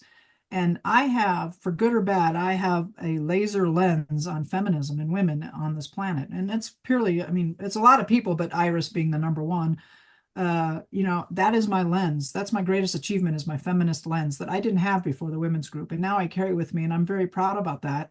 And because I am kind of bigger size stature, I'm white, I'm capable to do this, people don't get so mad at me, and I'm an extrovert, I'm able to say and do things that maybe other people can't. So I like to advocate for those that can't. Right now I have friends who are federal employees here in New Mexico with the National Park Service, the Bureau of Land Management, all kinds of threats. So I've been writing the White House, which got me on the Trump email list. But, I've been writing, I've contacted the Department of the Department of the Interior, Agriculture, doing things locally. So the voice that I have found through the women's group is paramount. So maybe my voice is my greatest achievement. Okay. So I just wanted the personal strength in my voice is something that maybe I wouldn't have had if I didn't go to the women's group.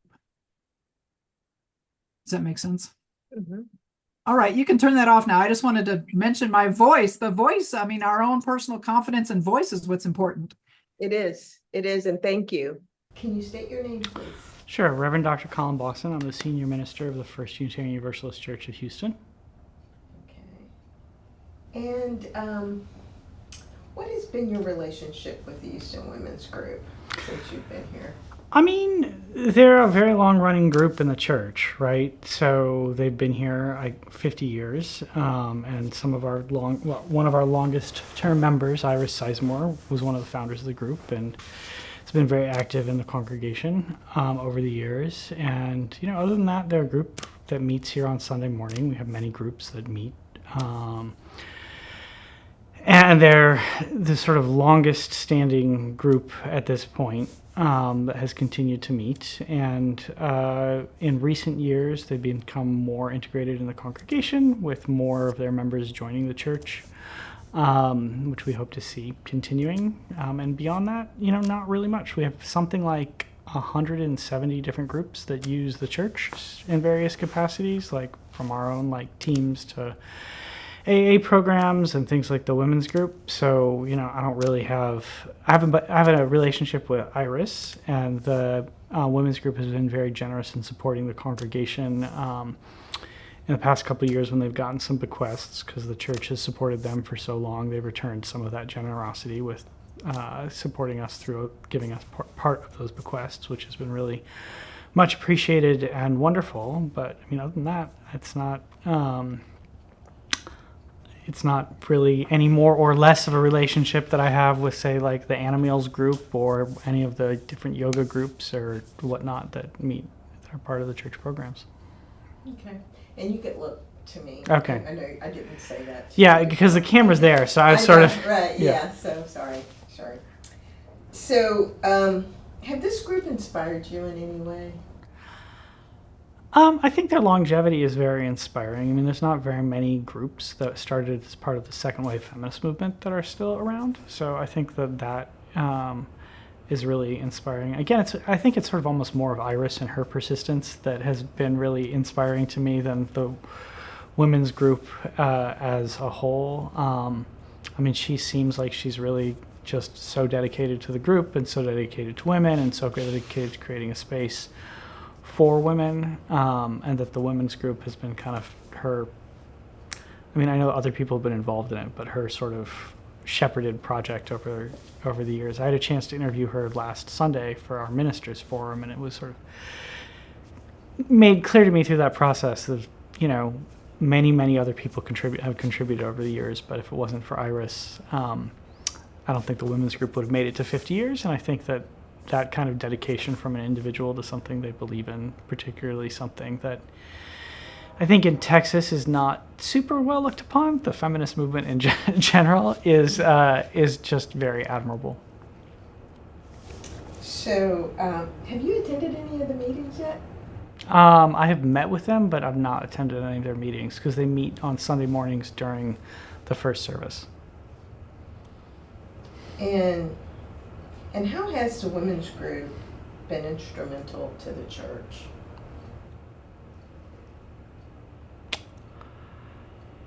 I don't know if it has been. I think it's been an important group that's been important for the members of the women's group. But if the question is, would First Unitarian Universalists sort of be here or be, functioning in the same way without the women's group? I'm not sure. Because one of the things that's true about the women's group is that they, for the most part, kind of do their own thing, right? So they go to the first service, but very few of them attend the second service. Really just kind of Iris, Jane Williams, Jean, Varso a little bit, but of the 30 plus people who often attend the women's group, it's just a tiny handful that then show up to our programs, and they don't, maybe I shouldn't say this because so don't, but just for your information, and you may not, I'm not giving you consent to include this in the video. But okay, then don't say it. Okay.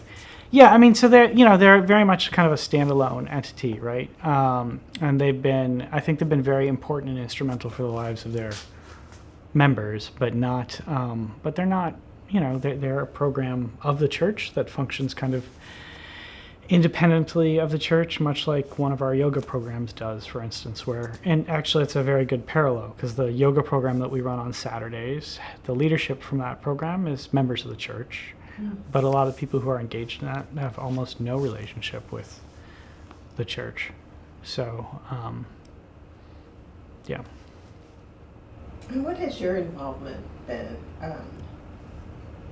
if any, with the group? Well, I think that the big thing that I helped them do is they used to just be officially a renter of the church, and we helped them move to becoming a program of the church, which means that we take a bigger part in managing their finances and helping them have access to program staff resources and things like that. So So that's been a big shift, and that I helped that happen. Beyond that,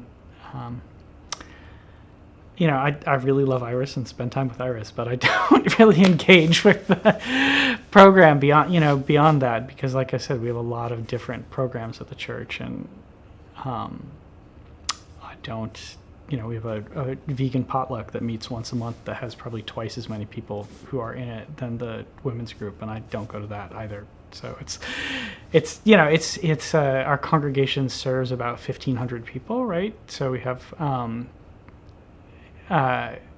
something like 700, 800 people who pass through our doors every month. So like my relationship is pretty much with the board and the people who attend worship on Sunday morning and the staff, and not, so people who don't do that, like Tawanna, who you'll talk to soon, is really the person who just handles all of the kind of administrative stuff. And I hope you're interviewing Carol Burris, right? So, Carol is somebody who was a member of the women's group at one point in time, and so we'll have a different perspective on it. But for me, it's really been, knowing that it's a very important program in the church, like other important programs in the church. We want to support it and give it resources, but I don't really get involved with it that much.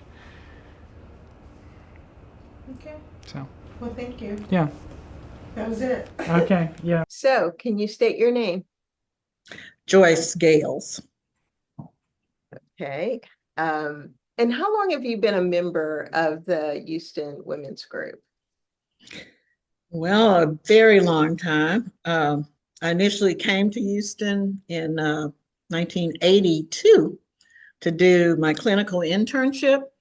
And so I heard about the women's group very shortly after I arrived in Houston, but it took me a few years. So I would say since about 1985. Okay, and what initially attracted you to this group?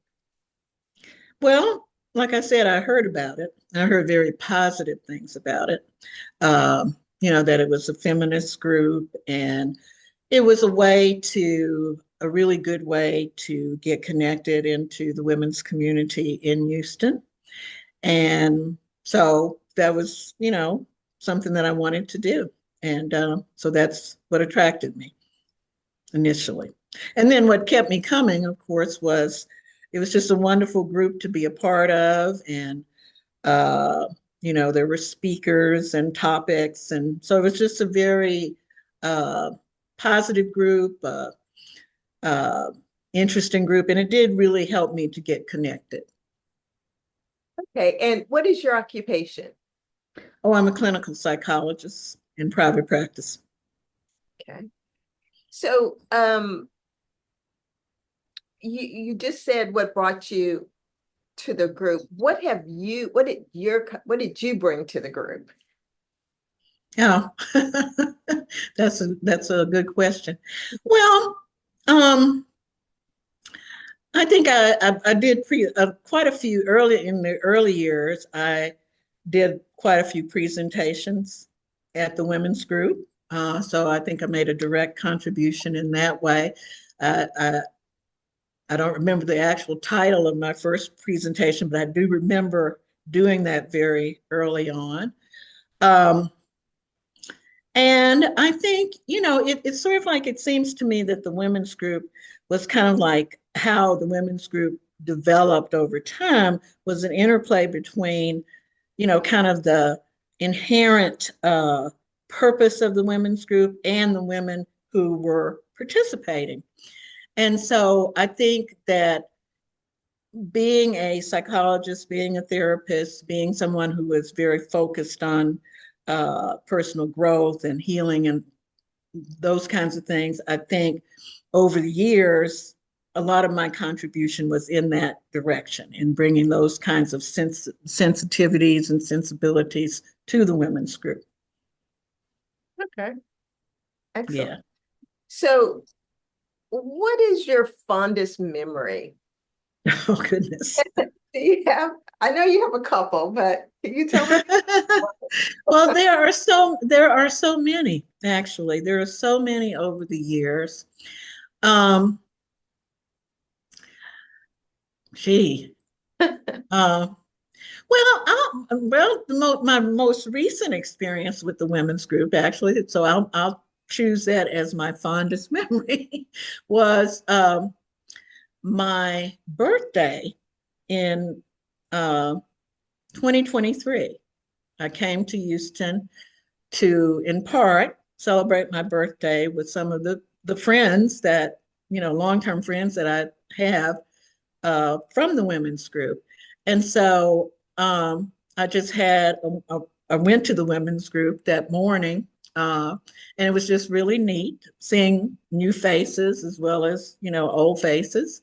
And then afterwards, we went and celebrated my birthday with, Iris and Jackson, Janina, a couple of other people, and some other people who weren't members of the women's group. So I would say my fondest memory is the one that's most recent. Okay. And what was your involvement like? Did you go all the time or just select times? Well, it varied from in the beginning. I'd say the first 5 years I was there almost every Sunday. It was, it was kind of it was my core group. It was my home. And after that, I continued to be pretty consistently regular until probably the last few years that I was in Houston. I left Houston in 2016. So I would say maybe the 5 years or so before then, I would participate based on two things, based on whether I was presenting. Of course, I'd just be there for that. Or, if a topic or a particular speaker really interests me, or, if I feel like I need a fix of the women's group, So, but I would say I consider myself a regular member, even though I, wasn't for a while, wasn't going every week. And have you played a vital role in the growth and development in this organization or group? Well, that's a hard question to answer. Vital role. Yeah, I think so. Yeah, I do think so because, in some ways, I think every woman who participates in the women's group plays a vital role by, bringing their, knowledge and skills, their energy. I would say probably my energy. Iris always calls me an eternal optimist, which I am. I call myself an optimistic realist. So I think I kind of brought that flavor, that energy of over the years as the women's group was growing and changing, and different things were happening in the world that were impacting women and people of color, and it's sort of like I always remained optimistic that if everything was going to work out, for the better, and it has up until probably recently, but I still maintain some optimism about how things are going in our country and in the world. But yeah, so I would say that would be one thing. And then the other thing would be, topics that I would speak on, I think contributed to the growth, because in some ways, where I was and what I was focused on was almost always in keeping with the change and the tide of the focus in the group.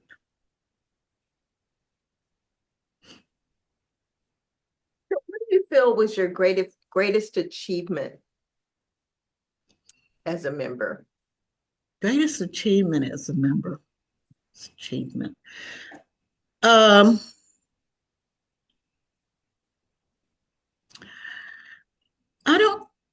I don't know Could you frame that question a different way? Because I'm not sure how to answer that. So, new clients, maybe achievement. Oh, okay. What You did mean what did I gain? gain from the Oh, okay. experience? Yeah. Well, yeah, clients for sure. But I think being in the women's group helped me to really establish myself in Houston because, how, well, the women's group in and of itself is a network, but it also is a network that's connected with other networks. So as a function of participating in the women's group, I really got hooked into other networks of women and people like, for example, people in the healing community and stuff like that. So it helped me, especially in the early years, to become grounded, become established in Houston, and find my place there. Okay. Yeah. And that's it. That was the last question. So can you state your name, please? Yes, my name is Rae Bryant, and I'm with the Houston Suffragist Project. And how long have you been a member of the Houston Women's Group? Well, I'm not technically a member, but I'm an adopted member. For the last 4 years, since 2021, I was originally invited to come speak, and I met several of the members through the suffrage anniversary, the 100th anniversary events, and they participated and they were very welcoming to come and share the story. Okay. And what initially attracted you to the organization or to the group? How did you find out about it? What initially attracted Well, you? in 2020, on August 26th, it was during the height of COVID. If you remember, the city was shut down at that time. That was the anniversary of the ratification of the 19th Amendment. And a call went out because officially the city could not sanction having gatherings. A call went out for women generally to show up at the Sam Houston Park dressed in white to recognize that day. And there were about 60 women who came. And a number of them were members of the Houston Women's Group. And that was my first introduction. Okay, so what is your occupation? I am an accidental historian. Okay. And now you've mentioned that you have brought something to the group, be it talent, skills, opportunities. So tell me a little bit about what you brought to the group. Well, they were so welcoming to hear the story about the history of Houston women, particularly focused on local history.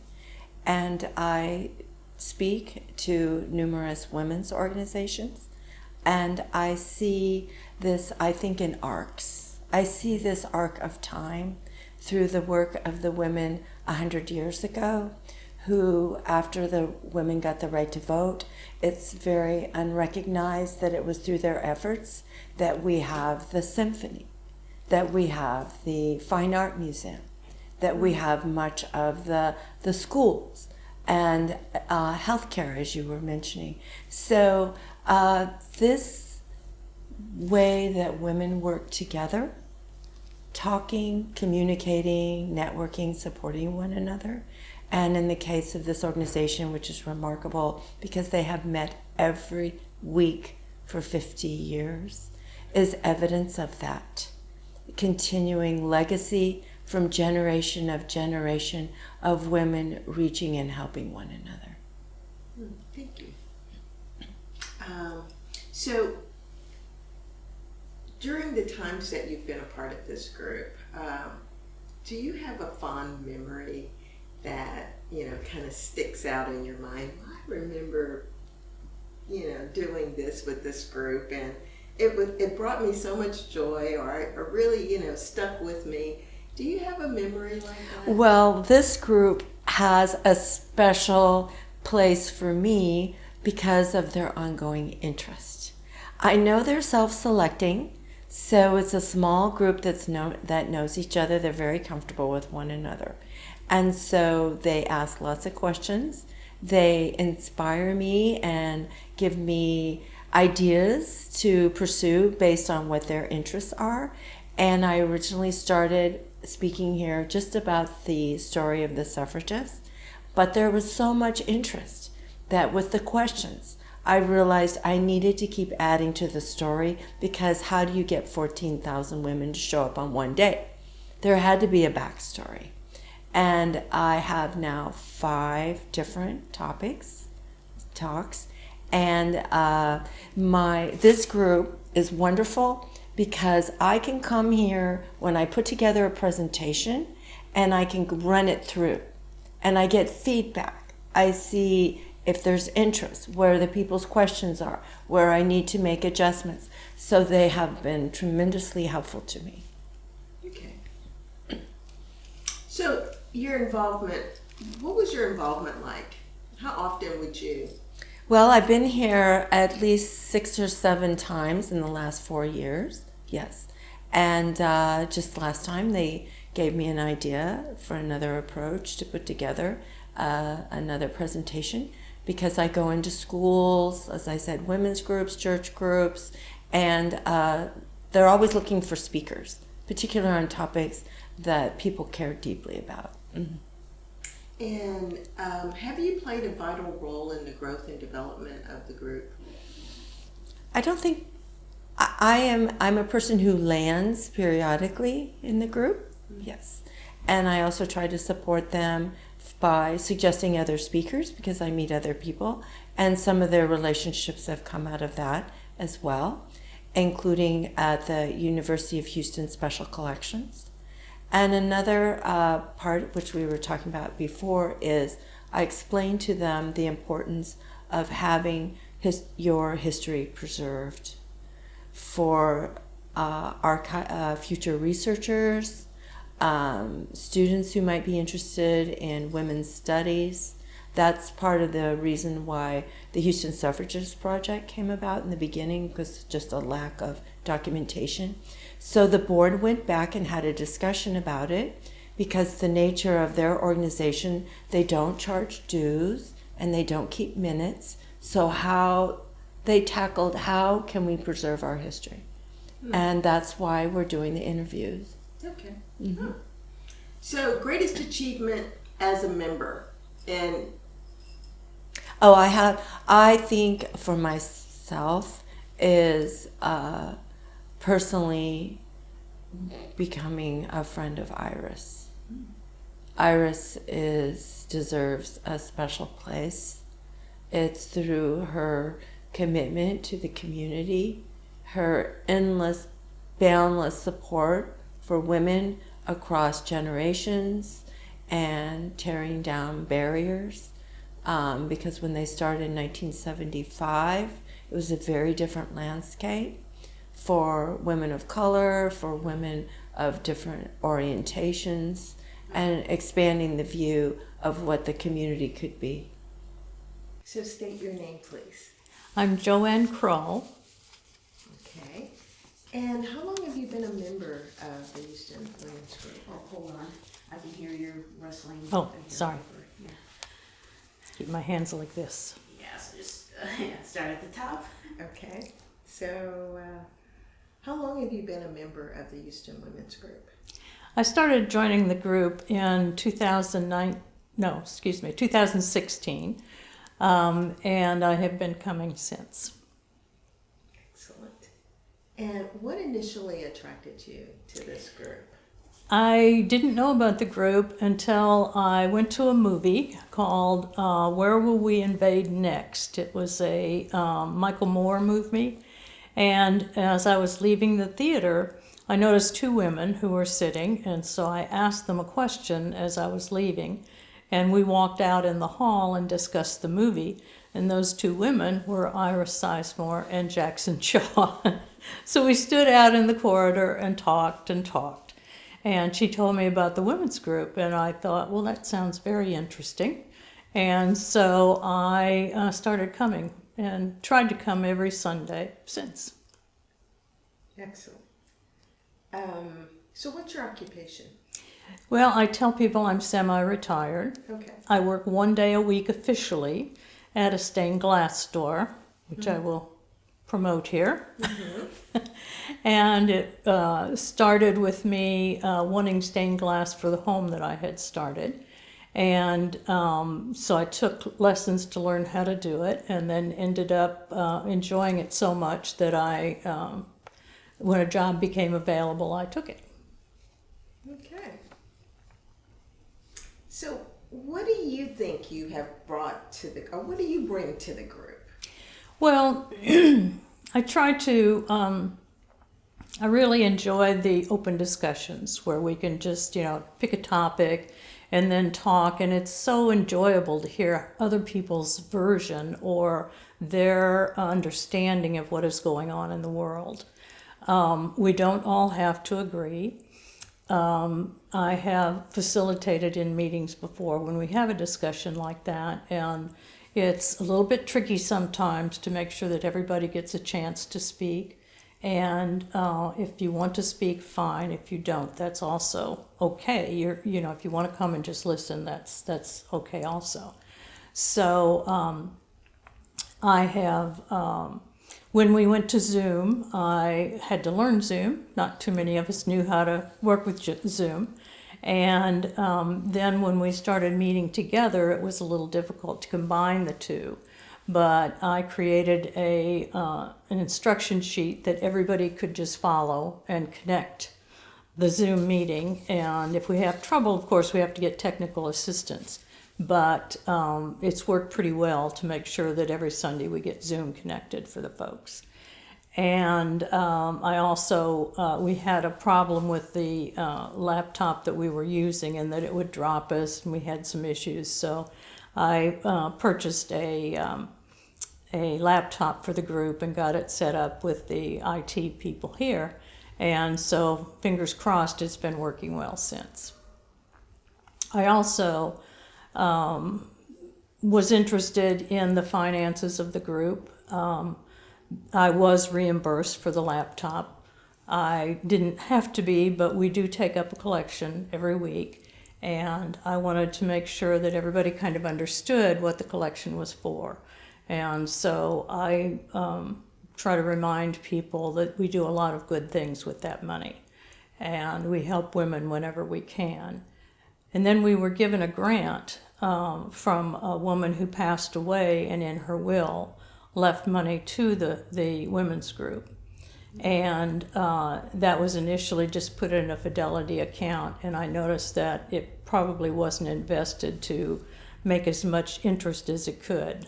So I talked to the woman who was managing it and asked if we could transfer it into a higher interest paying fund. And so we got that done. So, just things that I manage my own portfolio, so I know how important it is for women to get assistance when they, when they can use it. Amazing. Amazing. So, I'm sure, fondest memory. I think that the biggest advantage, the biggest thrill that I've gotten out of being associated with the women's group are the wonderful women that I have met over the years. Just, we are, the issue we have is there are a lot of very dynamic women in the group. And when you get those kind of women together, sometimes there are disagreements, how we organize the group, that sort of thing. And, but I really admire the fact that we try to respect everyone's time and opinion. And it's not always easy. We've had some people who've come that have really very diametric opposed ideas about things, but their idea is also valuable. So trying to meld that into the group sometimes and not, just say, I disagree.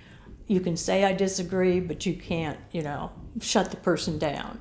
So we, luckily, most of the time, we have very good coordination in the group. We don't have too many outsiders, but I enjoy someone coming in with a different opinion and trying to listen to them. I have, over the years, I travel, and I'm a solo traveler, and I have tried to encourage other women to venture out. And so I get to talk to people from all over the world. And I have enjoyed getting their opinion of what we Americans are like. And the one thing that always seems to come up is the number of guns. And people just can't understand that. And I just say, I can't either. But we have rights that protect it, so.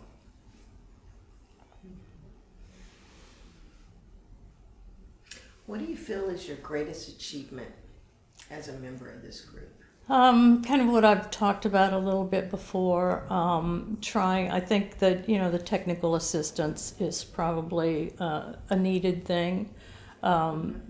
It's interesting when COVID came along and Zoom became the way that we communicated. I find that the teachers knew more about how that worked than some of the people who were more technically oriented. And so being able to kind of contribute in that way and make sure that we were reaching as many people as we could. So state your name. It's Kimberly Sizemore. You can call me Kim. Okay, Kim. And who is your mother? My mother is Iris Greer Sizemore. And how old were you when you started attending the meetings? Well, so I don't necessarily remember the year that my mother moved to Houston. I want to say I was 9. So the summer I turned 10, I believe, I came to visit for the first time.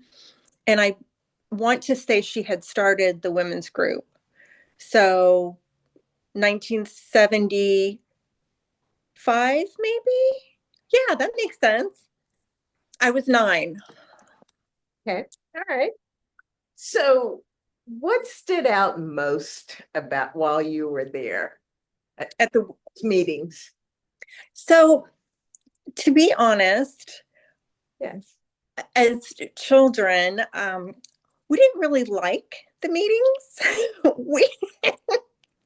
we would, so I know that my mom would like for me to mention Marjorie Oppinger. And so when I came to Houston to see my mother for the first time, she was involved with Marguerite. And I have to say, so Marguerite, and I know you've interviewed Anushka Oppinger and Jacques. We 4, with my brother Chris, 4 of us were just rambunctious little kids who immediately bonded. And I can remember coming to, I want my mother saying, I want you to come to the women's group or come to the group or come to the church. And invariably we want to go to McDonald's. And so I know there's a McDonald's maybe still there on Fannin. I don't know. So the 4 of us would walk to McDonald's and then walk back. And my mom, the group being long over, was still talking and connecting with women. So I feel like I'm rambling. What I remember as far as my involvement with the women's group was my mom coming home with boxes of packets that needed to be put together, and she would spread them out on the table, handouts. And so I loved doing that. And I think I benefited from, my mom and Marguerite would host parties and the women would come there and we would just have a blast at these parties. I remember at these, maybe the next morning after a party, there would be marguerites cooking. There would be this beautiful food and dishes that needed to be done. And so I can remember sometimes I thought I would get the dishes done so they didn't wake up to that. I don't know if that's really an answer. Fine. No, that's fine. That's kind of where I'm going with this. So another question was, when you, well, let's start. Well, what was it like to have a mom that was such an activist?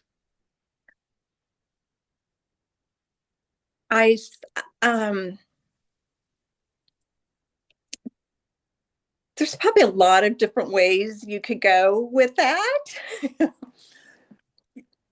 She is invigorating.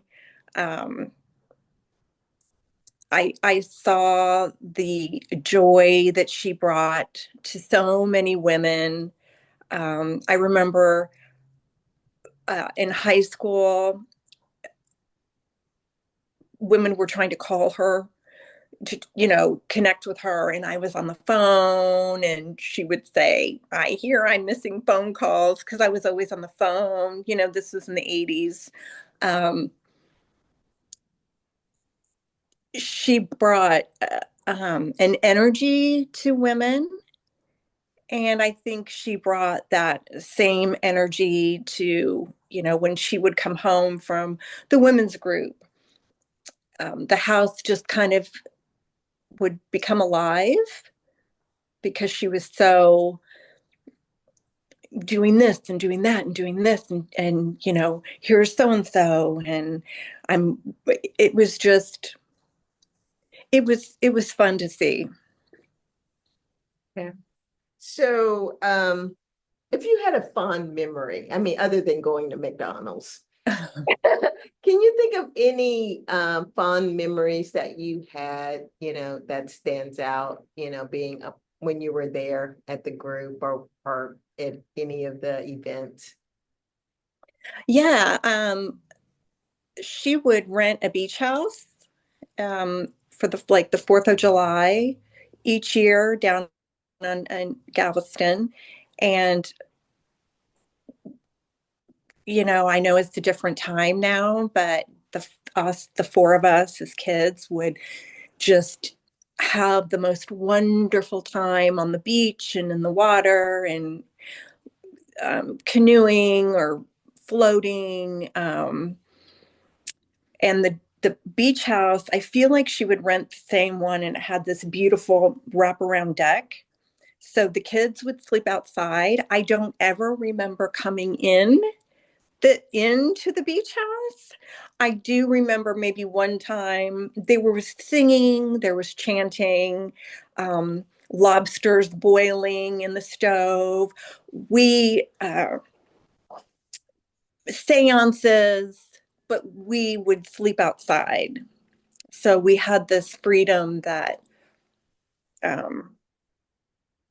it was just this freedom of kids in the late 70s, basically left to our own devices, which made it so much more, so fun. Women would come, then other women would leave, and it was like a kind of like a rotating door of women and lots of singing, sometimes topless singing and chanting. Okay. Yeah, I've heard about the renting of the beach house, of course. Okay. Yes. So state your name. Susan Brown. Okay. Susan Brown. How long have you been a member of the Houston Women's Group? Well, I moved to Houston in 2017, and I was semi-retired, so I was a corporate professional, and so I had an MO of what to do every time I moved to another town. or another city. So I always went to the Unitarian Church. I always went to women's groups. Then I have my other stuff I like music. But since this women's group was right at the Unitarian Church, I tried it first. There's another good women's group here at church too called Changing Women. But yeah, so I tried it. Okay, all right. So the initial attraction to this particular group was? How I found this one was through the church. And because of its location and the timing matched going to church anyway. But I would have, if I had found it, I would have gone anyway. It's a good group, top quality women. Okay, so what is your occupation now? Grandma. Aw.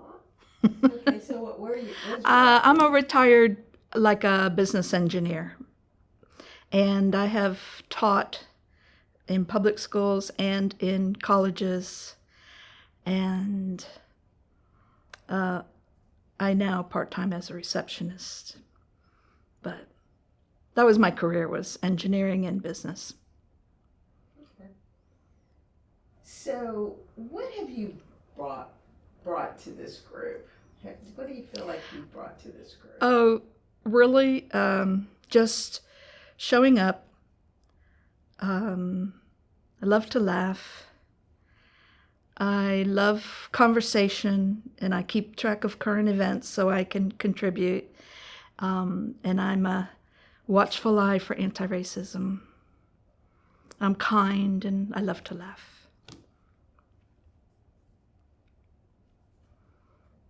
Have you had a fondest memory in this group? Anything that stands out as that was? Do you know what surprised me? When women started openly talking about misogyny in their experiences of their work and just social lives, current event, everything, I felt such a feeling of relief that I didn't have to be guarded about it, that everybody knows what we experience. But for people to talk openly about it from, different careers, different walks of life, it just really gave me such a satisfied or a feeling of ease, or that's what I really like that. Okay. Because there's not many places that you can speak freely like that. You're either blowing things out of proportion or complaining or whatever. It's just like such a real thing that we experience. And in my belief, we carry the anger and frustration from the generations before us. And unfortunately, we give that frustration to the generations behind us. But it's just real relieving to be in a safe environment where people talk about real stuff, current events, politics, their work lives, our work lives, our lives. Mm-hmm. So what was your involvement like? I mean, I knew you came to the group, but what was your involvement like? I participated on Sundays, like maybe 50-50, infrequently. Now I have a little part-time job on the weekends, so I don't come. I come to the Zoom meeting. I take my laptop with me to work, and I participate on the Zoom meeting. Usually I don't talk much because I'm working, but I participate that way. And then I go to coffee every other week, coffee and conversation on Tuesdays, and then I go to the movies. And I just feel like I'm able to keep up my friendships that way. And I don't feel like I'm in a rush. I don't feel like I will be doing this part-time work forever. So at some point I'll be, coming back more regularly, able to have lunch out with the ladies and, So do you think you have or what is your greatest achievement with this group? With this group, I was very pleased when Iris introduced me to a woman who had a dilemma. She was around for the first time. She was being introduced around to people. Did anybody have a solution to her problems about her home perhaps being that the city wasn't taking care of her property in front of her city, and that a real estate agent was like trying to sell the backside of her property out from under her. And just by chance, I happened to have some ideas for her, and it was a great joy for me to help and to tell her, to share ideas. And that, I think, is one thing that really happens here, is that there's a real facilitation of people getting a chance to network, even though it's not necessarily for work anymore. But, we developed those networking skills in the work environment, and now we do it here. And I'm very pleased about the quality of the people, the quality of the women who are in this group. Okay. Anything else you would like to add? Nope. Okay. Well, that's it. Okay. Easy peasy. Yeah, it was. Okay, so state your name. My name is Ann McCoy. And how long have you been a member? Let's say, how long have you been part of the group? So I joined, or I guess I should say I attended my first women's group meeting. I think it must have been 2014. Okay. And so I've been a member since then. And it's been an opportunity to meet very interesting and intelligent women in Houston. And what initially attracted you to this group? Just the conversation and the personalities, the people who are in the group, that and the fact that it has such longevity. Yeah, yeah. So what is your occupation? So I am a psychologist by training. I have a PhD in counseling psychology from the University of Houston. Okay. And so what have you brought to the group, you feel? Your contribution? I suppose, just kind of my opinions about things, or my views on things, and more recently probably talking more about the TEA takeover of HISD and what an outrage that is, and how costly it is to the students who are currently enrolled in public schools in HISD, and how costly it will be to the city of Houston long term. And so if you had a fondest memory that you can think of that you've experienced with this group, I know it may have been many, but if you could think of just one. I don't know. I think, Iris is so central to this group. And so, just watching her interact with other members of the group. And at one time, there's a woman named Lou. She was in her 90s, and she would come to the group, always had, interesting things to say. But, Iris would make sure she stayed on track, and did it in a very gentle and respectful way. So I think that's one of the things that really stood out. Okay. And what has your involvement been like? So I've been a speaker to the group at different times. Back in, I guess, 2015, I ran for school board for HISD. And so that was I think I gave my first speech for school board to the women's group. So that was an opportunity for me to kind of try it out and get feedback. So it's a community. It builds and nurtures community and sustains community. And I've just found it to be very welcoming to anybody and everybody who's come. Okay. And do you feel you have played a vital role in the growth and development in any way? Not necessarily, just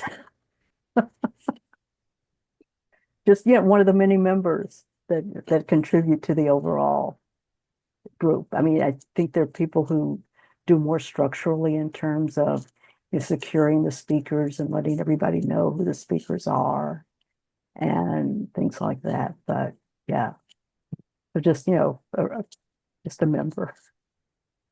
Okay. And what do you feel was your greatest achievement as up to this point, being part of this group? Being part of the group? Yeah.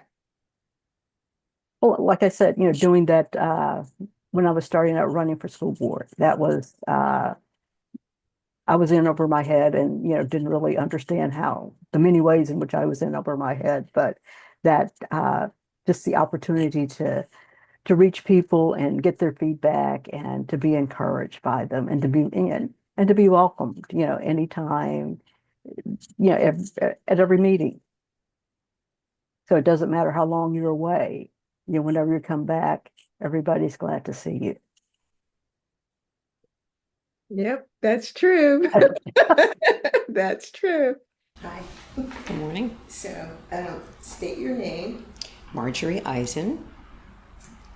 And how long have you been a member of this wonderful Well, group? I've been a member twice. I came 40 years ago, amazingly, with a mom who I met through my daughter's preschool, and we were both internalizing our feminism at the time. And she told me about this group, and we came probably off and on for about a year, and it was remarkable. In the mid-'80s, there was a really vibrant feminist movement going on in Houston, all over. And I was mesmerized by this group and how avant-garde and cutting edge they were at the time. The Guerrilla Girls came, the drummers. It was an interesting time. And but then 3 children later, I wound up kind of going away for a while to raise kids. And then a little over a year ago, I was looking for more than just my work group and my friend group. I wanted another kind of community. And I remembered the Unitarian Church as being very progressive. When I was working at Planned Parenthood, they came and volunteered there. And I just really liked the kind of people. So I thought I'd check it out. I came to a service one Sunday and realized I'm not a church person. But at the time, I was looking at what other things the church had to offer.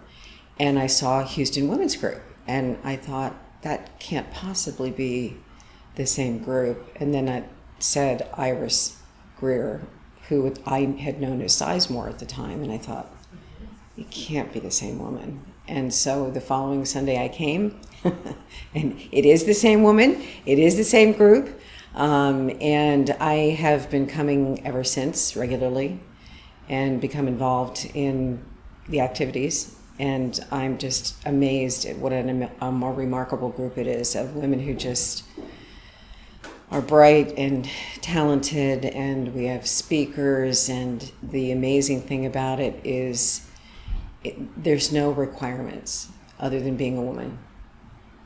And every woman is recognized simply for that.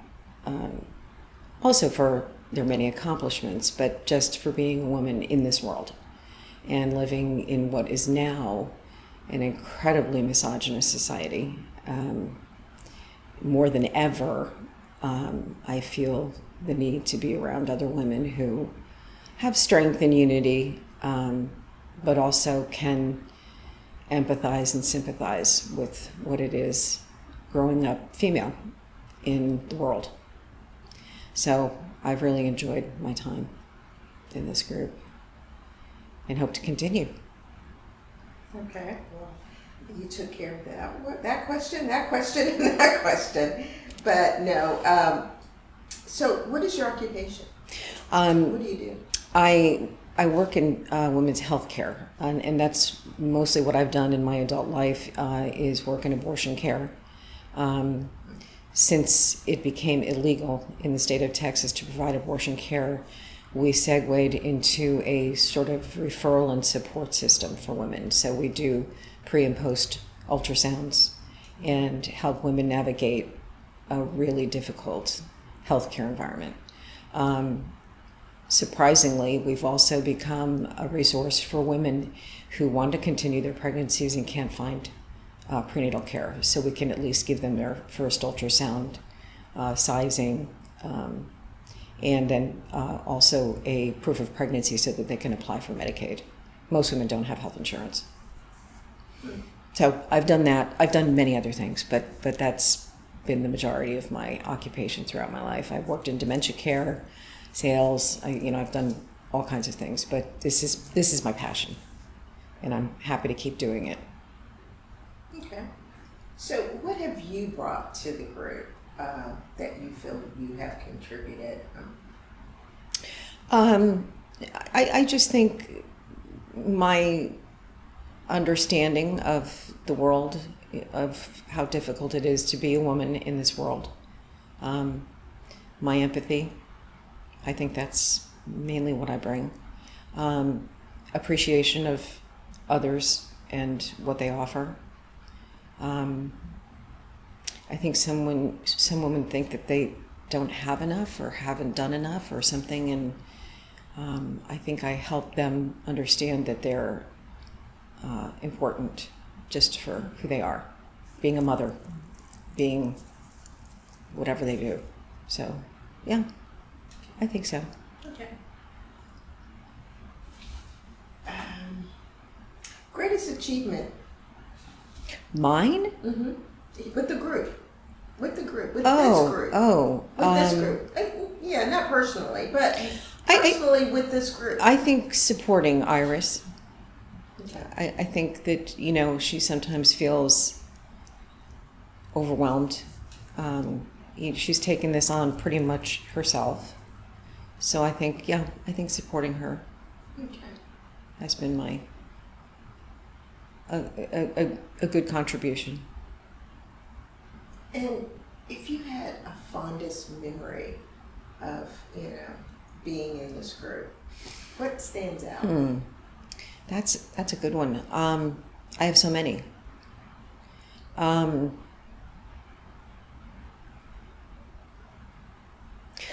think just the sense of belonging somewhere and being appreciated and appreciating others. There's been many wonderful speakers, but I can't think of a specific one. I think it's an overall feeling. Or activity that you participated in? Well, I've done things outside of the group with group members, and that's been fun. But no, I think just the coming each week and being around these people. It's been a very hard year, and so I think coming and being able to vent about how difficult the political scene has been probably the best, to be heard. Yeah. But other than that, I don't have any. Well, thank you. I don't have anything. My pleasure. Good. Yay. Yay. We're done. Can you state your name, please? Hilda Tagle. And how long have you been a member of the Houston Women's Group? It can't be but 2 years or less. I just picked up a copy of some pamphlet or magazine or something, and there was a little tiny blurb about the Houston Women's Group, and I said, oh, this sounds like I could, I should check it out. And that's why I've been here. I'm not a constant, faithful attendee, but I really feel good whenever I've been here. Okay. And I guess what initially attracted you to the organization? Well, I'm not from Houston. I grew up in South Texas. I'm originally from Robstown, which is near Corpus Christi. I was gone for my education, my master's, my bachelor's, my master's, and my law degree. and working here. I worked in Houston for 4 years, but that was before the 4 years before I got admitted to UT Law. And so when I finished law school, I went back to South Texas, to Corpus Christi, to practice law. And so I only moved here in 2011 when I retired, when I took what's called senior status as a U.S. District Judge, when I could move from Brownsville, which is where I had gotten appointed by President Clinton, to the U.S. District Court. So I've been here since 2011, and so I just wanted to meet people without having to be politicking. You know, I used to be a librarian. Politicking went against my grain. I pressed a lot of flesh and slapped a lot of backs, and I guess, and then being in the district court, well, especially in the U.S. District Court, it was very isolating. You can't be chums with the lawyers who appear before you because you don't want to have the appearance of impropriety. So I was pretty much me and my husband and with just one or two friends in the Valley. So, and then when we moved here, because he is from here, he had family and friends, but I didn't have any kind of a network. So I thought, I want to meet women. And one of them was here, and then the other one was the YMCA downtown. There's a lot of retired professional women who like to read like I do, and like the cultural events and that kind of stuff. So I looked for this organization for the purpose of making connections, not for any purpose, anything other than to learn about their interests, because I'm always fascinated to learn about other people's journey and how they got to where they were. So it was a way to make friends, basically. Okay. So I think you've already said what your occupation is.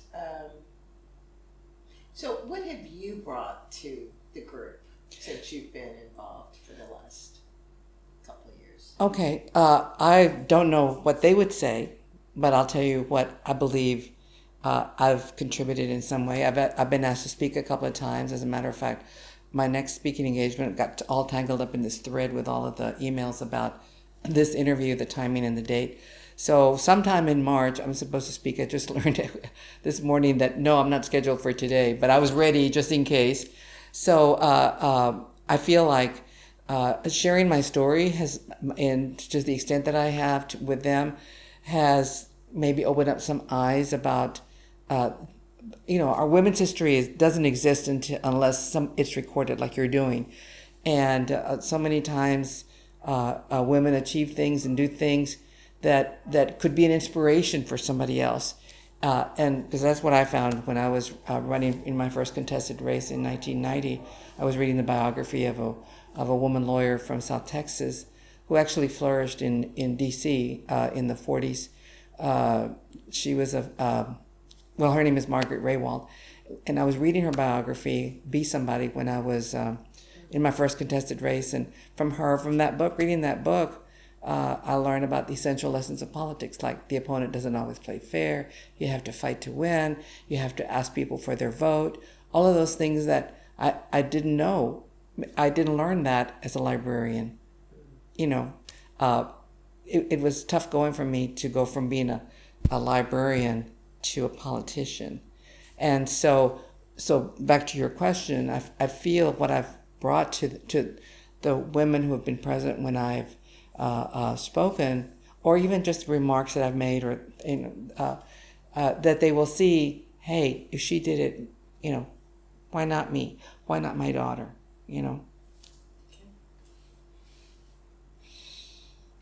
Fondest memory. Do you have a fondest memory up to this point with this group so far? Well, I guess I'm thrilled. If you can call it fond, I'm very thrilled with the idea of this archive project, because I know women's history just is not documented. It doesn't exist unless an affirmative effort is made to do so. So I think that it's been beneficial to me personally, being part of the interaction that with the women here. But more importantly, it's it's a thrill to me to know that these histories are being recorded.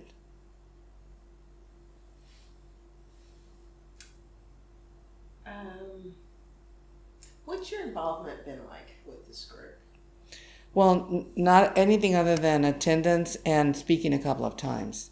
Beyond that, what's really enjoyable to me also is the getting together for lunch afterwards. Mm-hmm. I haven't done that too many times, but I always, enjoy it very much. I like to hear people's story. I've spoken so much about my favorite subject, me, but through the years, because of people want to get to know me, and I have to let people know who I am, so that they could vote for me or support me when I was going through the U.S. District Court appointment process.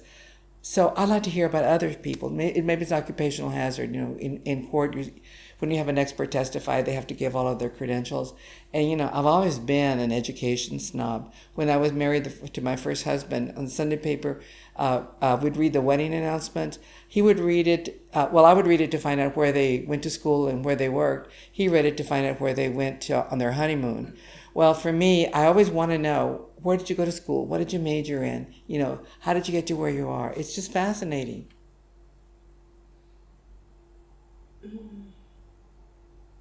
Have you played a vital role in the growth and development of this group? I can't say I have. I've been here too short of a time. The one, of course, is Iris. I mean, she's amazing. At her age, to have had this cohesive group all of the 50 years. I mean, God, how many organizations have fallen by the wayside? I'm in awe of her determination and, not giving up when I think that surely there was reasons to give up that might have dissuaded somebody with less commitment. But, I really I'm very impressed with Iris. And I think that's also one of the reasons that I continue coming, because that continuity, I guess, what do you call that institutional memory that she has. I mean, gosh, she's amazing. I can't remember what I had for breakfast, and for her to remember all of this stuff is amazing. And so, like I said, that's why being here and seeing what she's able to do for 50 years is very gratifying. Do you feel you have a greatest achievement so far as a member? As a member, I can't. Like I said, just showing up is an achievement. Today I was, like I said, juggling, my presentation, my remarks for my presentation to the ABA and all that. So, and that's because I'm retired. I gave up my docket in 2021 or 2 or something like that. And, but, it's really true that when you're retired, you can get really busy too. So that's my greatest achievement, is just being able to show up. And, I'll tell you what's my biggest achievement is showing up for this, because I've always had a problem with keeping track of commitments. When I was working, I had a staff who would tell me when to show up to whatever. And so now that I've been retired, oh my God, doctor's appointments, mine, my husband's, taking care of, I am now the help in for all that. It's me, myself, and I, because my husband doesn't get involved at all. So, I almost missed my bar exam, and that was 1977. I can't attribute age as a reason for my forgetting stuff, but although it's gotten worse. I thought it was, the bar exam was like on a Wednesday, Thursday. I learned on Monday night that no, it was Tuesday and Wednesday. So no telling what would have happened if I had not shown up for the bar exam. I might have gotten so discouraged that I would have said, if you can't even remember what the bar exam date is, what are you doing as a lawyer? Well, try to be a lawyer, So that's my biggest problem, is keeping track of time. So that's my greatest achievement here, showing up at the right time, at the right place. Good for you. Thank you so much. Can you state your name, please? Debra Vela. Okay, Deborah. How long have you been a member of the Houston Women's Group? So I went for the first time. It was either, I think it was May of 2005. Okay. And what initially attracted you to that group? Well, someone recommended it. So, had been recommending it for a while, thought because I was I was kind of new to Houston, and didn't have like any not much, didn't have acquaintances, friends, group, anything, and so whenever I would see this person, she would say, there's a group that I think you would really find, a lot of benefit from, and she always kept insisting on it. So one day I decided to go check it out. Okay, good. So what's your occupation? I'm a research scientist. Okay. And so you started with the group. So what do you feel that you brought to the group when you started attending?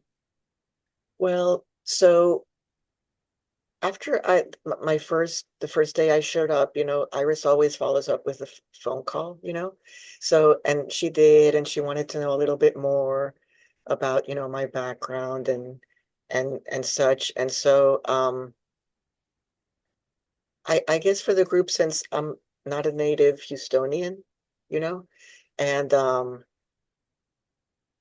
just like, so I'm foreign, and I think the group just likes to have a lot of diversity. Okay, all right. So if you had to think about a fondest memory that you had while you've been in this group, what would that be? It may be more than one, but if you could think of a fond memory that you've had since you've been involved. It's not like really one memory. Like the group soon became, I became a regular very quickly, because at the time I joined, the group was like at a very nice peak. There were like every Sunday there was like a weekly speaker, and the topics, were so, they rotated a lot, from finance to psychology to social science, and the speakers were, of such great quality, and I was just really impressed with the members themselves. I found them like so knowledgeable. It's really like a great resource, but the most important thing is that they all had so much kindness, and you can tell that they really wanted to provide us a space, be like a support system for anyone in need, and and it didn't matter if you were going to go just one Sunday or then go for the rest of your life. It's like in whatever capacity the group could aid you, they were happy to do that. And so I was going through a difficult time, trying to find my footing in Houston. Again, I didn't know anybody, and so they quickly became, it was like my family, and especially the core of the group, because then uh, you become acquainted, with different individuals. So then there's like a dinner, in a few weeks, and then you slowly develop these relationships, that were just so significant, and they were like my family, They became quickly my family. So it was, I always looked forward to the Sunday because I love learning, and every conference I learned so much. And each one of them, like, just, I felt like enriched my life and provided me with like such useful information, you know, on a full gamut of things, you know, and topics. And so it was just like just the thought of the group, and then the camaraderie, and it just had like a wonderful atmosphere to it, you know. And so I can't single out one thing. It's just like just going there every Sunday was just like it was just like a great moment of the week, you know. Okay. So, so your involvement. What was your involvement like? So you would attend. Anything else you contributed, or your involvement with the group? Yeah, you know, Iris always like and it, you know, it leaves it up to the person, but so I've given a couple of presentations there because Iris always said, even if at least your story. So so I've given at least a couple that I can remember. And then I would just be so participant, you know. So the way that the meetings were structured is like Iris would open up. It's like a good 15, 30 minutes before the speaker would start. Like the group actually starts half an hour earlier. And it's so that everybody can come, the greeting. And Iris would have like general topics. She had her little clippings from newspapers. And so there was that discussion, you know, and that's what I love a lot. Like, and I participated in that a lot because I'm very passionate about a lot of the things that are core to the group. And so I just felt it was just, I don't think I could handpick a group of individuals that I was more like-minded with, you know. And even so I love the discussions prior to the speaker, because you know, on my side also, I started to develop, you know, a lot of interest in reading and learning about, you know, especially the political outlook of the country and whatnot. That's I have very strong, you know, inclination towards that. So it was just I was like, I didn't just go and sit there is my point. So I was, you know, very active in the discussions. And then when the person, whoever the speaker was, the afterwards, you know, commentary also, like I've always been, you know, very involved. Okay, great. So, do you think that you played a role in the growth and development of the group? I'm not sure, you know. There's so many members. That's really hard to say. I'm not sure to what measure. Yeah. Okay. What about a greatest achievement? So something you feel really comfortable, what really good that you've done or achieved while you've been in this group? I mean, anything comes to mind? Greatest achievement. Not not that I can think of a single item. I just feel that, you know,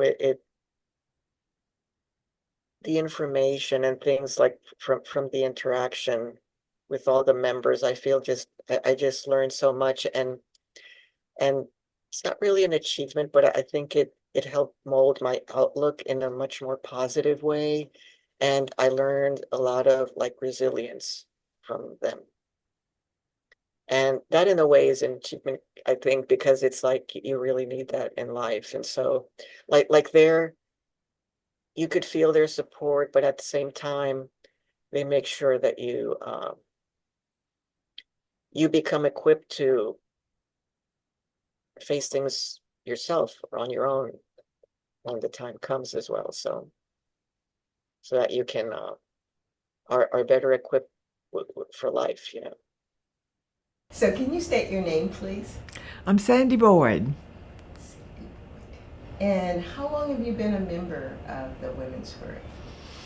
I discovered the women's group, I think, in 1981. Yeah. And what attracted you to this wonderful group? I had come to Houston to do my PhD, and somebody told me about the South Central Women's Studies Conference. And I went there, and I don't remember how, but somewhere at that event, I learned about the women's group. And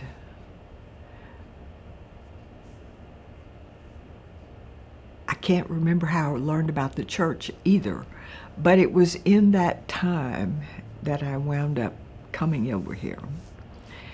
People had told me about Unitarian Church from Corpus Christi and said it's not a real church. It's not like church, but it's a church. And so I was intrigued by that, and so that's what all got me here. So since the early 80s.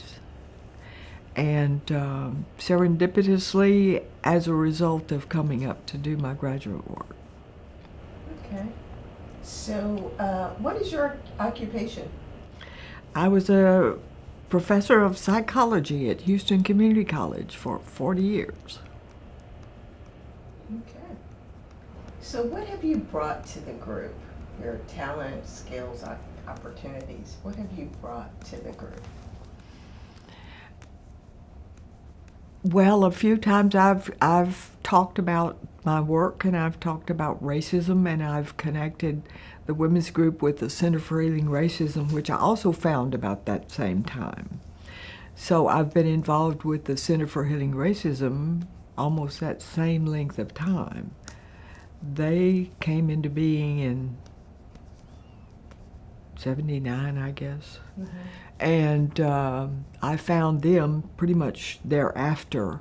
And so I've been connecting the Center for Healing Racism, the church, and the women's group all that time. I think that's probably the main thing. Okay. And what would be your fondest memory that you have about this group?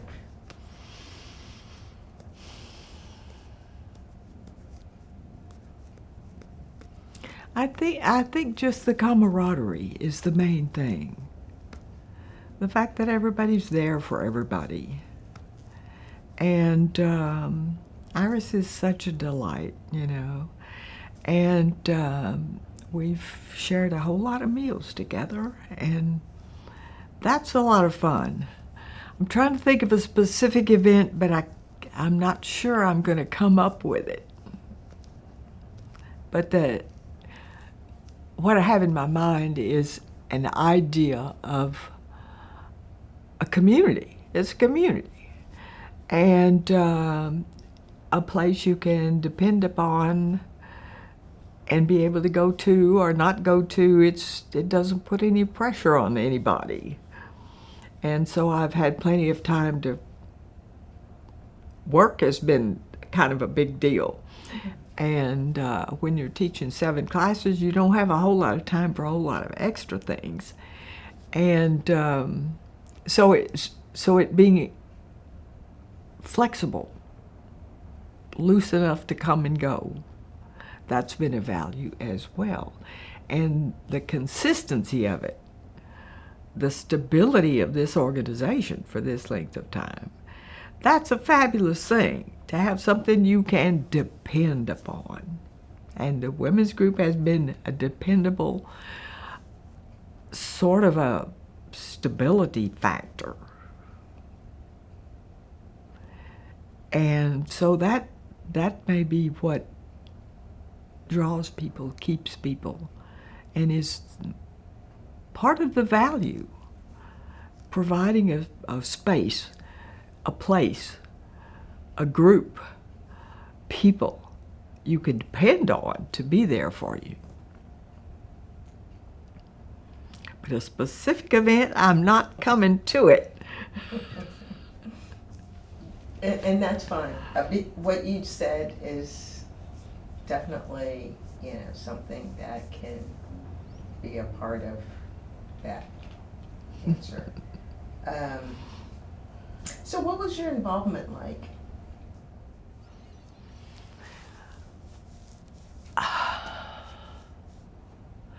As you can kind of tell, I'm kind of an on again, off again sort of person.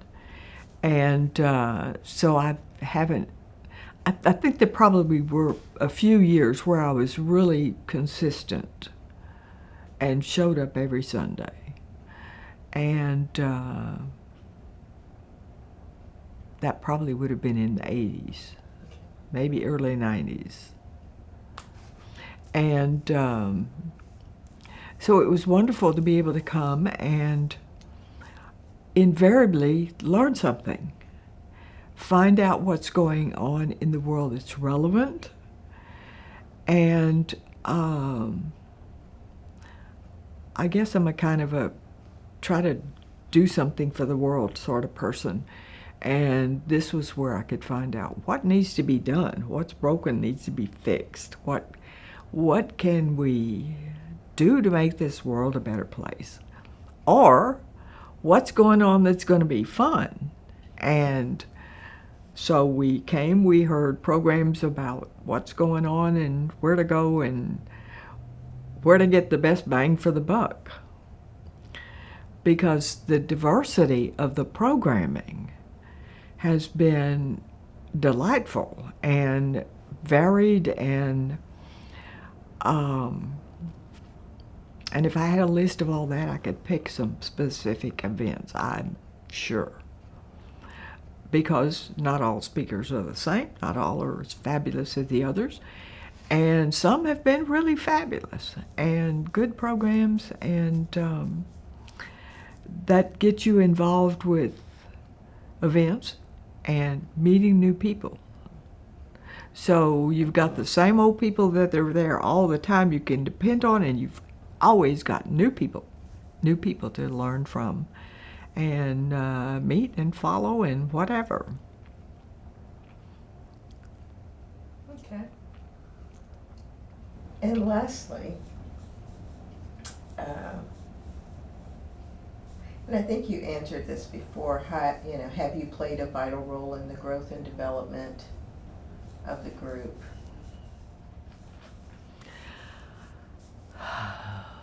I can't really say that I've played any kind of vital role. I think Iris has known I'm there. And I think that can be a useful thing. And like for this, here I am. And so vital is a tricky word, you know? Vital is a difficult thing. I don't know. I would like to hope I've been a contribution to some degree, as everybody who came through this door has been. And so I watched it grow. We usually on Sundays filled up a room that had chairs like this, and it was much bigger. And then COVID really played havoc with the women's group, and it's slowly been coming back since COVID was over. So it's had to deal with punches from life, you know. And the fabulous thing is that Iris has hung in there through thick and thin and kept the thing going through all the ups and downs. And I hope having a few of us who were there through the downs as well as the ups has been a help. So maybe in that way, because I haven't been consistent, but I've been there for 40 of these 50 years anyway. And what do you feel is your greatest achievement as a part of this group? Greatest achievement? Well, like I say, it's wrapped up in Center for Healing Racism, Houston Community College, UU Church Women's Group. It's like it's a symbiotic part of, I would like to think, Houston. And hence the world. And so, golly, that is kind of arrogant, isn't it? But I do think the Center for Healing Racism has been a force. And that the women's group is connected, the church is connected, the school is connected. The center is in a building at the Houston Community College, and the church provided an office for the center after it left its original source and went from here to Houston Community College. So there's a connection there. And so anything I've done for anybody has been connected to all of this. It's all part of the same thing at this point in time, from my perspective, because all are working toward that same goal of having a world that values everybody equally, supports everybody equally. And so I see that as what the church is doing, the women's group is doing, Houston Community College is doing, the Center for Healing Racism is doing. So for me, it's all tied together. And it's kind of hard to separate one or the other. Does that make any sense?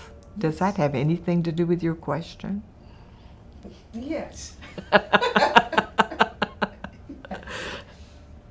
Okay. And we could leave it at that. So can you state your name, please? Yes. My name is Sydney Neal. And how long have you been a member of the Houston Women's Group? I'd say a little over a year now. Okay. I'm not as often a visitor, but I do try to stay in touch as much as I can. And what initially attracted you to this group?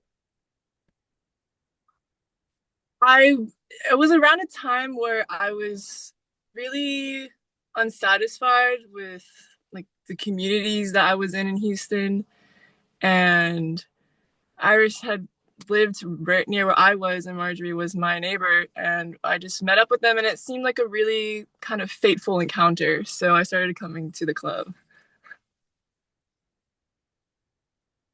So what do you do? What's your occupation? What do you do? I'm a tattoo artist. I have a private studio here in Houston.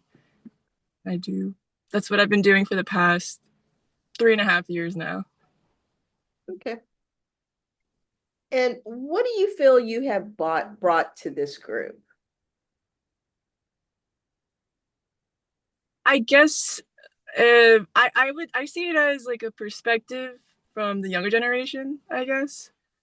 A younger generation's voice to kind of put into perspective like all of our different, viewpoints, because we've gone through a lot of different things. Yeah.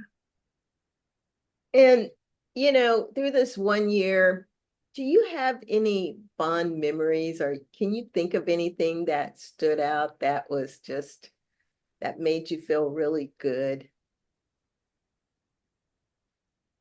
I think it might have just been the first time going, just to see the group of women that were there, all older too. It's just like not a very common thing for a young person like myself to see a group of older individuals that really care about a lot of things. So it was really nice knowing that there is the sense of connection to be had between like younger people and older people. Like I was like, oh my God, there is hope. Like we can have conversations. I didn't even know it was possible. So because I've just been so used to being around people my age. So it was just really, really, really comforting to just walk into that space and see like people like wanting to talk and discuss things and like how to do things better. It was really nice. What is your involvement like? Yeah, sometimes I give presentations and I try to make it about the direction or the things I think we need to keep in mind going forward if we're going to be involved with activism from like my younger perspective. So I plan to try to keep doing that just because I hope it's helpful and I think it's productive to hear like other people's opinions that's not in my general age group to see if it's reasonable or if like people don't really know what I'm talking about. It's really important to me that I know like what I'm saying makes sense to other people too. Okay. So do you think you have played like a role in the growth and development of these women or of the group itself? I'm not too sure. I don't know how I would really gauge that. I don't think I go as nearly enough to gauge that. I wish I could, but the schedule, how it lines up, it's kind of rough for me to make it sometimes. But I do want to keep in touch with them. And I think in that way, I hope my presence is a little bit like makes them hopeful too for our generation. So I hope that's what I can impact their lives. Okay. Yeah. Yeah. So, by doing this, being a part of this group, do you feel you have a greatest achievement in what do you feel is your greatest achievement as a member in this group? I think it has really given me, I don't know if I'd say it's an achievement. I guess just really taking steps towards being more like an organizer, like an activism organizer, community organizer. It's given me a lot of, I feel like I have the support to have the confidence to do that. And I think that's like my biggest achievement from going for sure. It's just gave me a lot of like, okay, yeah, like I can go try to do stuff. Okay. And please do. State your name. My name is Connie Acosta. And Connie, how long have you been a member of the Houston Women's Group? Officially since 2004. But once I became really active in First Church, my attendance has been sporadic. Yeah, we got ourselves a train.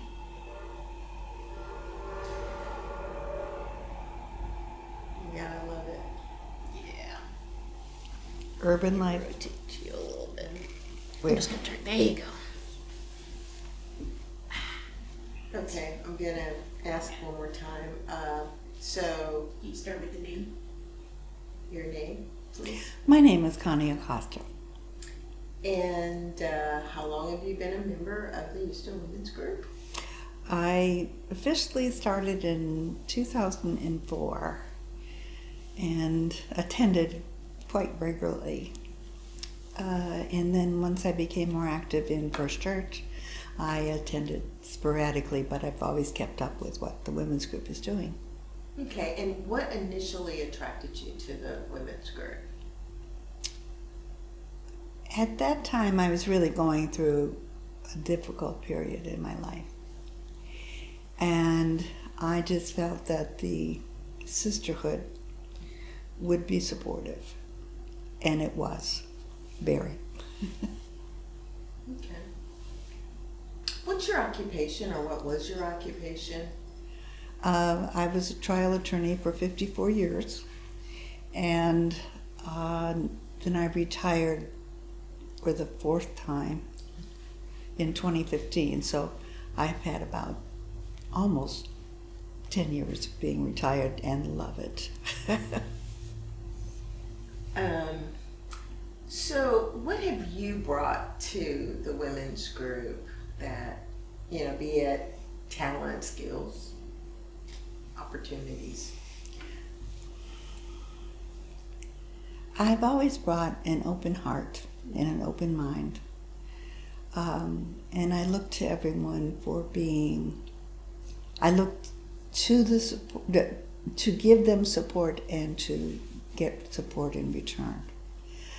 Of course, I'm there if they need legal skills or if they need anything to know about First Church, because I'm very active here.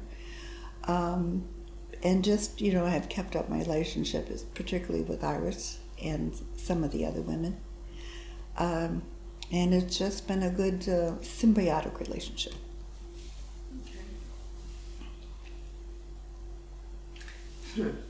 So fondest memory.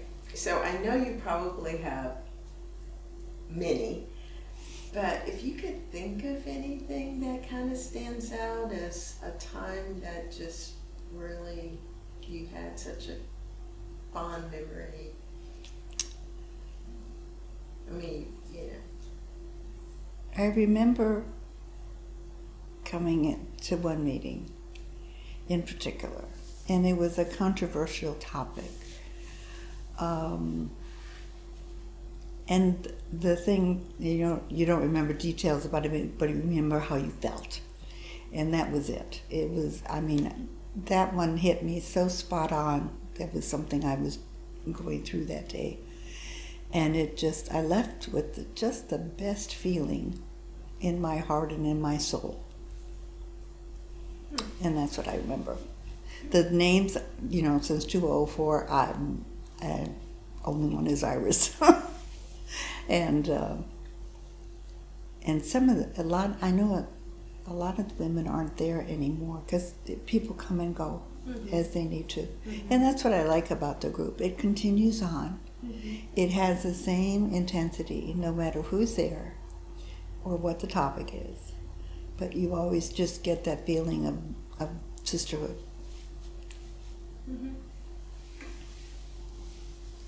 So of course, next was like your involvement. What's your involvement like now, and with the group? Again, it's just sporadic when I get a chance to run up there, or if I'm not being worship associate or something else, because I was on a board here, and so I had lots of activities associated with First Church. But my, little eye has always been on what's happening upstairs with the women. And as I said, Iris has kept me in touch with what they're doing, and I'm so delighted that they're celebrating their anniversary. That just speaks volumes. And have you played a vital role in the growth and development in any way of the group, do you think? I don't recollect any leadership role in particular. But they always, Iris always knows if she needs anything, I'm there. And will take on whatever role she needs me to play. And do you feel you have a greatest achievement since you've been connected in any way with this group? A greatest achievement that you feel that have brought something out in you? I can't say I have an achievement other than to say I have a very dear spot in my heart for the women's group.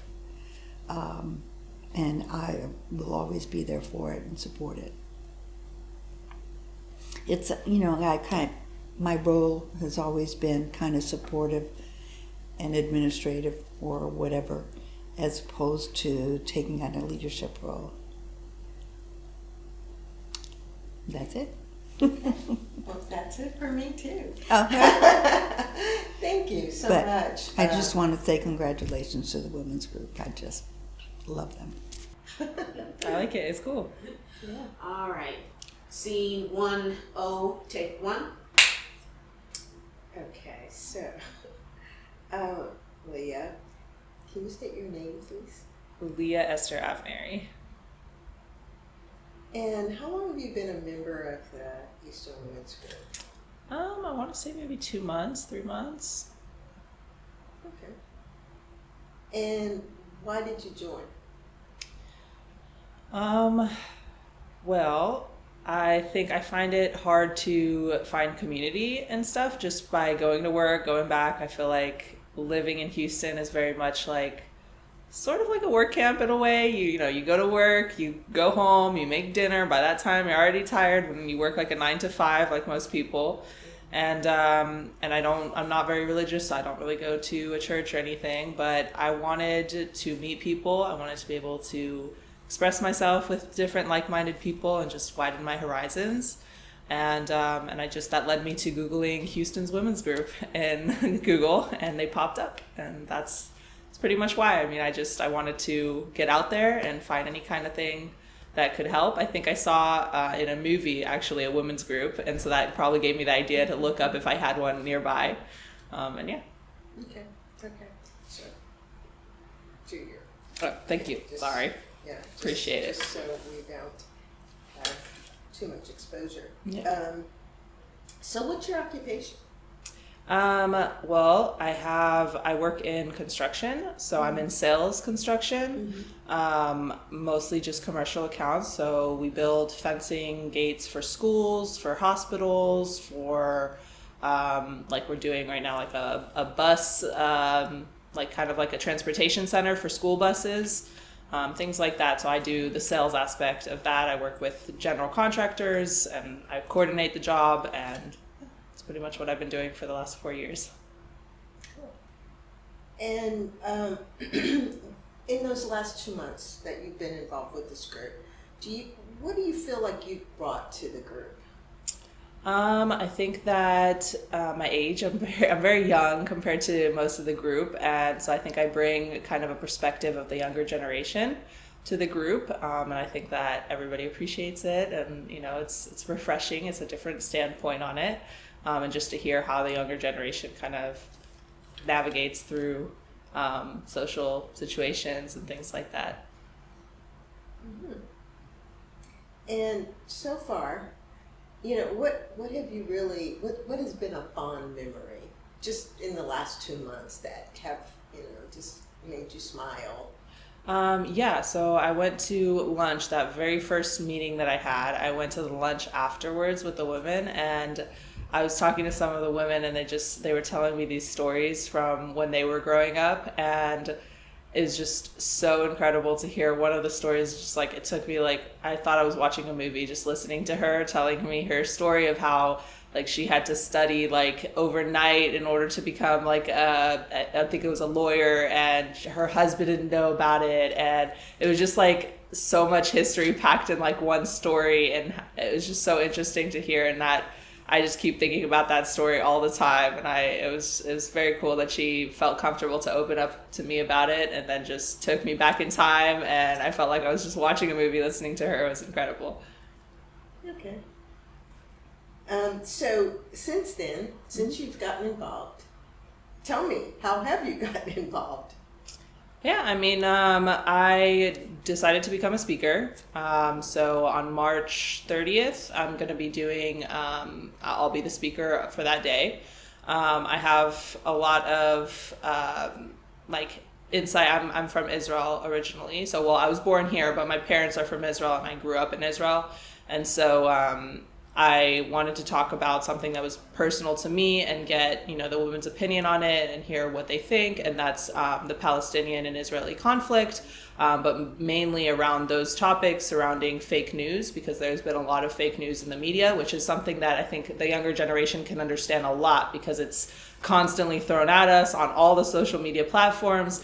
And so I want to bring that kind of to a more mature audience and see what they think about that, if they were exposed to it as well, if they saw something. And so I'm kind of bringing examples of fake news surrounding that specific conflict, but on both sides. So also for the Palestinian civilians and also for the Jewish civilians, and how fake news affected them worldwide. So I think that getting involved in that specific way is very, very important to me, because it gives me a place that I can speak, and I can speak comfortably, because I'm not comfortable with just anybody talking about that conflict, it's very sensitive. So these women, they're so special, and like they're so welcoming to be able to just like say, hey, I want to be a speaker, and they just accepted it right away. And they're inviting me to speak about a topic that's very, very sensitive to a lot of people. And they trust me to do it in a way that's going to respect, you know, both sides of the conflict. And that's been the most important way that I think I've gotten involved in the group, because it's really an important topic to talk about.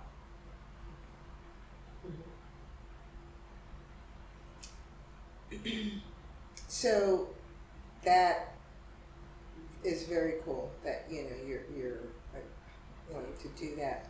Have you played a vital role in the growth and development in this group yet? I don't think so. I mean, aside from just like telling people about the group and asking my friends if they want to come with me on the next Sunday, and trying to make connections within the group. Aside from that, I don't know exactly if I've had a part in the growth of the group, aside from me just joining in. But I think that in the future, I'd definitely be interested in if there's a way. And I think doing this is definitely supporting the growth of the group. Exactly. So what do you feel is your greatest achievement so far as a member? Greatest achievement as a member. I think the greatest will be after I do my talk with the group. After I present is going to be the biggest achievement. I'm very nervous about it, and so it's also taking me out of my comfort zone. But I feel like it's super important to talk about it. Cool, great, awesome, yay! I'm so glad you're going to do that. I mean, I think it's very, you know, needed. It's a different perspective, and I think that's exactly what this group. I'm sorry. It's over. Hi. Hi. Can you state your name, please? Jean Varsos. Hi, Jean. So, tell me how long you've been a member of this wonderful group. I came in 1982, so it'd be 43 years, something like that. So, what initially attracted you? How did you find out about it? Well, I was a student at the University of Houston, Clear Lake, and I was taking women's studies courses. Sorry, hold on. Sorry, before we get too far into the review. Oh, I'm sorry. No, since your hand's right there. I'm sorry. No. Try to hide it so you can't mess with her. Yeah. No, But don't worry. you It's just a didn't even fluke know that it was your there. hand. Yeah, just a fluke that was your hand. Okay, we'll start from, what part do you want us to start from? The second question. Okay, so how long have you been a member of the Houston Women's Group? I came in 1982, and I think that's about 43 years at this point. Okay, and how did you find out about it? I was a student at UVH Clear Lake in the marriage and family therapy program, but I had taken several undergraduate and graduate courses in women's studies.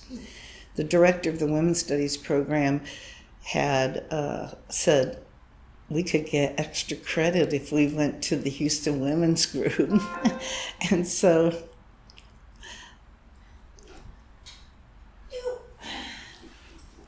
Is your phone on silenced? Okay, good.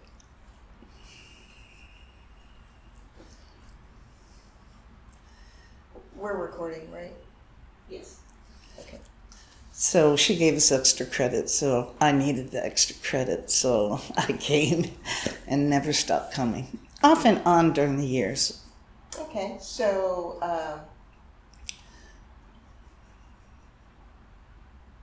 what is your occupation now? Well, I'm retired. I was a marriage and family therapist. Okay. So. All right. And, you know, I know this, but tell everyone else what you brought to this group. Well, I mean, I bring my authentic self to the group, but I guess in terms of contributions to the group, my daughter made a video, a welcoming video for the women's group. So I feel like, you know, we brought that and added that to the group. Okay. So talents and skills, so using what you've done, you know, as a career, have you filtered that in any way? Well, I have given talks on communication tips and conflict resolution skills and, you know, different presentations that involve my skills. Okay. And what would be your fondest memory of the group? You know, I know you've had many. Yes, I have. It's kind of hard, but it's between two. But I guess it was in the 80s. We would get a beach house on Thanksgiving and on Easter. So a bunch of women would go down to the beach house. And I had a 3-year-old, 4-year-old daughter at that point, and I'd bring her with me. And, you know, we'd play all day and have fun with the women. But then after maybe 6, 7 o'clock, the tops went off. And at that point, I had to take my daughter and, you know, go home. But that's my favorite memory. What a memory. I've only been in one setting where that happened. And what's your involvement like now? Well, I'm one of the leaders of the group at this point. I do a lot of different things. I, you know, sign people up for the email list, to do the schedule. I handle, you know, the money, some of the money, I mean, part of it with Iris. I facilitate meetings. You know, I communicate some with our presenters, and so I'm pretty active. And, you know, greatest achievement, you know, if you had to look back, over the years, what would you feel that you would be your greatest achievement with this group? I think, you know, well, what I already told you about the video my daughter produced, I feel like really helped the group a lot. So in terms of my achievement, I will tell you that taking on more of a leadership role has been a challenge for me. I haven't necessarily seen myself as a leader, you know, so I'm growing in these roles and responsibilities, and I feel like that's an achievement for me, because I'm not necessarily comfortable with standing up and facilitating a meeting in front of a bunch of people, but I've gotten pretty good at it, so I'm growing. Okay, all right. That's it? That's it. Okay. Well, so much more I wanted to say. Well, you're welcome to say it if you want to. We're still rolling. Well, I remember one of my favorite memories too is when Ann Richards was inaugurated as governor of the state of Texas. So we got together and we walked down, I think it's Capitol Avenue or Texas Avenue. We walked down to the Capitol and saw her be inaugurated. And that was a wonderful memory. I got some t-shirts and all that. That was a nice memory. So can you state your name, please? My name's Lorna Ellis. Thank you. And how long have you been a member of the women's group? Since late 1979, I believe. Ooh. Okay. And how did you find out about that organization or the group? How did you find out about it? How did I find out? I think I saw the meetings mentioned in a copy of a publication called TWIT, T-W-I-T, that I picked up in probably in a store or bar in Montrose. And so I went to the meeting on Sunday. One day, I was looking. Quit moving I around too was much. new in Houston, and I didn't know anybody, and so I was looking for ways to meet people. Okay. And so what did you do during that time? What's your occupation? At the time, Well, now, I mean, just in general. I'm retired now. Oh, yeah, of course. But back then I was working for MD Anderson in medical records as a photographer. Mm. Okay. So, what do you think you brought to the group? Your skills, your occupation, were you able to contribute anything to the group because of that? Well, I guess through the years, I contribute personal life experiences. At the time, the group was kind of a, I guess you call it it was really a feminist group that was looking to help women explore their lives as a more, what do you call it? Like awareness of a woman as a power instead of a person connected to men, like wives and working for guys. And it was a place where women could meet safely and talk about anything in their lives. Okay. And if you had a fondest memory, what would that be like? What would that be? Of the women's group? Well, there were a lot of different meetings that stuck in my mind, but just meeting such a different bunch of women and such powerful women that were independent and had something going for them other than just following a man and being able to speak their mind and say what they thought. Because usually whenever you're in a group of people, it's the guys who get to talk,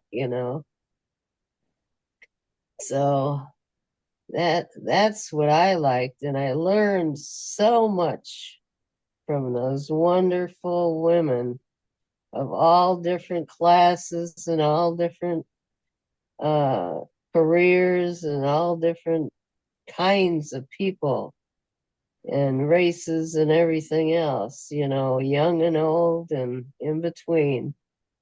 So that's what I really enjoyed. Okay. And I'm sorry. Well, at first it was more of a, like a Betty Friedan or I'm terrible with names, so you have to bear with me on that. But it was like feminism awareness. And I never realized how feminist I was till I got to that group and started talking and listening to what was going on in the world with other women. So that's what I really enjoyed at first. In fact, at the end of each meeting, I'd say probably the first year or so, I remember at the end of the meeting, everybody getting up.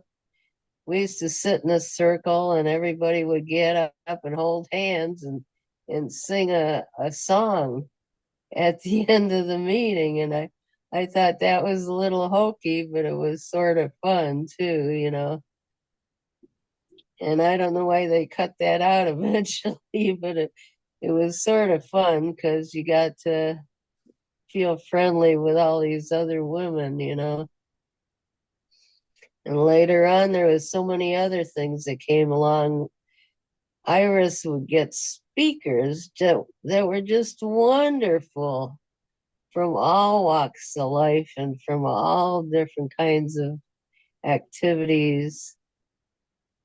And she was, Iris Sizemore was going with a woman called Marguerite, I believe. She was a French woman who had some wonderful jewelry she would sell from places like Bali and far off places she'd travel to.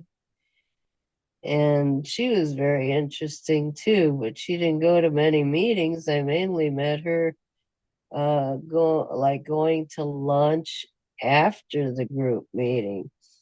There were a lot of group meetings I just really enjoyed because we go to different restaurants around town and all get together, usually 10 to 12 people or so, and talk about other things.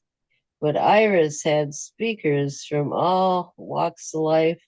I remember we had one who had been in the military down in the Arctic Circle and spent like all winter there one time, and she was really interesting. Then there were writers. One writer, I can't remember her name, she wrote a book about women's shame. There was people even like me who would get up and talk about things that they knew about. So that was what was interesting to me because I love learning things. I still do.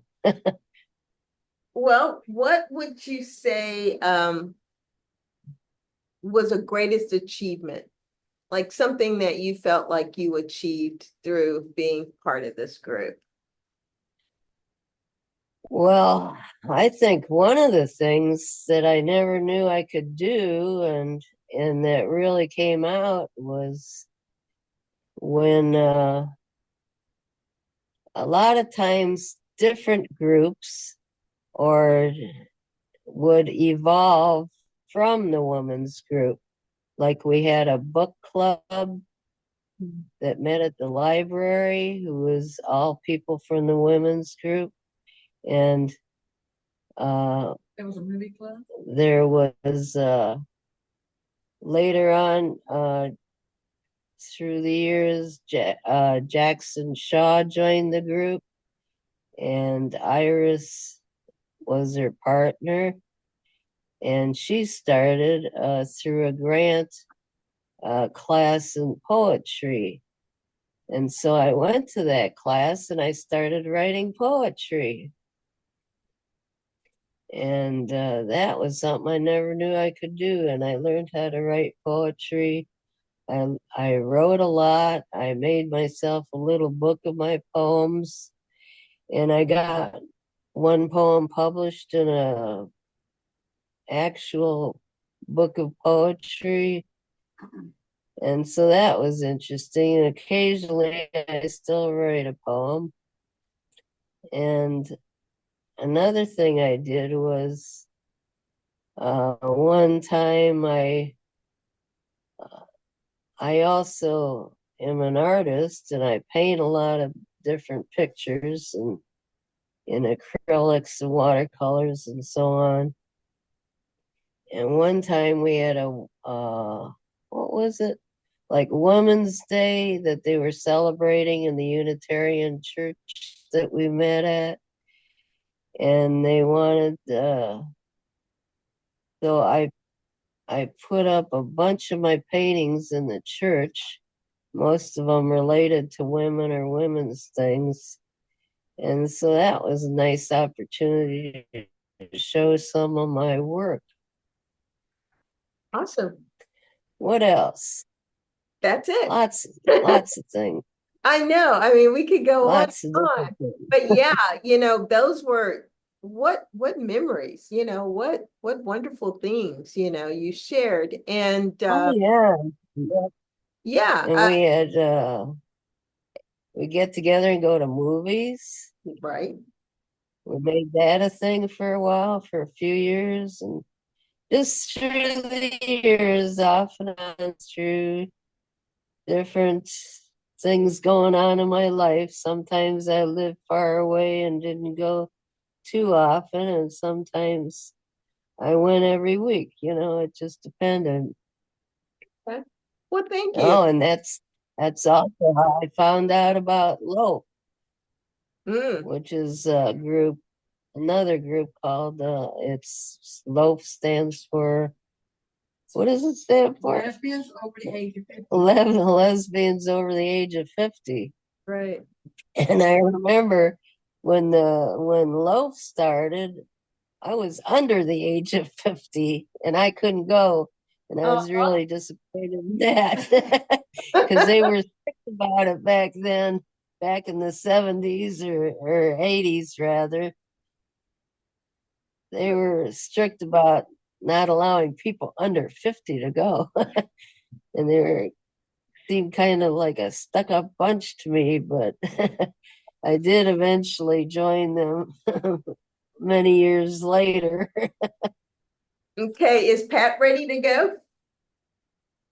Yes. Yeah, I think so. Pat, you ready, Pat? So state your name, please. Jackie Donovan. Okay, Jackie. So what would be your fondest memory of Marguerite?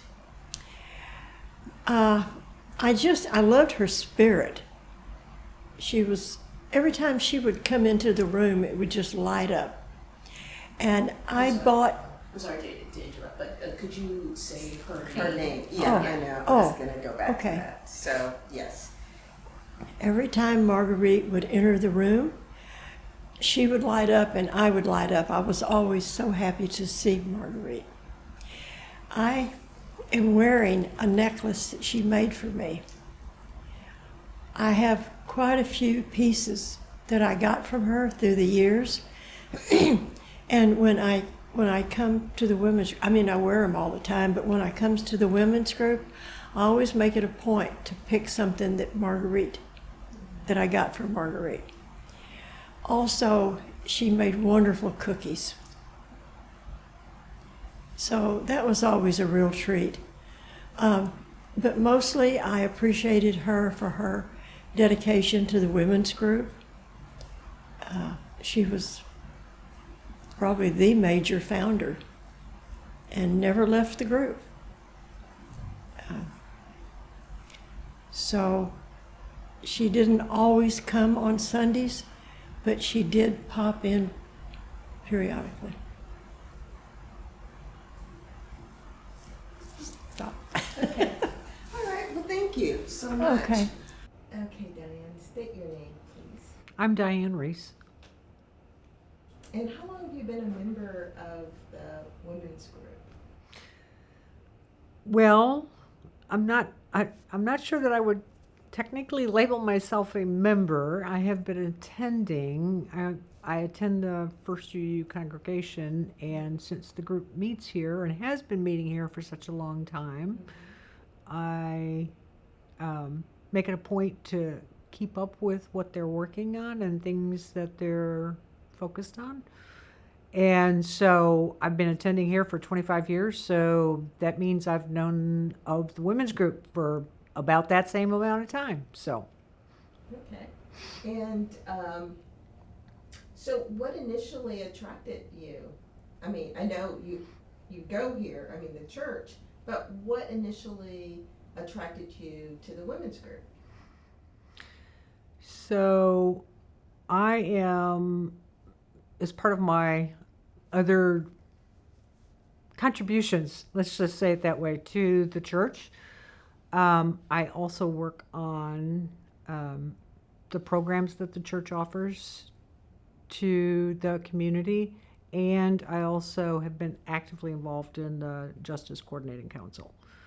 Both of those are big passions of mine, and so part of my philosophy is about making sure that everyone, it's tough. We're we're a good sized congregation, and it's tough sometimes to keep everyone informed just because there's so many things going on. And so I make it a point to reach out and or to connect with all of the groups, or as many of them as I can, to find out what they're up to and to make sure that they know about things that are happening with the Justice Coordinating Council. The Justice Coordinating Council focuses on social justice activities. So part of what keeps me fascinated about the Houston Women's Group is because of my personal passion for social justice and all the actions that we take on for that. They are a group of movers and shakers. When you want something done on social justice, it's one of the first places I stop and say, ladies, can you help me out here? So that's why I stay connected with them, and just to, have been a huge admirer of the things that they get done. Okay. So what is your occupation?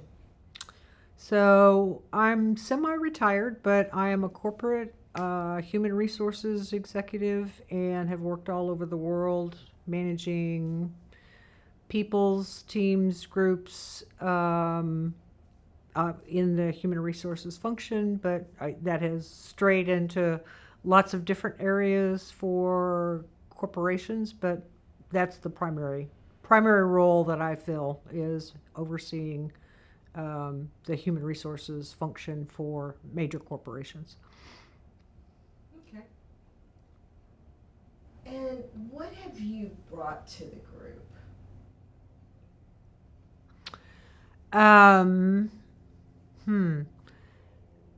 What have I brought to the group? Well, I think that more than likely what most of them recognize me for is because I am so engaged in social justice actions, I'm their primary source of information for what's going on in the state of Texas and the Texas legislature, which covers everything from what bills are being proposed, what's the state budget, what changes are happening to laws that impact everyday citizens. That's why I'm heavily involved in social justice, is because what happens in Austin influences our lives on a very direct basis. And so I'm that source of information, and when people want to find out what's happening in Austin or what's proposed to happen in Austin and that we need to pay attention to or to bring some action together to thwart, then that's what my primary role is. I focus on many issues. Voting rights is my number one issue, followed closely by reproductive justice. And so this group is, they are activists, that any volunteer coordinator would die for. Okay. And fondest memory of being part of this group, or if you could think of a time when you participated in something that brought you joy, or a fondest memory with this group, participating with this group.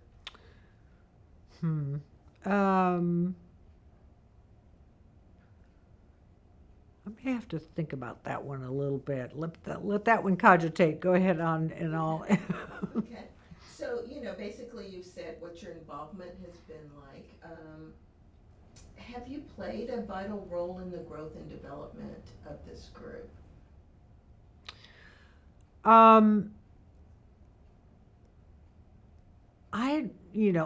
would consider myself, vital contributor. I think the thing with the Houston Women's Group that's the most important is every woman contributes something significantly, or significant to that group, just by being present and speaking their truth, and or being supported by the group, or being a leader in the group.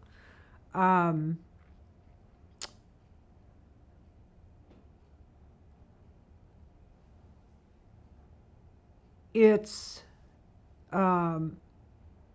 everyone's contribution is vital, because the group really exists for women to have a safe space to share their concerns, and one of my favorite phrases, for others to be a witness to their lives when they're going through grief and problems and tragedies and all those sorts of things.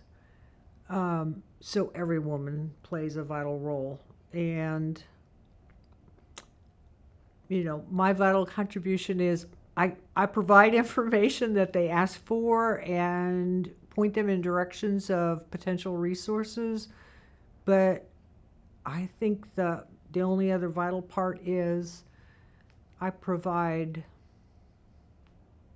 I don't know that I would call it hope, but I would say I provide a plan of action when things aren't going right and our government is not doing the right sorts of things. Governments, city, local, state, federal, whatever, then what I help them understand is how they can play a part in changing the direction.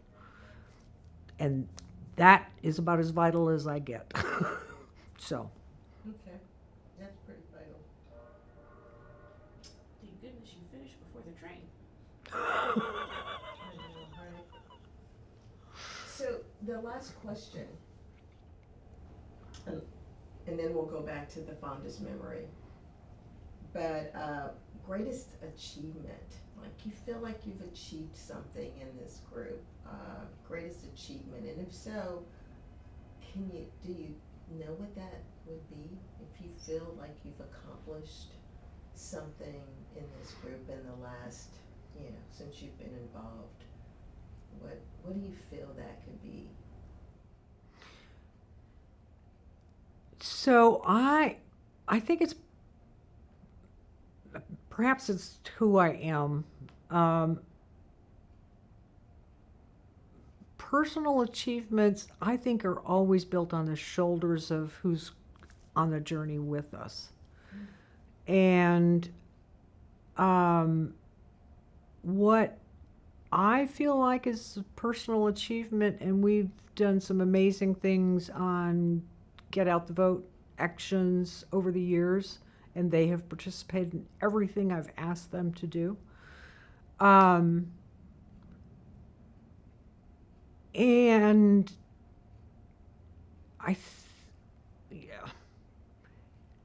what I feel like the greatest achievement is, I guess, goes back to what I said earlier, is if I provide some hope and I provide a path for people to feel empowered to do something for social justice, then I've achieved. It's not, for me, it's not about me. All I do is provide an opportunity and invite people to participate. And if my message comes across as energizing and engaging, and they choose to do something, then that's a great achievement for me. But it's speaking the right message or language or tone or whatever that magic is that convinces people that they can make a difference in the world. And to me, you can't ask for any bigger human contribution than that. Okay, I like that. Yeah. Wonderful answer.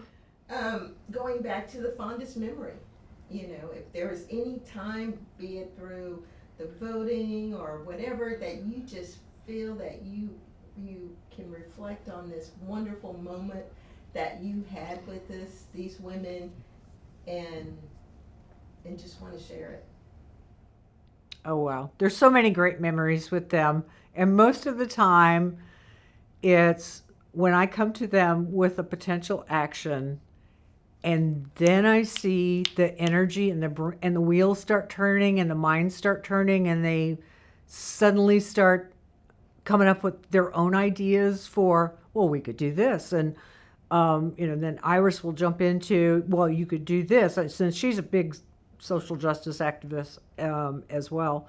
But the energy, you can't duplicate that. It's like when I give them the information and I suggest, here's some ways that we could potentially address this, and then they take that and take it on themselves and come up with their own ideas, then, and invariably that always happens. Is like, yep, we can get in motion on these particular things. So that energy is what also keeps me going, because there's somebody that realizes it's not just my concern that she's talking about. It's something that we can do as a group of women and have an impact on this, whatever the issue is, immediately. And, they get in motion. And that kind of energy you don't ever forget. Okay. Thank you. Yeah, you're welcome. Can you state your name, please? Jacsun Shah. Okay, Jacsun. What initially attracted you to the women's group? Well, I came to Houston in 1986, and I immediately looked for a bookstore, which I always do, and I found a flyer or something there about the women's group. And because I had always considered myself a feminist, but had never really been around any feminist women, most of my friends in New Jersey, where I came from, were not as feminist as I was. They were not as radical in their thinking as I was. And I was always a little frustrated. So when I saw the ad for the women's group, I had to come. Okay. What's your occupation? Well, I have a PhD in English literature and creative writing, so I taught creative writing through Writers in the Schools for 20 years before I retired. I don't know if I would call that my occupation, because I did it part-time. I only had to work part-time. A divorce settlement allowed me to work just part-time. But I guess that's what you would consider, writing is kind of my overall career, in particular poetry. Okay.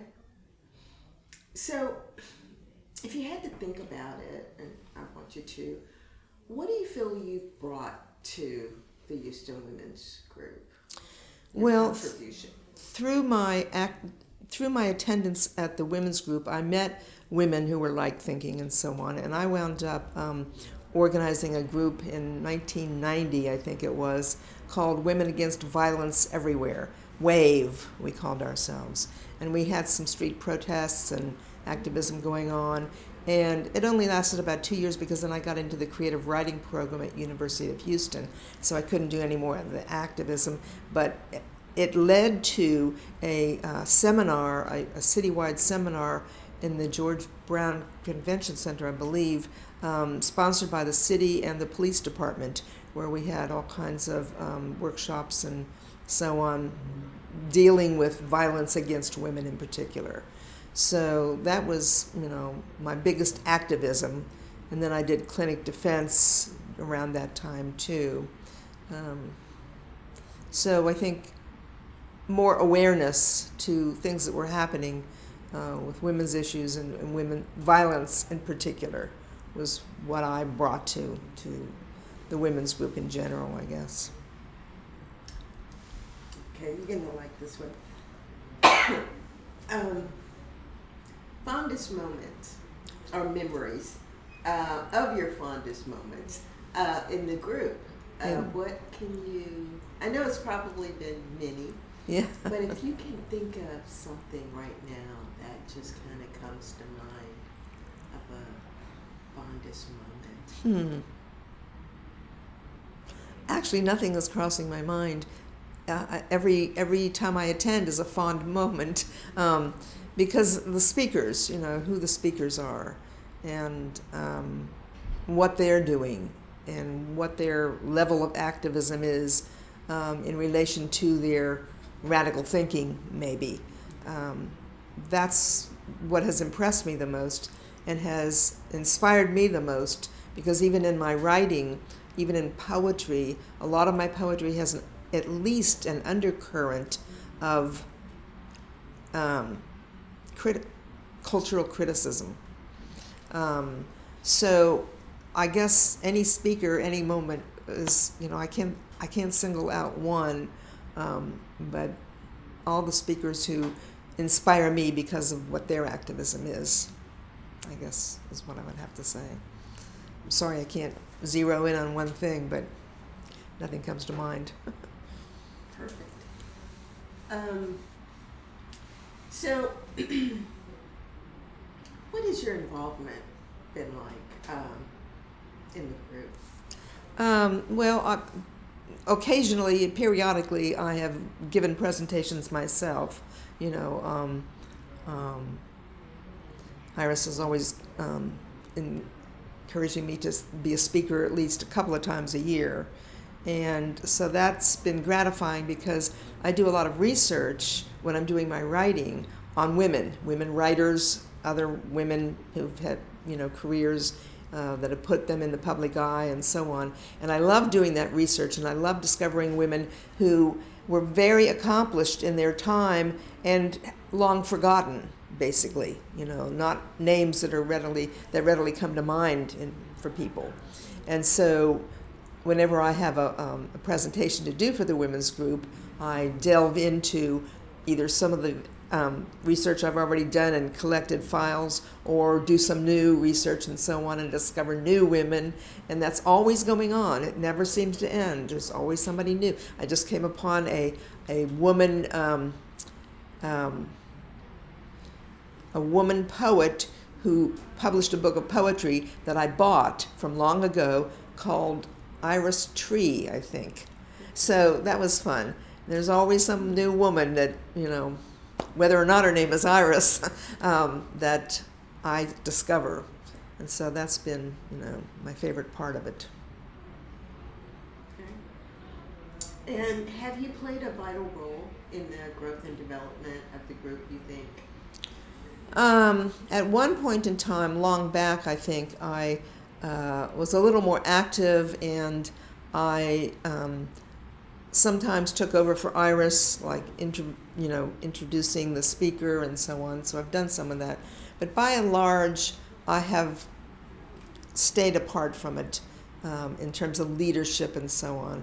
I don't want the responsibility, because I spent so much time in my younger years being a mother, 2 daughters, a grandmother, going to school, getting 4 degrees, working, even if part-time and so on, and my writing suffered because of it. And now my primary interest is my own writing and trying to get it published. And I've had some success with that, and I go on, and sometimes I write 7 hours a day, sometimes only 3 or 4 or 5, but almost every day, not every day. So the women's group was tangential to all of that, and certainly inspiring, but I didn't want to, have it be a primary focus in my life. I didn't want leadership responsibilities. So that's kind of the way it's played out for me. Okay. Greatest achievement. Do you have a greatest achievement with the group at this point? With the group? With the group? The women's group, yeah. What have you felt has been a greatest achievement?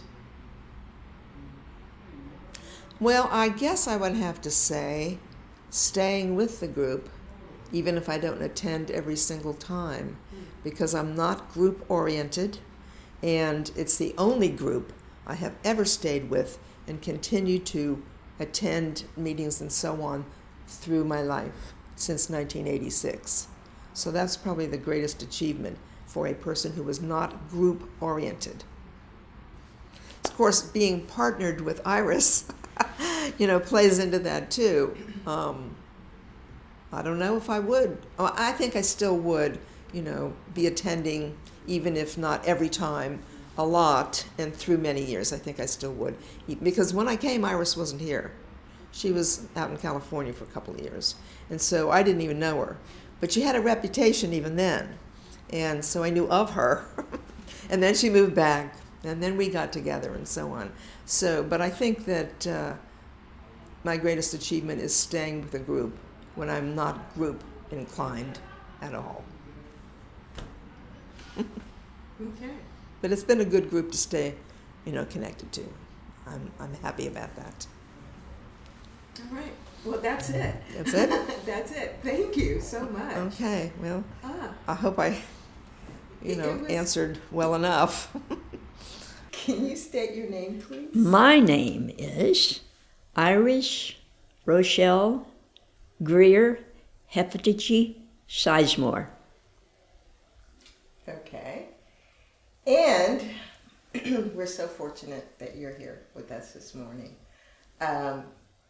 Let's start by asking, whatever gave you an idea of starting the Houston Women's Group?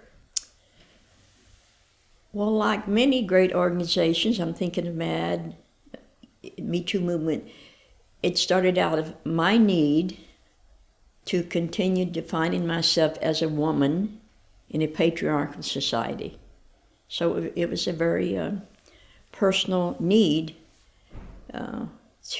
One woman can do a little bit, but if you've got a group, you can do more. So it was, my journey had started at University of Chicago. That was my first job. We're talking about 1971. And that was sort of riding off of the counterculture, civil rights, all the movements, hippie movement even. So it was intellectual curiosity that had already shaped me from hanging out with the folks at university. And that's when I really started the whole stepping stones of, I was defined by patriarchy, the role assignments, everything. So when I got here, I already knew about Unitarianism. I was a friend of the church in Barrington, Illinois. And I just wanted to be around women who had a similar worldview. Doesn't have to be the same.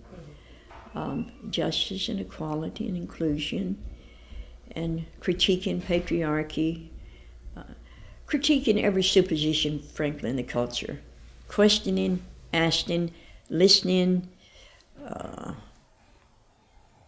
So it's been my lodestar, my guide, and then my lodestone, the energy of women together. Come into women's group wherever you are, it's all okay. And we start out by saying, every woman, if she wants to, my name is. Yeah, naming is something that historically women didn't get to do. We were named by patriarchy. Yeah, even deeper than that in some cultures. Yeah. Okay. So,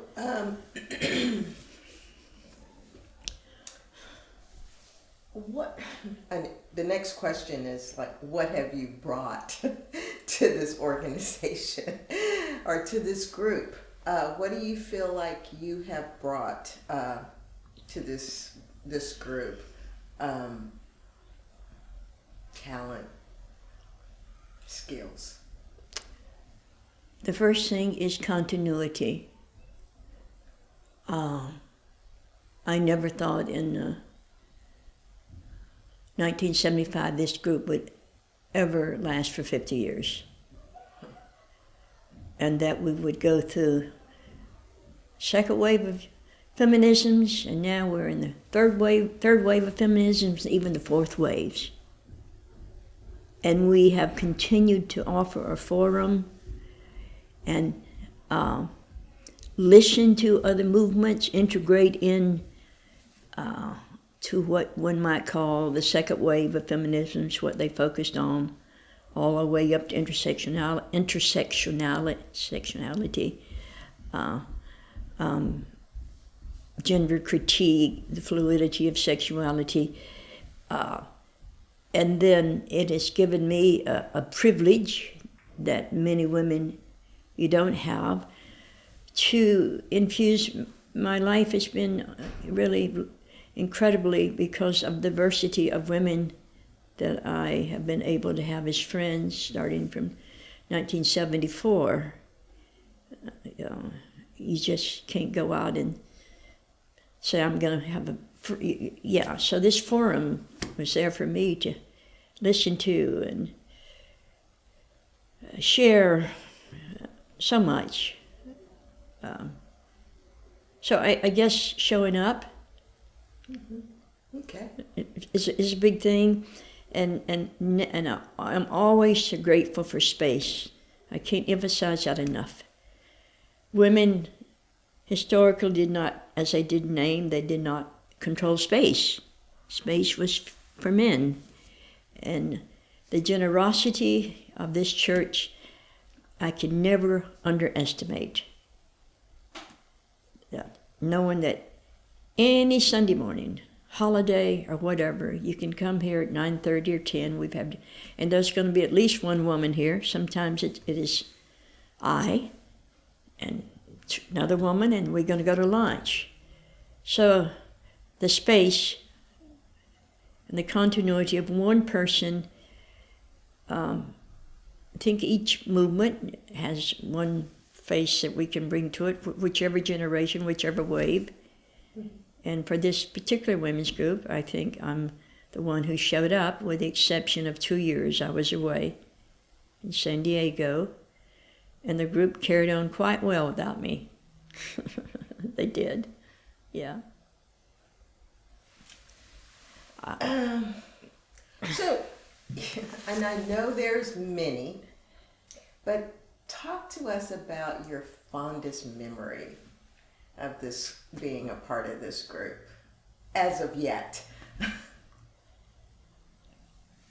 Well, fondest memory. Every woman brings something to me and to the group if I'm opening for listening. Some of the fondest memories are the beach house. We decided that there's three things that sort of along the way I've learned in women's group. How did you get here? How did you find us? And I think that narrative doesn't change very much. I came here after a divorce and a job. Taking care of family is a big one here. So we decided that there were so many women not from Texas that on Eastern Thanksgiving we would go to the beach house. We started at Galveston and West Beach. We couldn't afford that, and eventually we moved over to the Bolivar. And those were just, we were just so radically outrageous. And those were great memories. There were times when we would have 50 or 60 women there. Thank goodness the owner was a Democrat. So women would bring their caravans in, all that, tents all over the beach. Those were great memories. And the kids kindly, were also, went wild too, since we were inside talking about all sorts of things. Those are great memories, and one reason that's a great memory is there was another founder of the Jacsun Women's Group. It was a French woman named Marjorie Oppinger, and she was my partner when I came to Houston. And for the first 10 years, our schedule, this was not the age of tech generation like Ashley's in. We're talking about 1974. So I recruited the speakers, and she typed them, And I think at one time we were mailing to about 50 different organizations. I remember one time we had the whole women's softball team come. It was a room of about 64. So I want to honor her incredible loyalty and contribution and support of me while I was here every Sunday. And there were not any gender roles ever in any relationships, but she's a sort of a shy, economizes her words, and Marguerite, and I'm all over the place with my words, so it was a nice balance. So there would not have been a women's group without Marjorie Oppinger. And I think you've talked to some of the kids about these things. Mm-hmm. Mary Daly, Gloria Steinem, the International Women's Conference here. The women slept everywhere in the church, outside. We had the sanctuary that Sunday. Created the whole service. That was in 1977 that everybody talks about, International Women's Conference, yeah. Mm-hmm. Funded by, I think the first federally funded and only by Jimmy Carter. Mm-hmm. I guess the moments that move me most are just the women embracing a trust level that you can share perhaps some things you've never talked about, and in the listening, I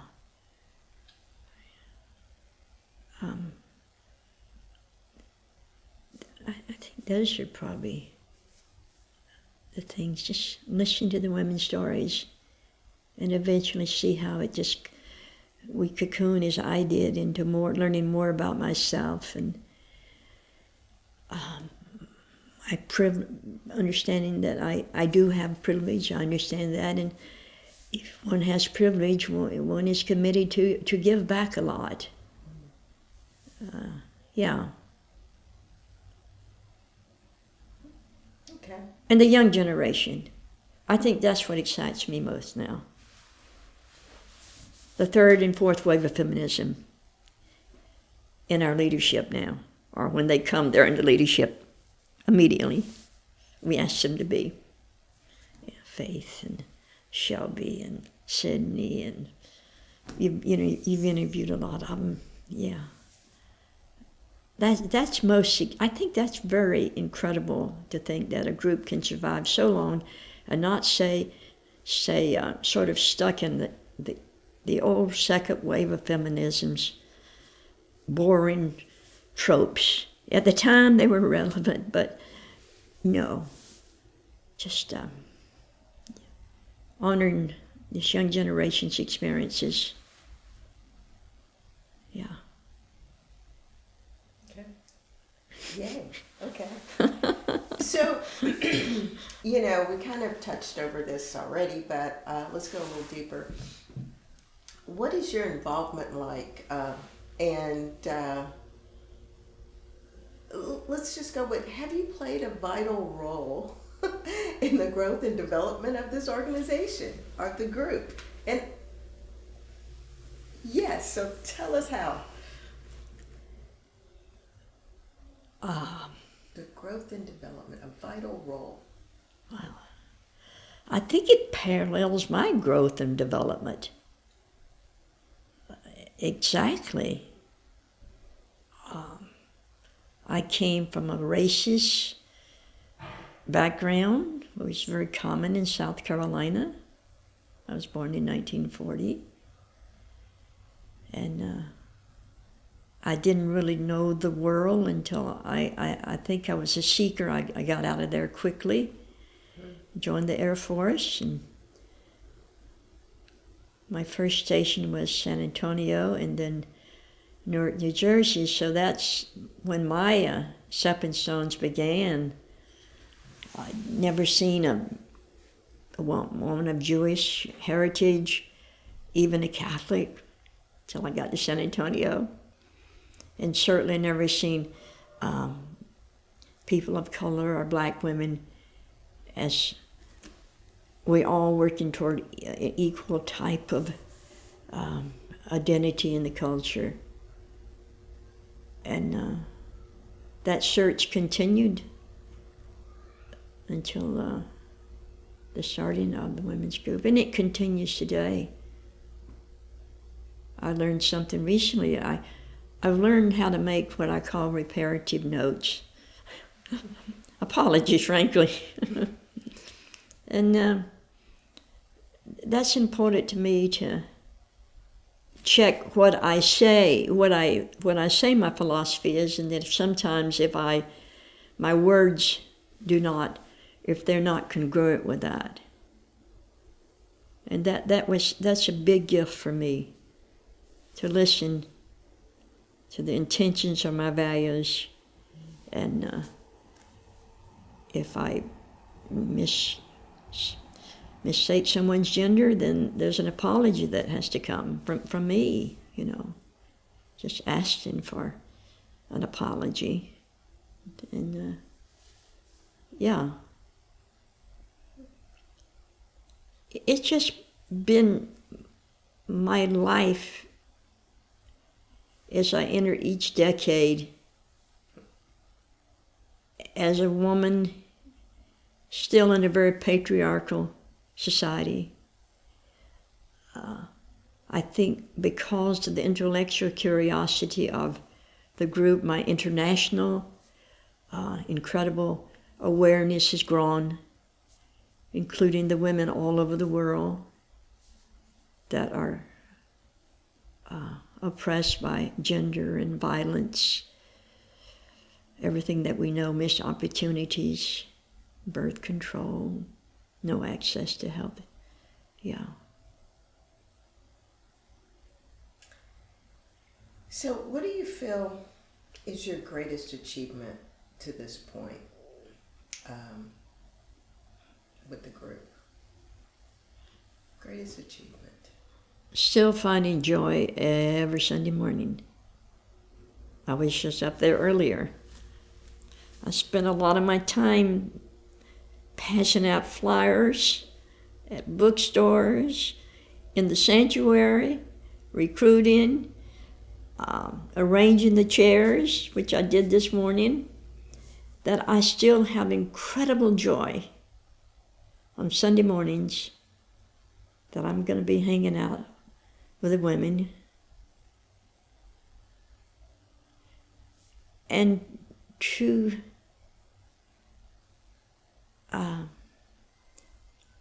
be with women who are also searching for their stepping stones, the ones they had and the ones that we're creating. Yeah. Feminism, as Bell Hooks says, it's good for everybody. Equality of genders is good for everybody. Feminism is a basic notion that women are human. Maybe, I don't know who said that, probably Flo Kennedy. It sounds like Flo Kennedy, I don't know. But that has been a great satisfaction. And then at this point in my life, understanding that I'm living in a country that I never thought I would be living in, and how to fit in and certainly be engaged in the world, but also find a place for going to a play yesterday. One of my greatest joys is women who come. We have the little cards now, and creating events for other women. Like yesterday, we went to a play at Stages. There were 4 of us. Afterwards, 2 of the women I saw exchanging names. They'll get together for a coffee or whatever. There's a movie group Tuesdays, just other options for women. Women, historically, weekends are very, the time that perhaps they could relax a little bit, maybe some self-comfort. But I think that's the biggest joy. We have a little group down in Southwest Houston, another country to me, but Jean Varsos, they're doing that. They go out to dinner. Then there's a group that meets on Tuesday at Empire Cafe, another little group. There could be, 10 little groups. You never have to come back to women's group again if you don't want to, because you're building community there.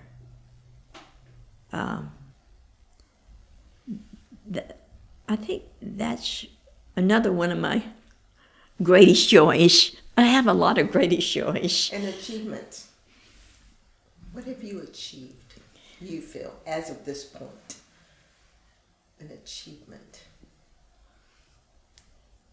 I think I overachieve, I overcompensate, and that goes back to individual backgrounds that we come from. I think I'm a seeker. I think I'm flexible. I think I'm a very good listener.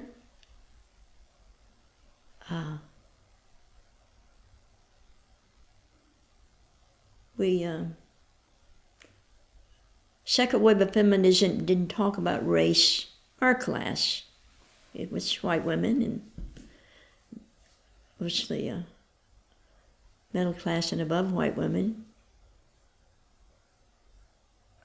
I've spent a lot of years in therapy. I'm still in therapy, looking at how racism does affect one's life until you have to do the work. At least I had to do the work. I had great men. I always think for a woman, if you have a dream and a mentor, if you have those two things, and I think you can bring the dream to women's group and you can find a mentor.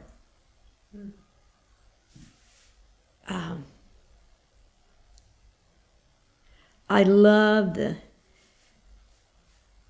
laughter of women. I honor the pain of women.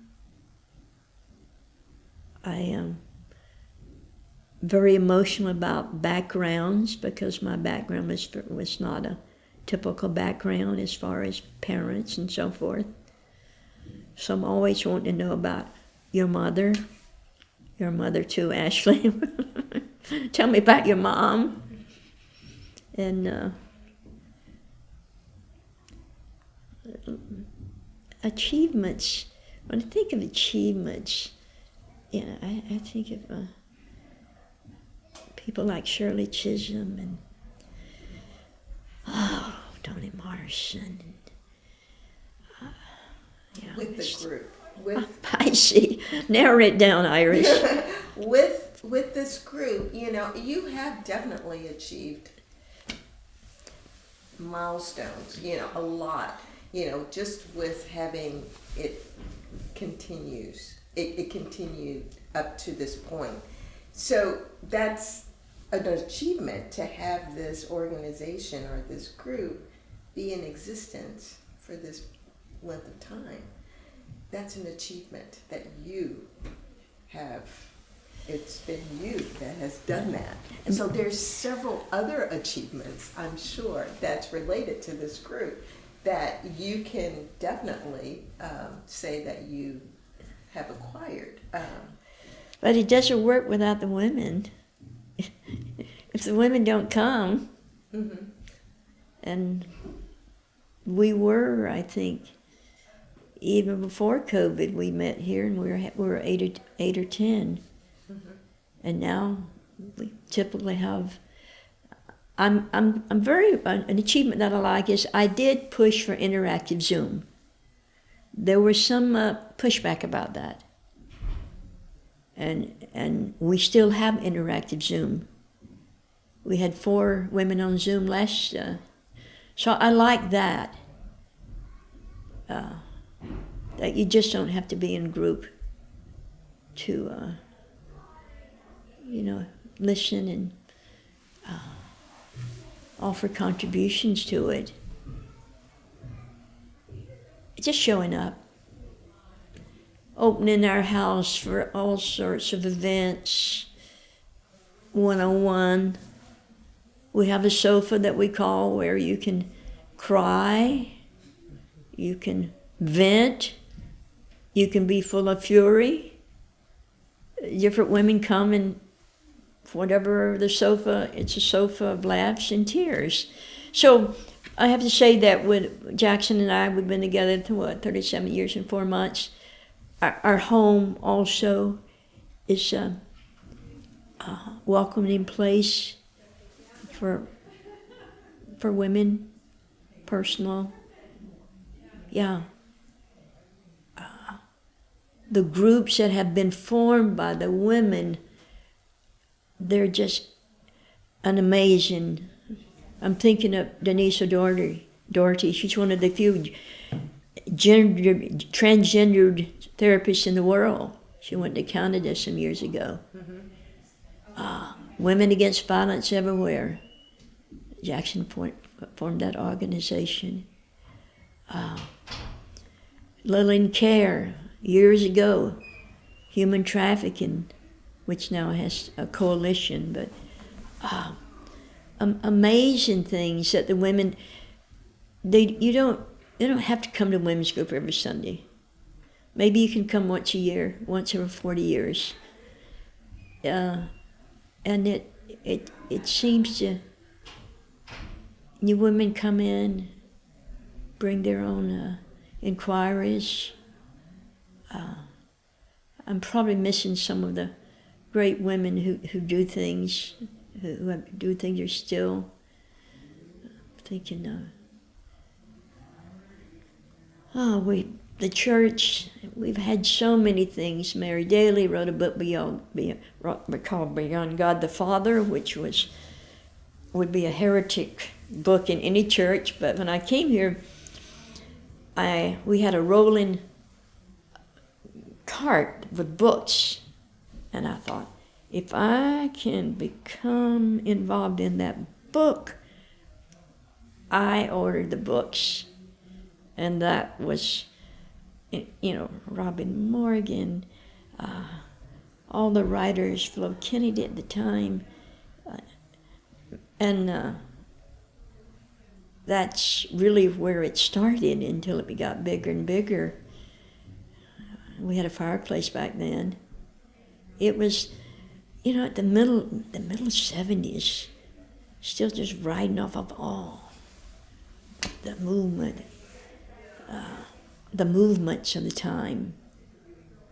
Even the Voting Act had been already passed by then, the Civil Rights Act, Roe v. Wade had been passed by then, 1973.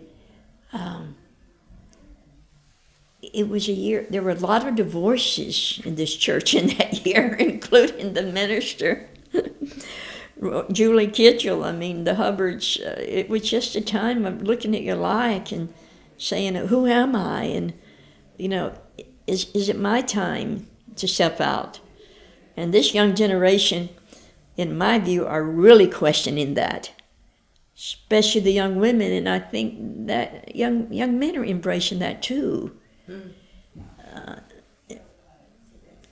Gender roles are just up, and I think most of all, as a young woman said in the group, I want to have a child, but not as a wife or mother. I want to raise a child on who I am, my identity, and everything that goes with being a mother, all that.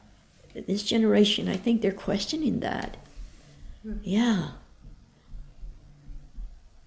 Where am I? Where am I? You're good. So I think that's where we're wrapping it up, because I think that you answered all of the questions, plus gave us a lot more. And questioning corporate greed, mental health, talking about mental health. One thing that that I'm really proud of about the women's group is we were never known as our gay or lesbian or straight group. We were known as crazy political radical feminist. And that was so well. It worked so well. Now, there were lesbian women in the leadership. There were. Yeah. Now in my life, I don't even use the word lesbian. I think if I'm going to use a word, it would be queer. It's not a word that's comfortable for me, but I understand each generation has its terminology. And it worked well because many of the women came to the women's group and then became members of the church. So we were never known as a gay group. Nothing wrong with that. When I came to Houston, there were 11 now chapters. Now there's one. So we are the forum for any organization that wants to come and talk about new projects. Like this morning, we have to have prelude speakers now. Dr. Annie Benefiel, I believe you know her. She's got a new voting rights initiative. She called me. She'll be prelude speaker. And then we have our regular speaker for the Interministries Greater Houston Refugee Program. So this is a great thing that I feel the women's group achieved. And I'll say I wanted to have speakers that didn't look like me. You don't get women if they all look like me. I mean, you get the same type of. So I made that was one of my primary commitments. Try to work on diversity as much as I could. And I think that's worked well for the group. Not well enough, never well enough. I think Hispanic women are starting to come. I see the younger women. I think we were much more integrated with Black women. And now Asian women are starting to come. So it's seen, I think, as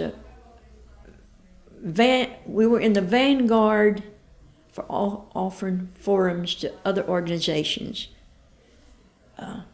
Sydney, maybe she'll tell you about her organization. Cut the small talk. You've heard so many. We had Sister Seal over from the Dominican Sisters a couple of weeks ago. We wanted to work with them after immigration justice and immigration rights is on so many of our minds. You know, what are we doing? And the interaction with the church. Social justice, climate change, vegans, they really want us. For about 45 years we siloed. I probably was never in this sanctuary more than 5 times before that. That's when we had a woman minister, the Reverend Judge Susan Yarborough. So, but now more women are looking at certain points in their journey and looking back at their religious or spirituality journey and perhaps questioning it or just where do I want to be at this point in my life spiritually? Mm-hmm. And they do look at Unitarian Universalists. Yeah. Most of our members are probably spiritual but non-affiliated. I think they're called the Noes or the Nuns. My family. I'm grateful that I have a very diverse family and that my children supported me and I believe are influenced by that feminism is good for men and women. I have a partner who's probably that was our incredible chemistry. We had a similar worldview of feminism. And so I'm very grateful for all the stepping stones. I'm grateful that we were able to do this Jubilee. I'm grateful for sure that we're going to be archived. I have so much gratitude in my life because I am so privileged and I have so much to give. I believe it's not original, could be Confucius, could be the Talmud, that kindness and compassion are the greatest wisdoms of all. And I try to walk in those everywhere I go. And they work, people respond to that. Yeah. My granddaughter says, Mom, could you ever go a day, Ivy, and saying, thank you for your kindness. Thank you for your kindness. Yeah, they come in the summer, we go to the beach houses, and now they're embracing these same types of understanding how to function in the world, a world that you really didn't build and create, and now you gotta, yeah. Okay, I have a women's group up there waiting, don't I? Dr. Benefield. Oh, Dr. Benefield. I've got to go. Oh, okay. Okay. Okay.